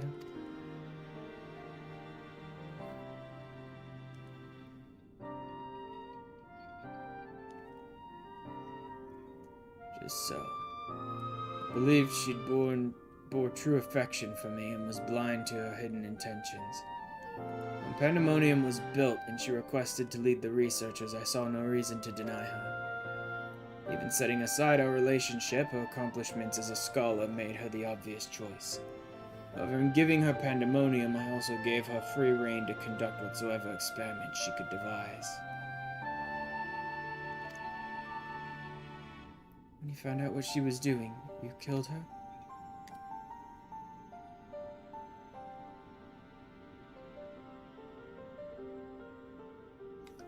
I made haste to Pandaemonium the moment I learned of these hidden chambers. I left Igdistis to keep watch from Tartaros vestibule, as I ventured deeper, not knowing what would await me.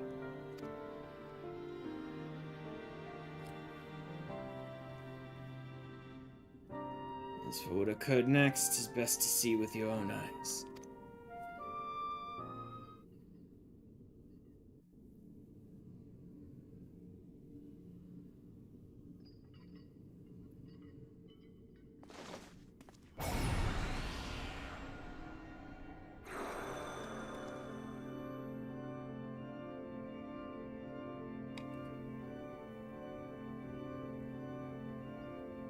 Is that me?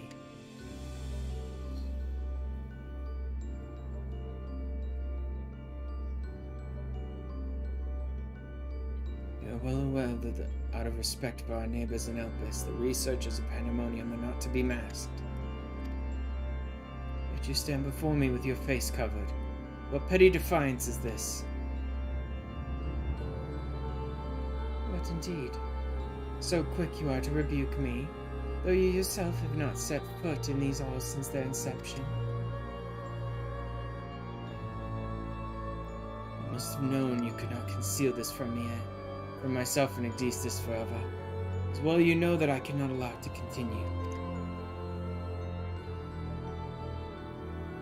I shall say this but once. Release Erchthonius, else I shall have no choice but to strike you down. I will meet my end at the hands of none other. However, my time has come. Have you know the why of it? persist. Once you understand what has driven me this far, you shall see that stopping was never an option.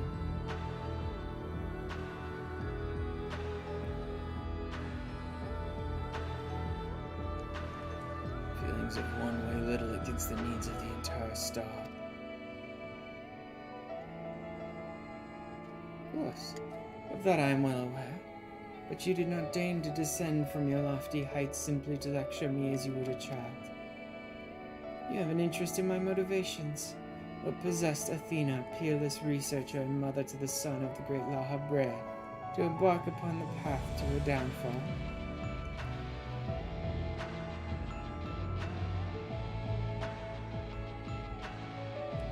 History will demand an answer, but it's you who deserves one. But fucking thanks, game. Just fucking skip through dialogue even when I don't tell you to auto-advance. So you bonded your souls? Skip through important dialogue that was real important too, game. Thanks. Aye. But the boundaries between us would cease to be. She offered me everything, to be understood. Found myself unable to refuse. That moment my mind was a storm of questions, yet one roared the loudest. Did Athena ever truly love me?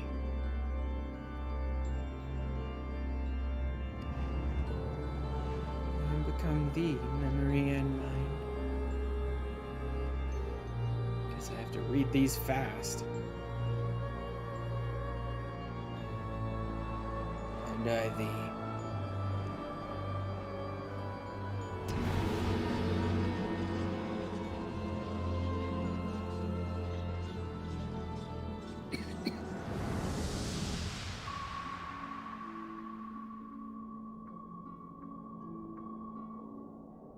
Can you feel it? Really, Twitch? An ad? Now? My heart, all that I am. The timing, Twitch, right in the middle of a big story beat. Yes, as if it were my own.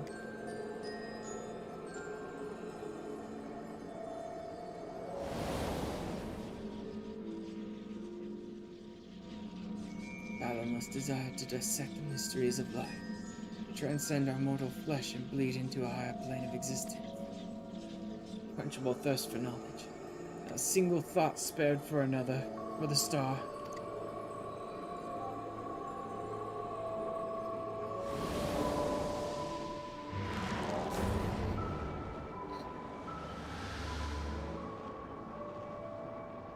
Times, thank you. Thank you, Orion. Have a good night. I'm about done. I'm not gonna bother dropping back to Aporia and talking to the nerds. I've already been streaming longer than usual, and I'm hungry. Disappointing. So I'm about done here anyway. And what is known cannot be unknown. You've beheld my life's work.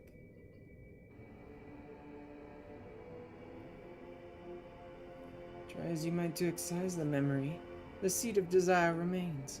And when it takes root, you too shall be consumed by the selfsame fervor. Yeah, wow, Athena was a piece of shit. Too bad. I'll dig it out. I'll dispense with the corruption in my soul ere your rotten insight spreads.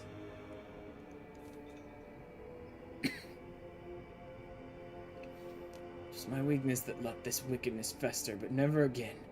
Today I cast aside fickle emotion and abide in duty alone. Today I renounce all that I was and live only as La Habrea.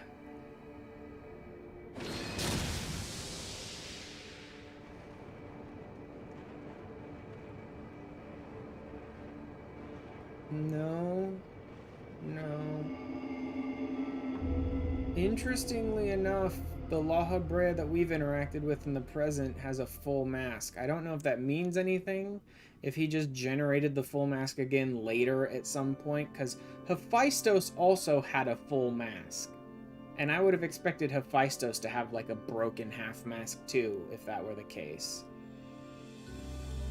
So I was thinking the La Brea we interacted with in our future may have actually been the two of them reunited or something, but I guess that's not a guarantee. If Hephaestus could have a full mask while they're broken apart, then La Brea probably could too. Lest that I forsake the part of myself that had been polluted by Athena, sealing it within a crystal. How did I think I would one day face those memories made flesh? My bluntness, but your actions bordered on insanity. To go to such lengths to escape your memories. You nearly rewrote your very existence.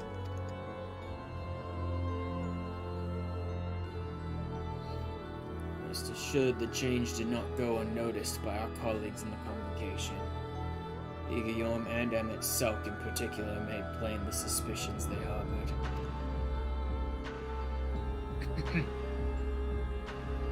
As well they should have. You escaped with your life was nothing short of a miracle.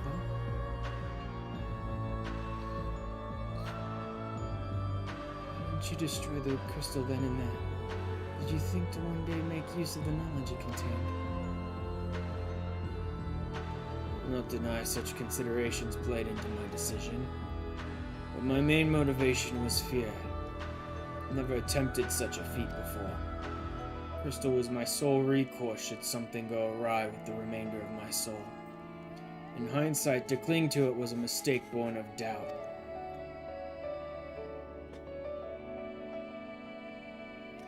Athena must have anticipated that I would resort to such measures, prepared a vessel beforehand that would accept the dregs of my soul.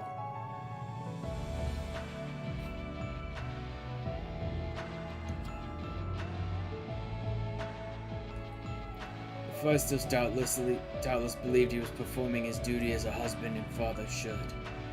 And in truth, he was but a puppet being pulled to and fro by Athena's desires.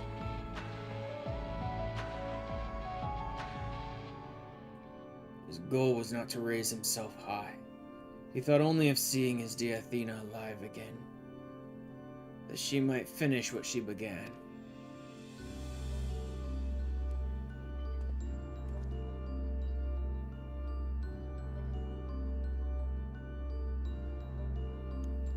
For all of that, he and I were alike. We yet shared a fatal flaw, you see. Our need for control blinded us to other perspectives.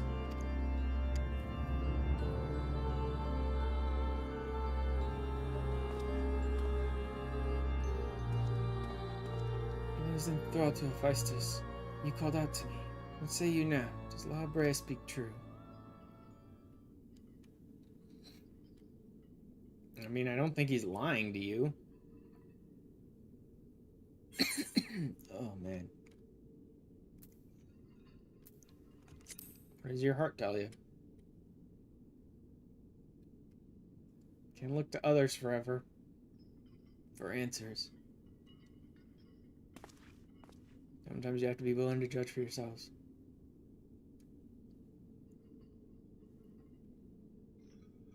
I just want to know one thing. Did you truly believe that hiding the truth was best for me, even knowing how I felt about my mother? La Brea, I know, had a fatal flaw after all. I'm still not convinced.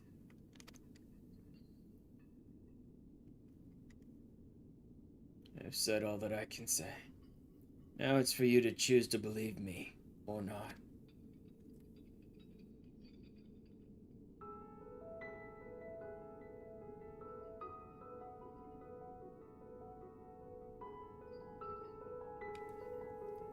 La Brea, I know, holds duty above all else. I would sooner prostrate myself before an erupting volcano than place my fickle emotions in his path. When you return to the surface, you'll doubtless don that mask once more. So before we climb out of this forsaken pit, I suppose I should say,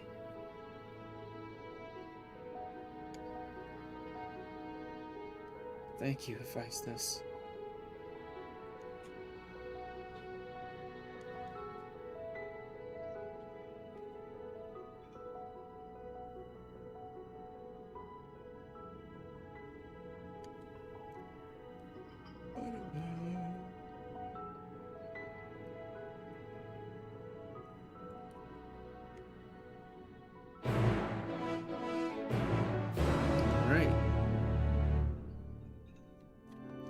go ahead and talk to everyone we need to like get out of this pit, but I won't go back to Aporia. Good enough. There's more I'd yet discuss, but we should first return to Pandaemonium's gates. Gather my thoughts on the way.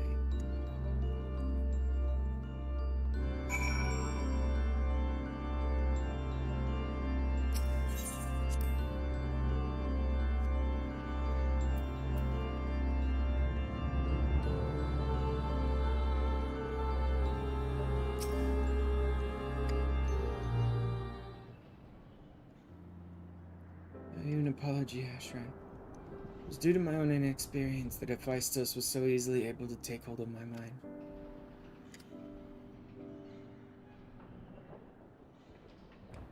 I also owe you thanks.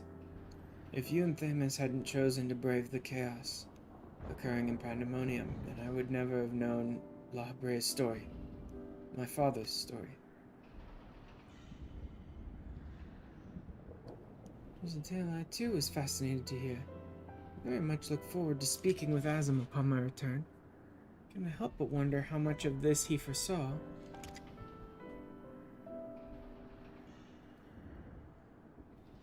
I'm afraid I cannot allow that, Elidibus. So long as you retain control of Pandaemonium, there's work to be done. Of course. I shall first free the remaining warders and restore this place to its former glory. Using the facilities in Tartarus, we should be able to reverse the changes made to their bodies and minds. I shall stay behind to oversee the process.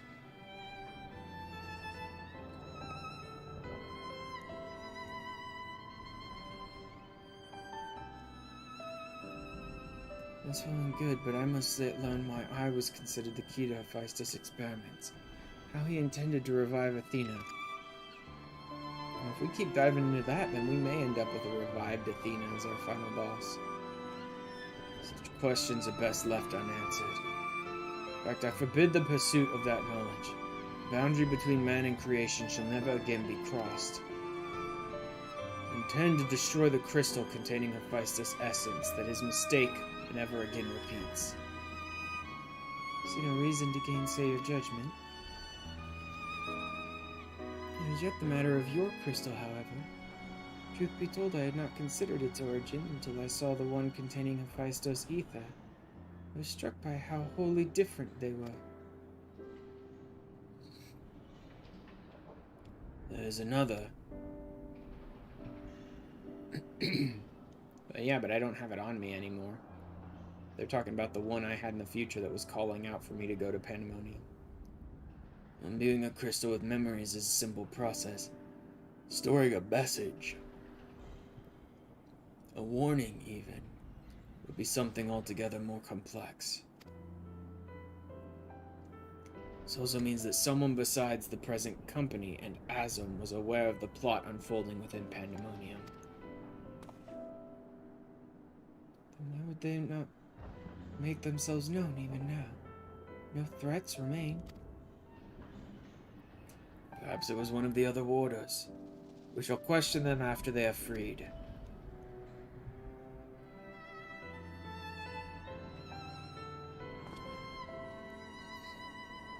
That task may take some time. Resource I'd rather not steal more of from you. Return at your leisure and we shall share our results then. We've done more than enough for the time being. I'm of the same mind. Leave the loose ends to us and continue upon your journey. Or if you're so inclined, take a much-needed repose. This talk of journeys smacks of Azim. As well it should. He's pledged to keep moving until he has seen every corner of the world. Sounds about right. If you do find yourself with a spare moment, you might bring that crystal of yours to La Habrea. You may be able to offer further insight. Till then, my friend.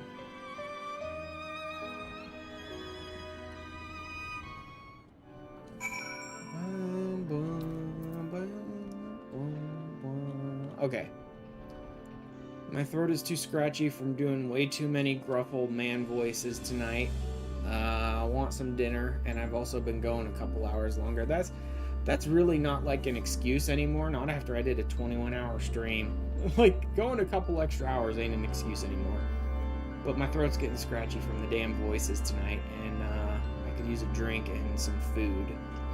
So the nerds and Aporia are gonna have to wait. I'll get back to them eventually, but not tonight. So that's where we're gonna end it. And that's gonna be it for the week. Let me go ahead and pop open Twitch, see if we can find someone to raid. For next week, like I said, I'm getting rid of my Monday stream. Instead, I'm gonna have a Sunday stream going forward for the time being. How long that'll last, if it'll get in the way of other things, I honestly don't know, but we will see going forward. Let's go and move this over here. There we go. I think I'll be streaming at the same times next week though, so like 1 p.m. Pacific time each stream, most likely.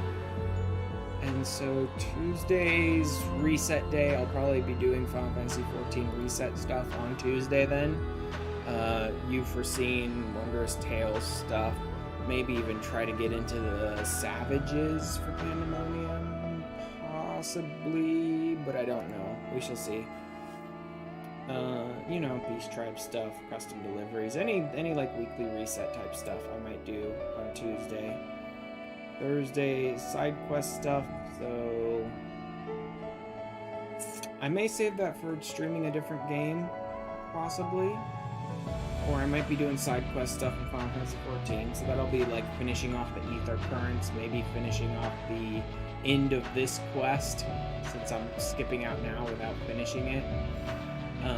Or any other just like side quest stuff that I have. Oh yeah, you're doing an affiliate push, aren't you? Let me see where they are in the game. Maybe we'll raid them to help push for affiliate.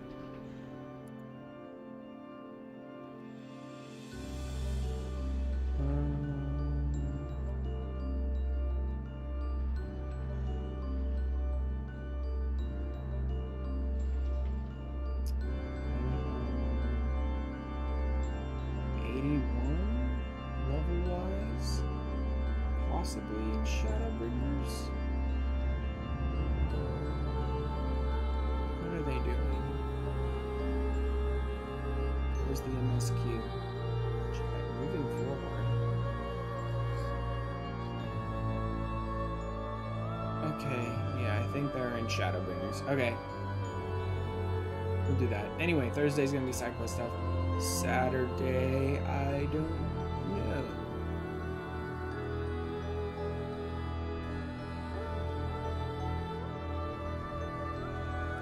Sorry. Oh, lots of sneezes there. I have some other stuff to do. I might...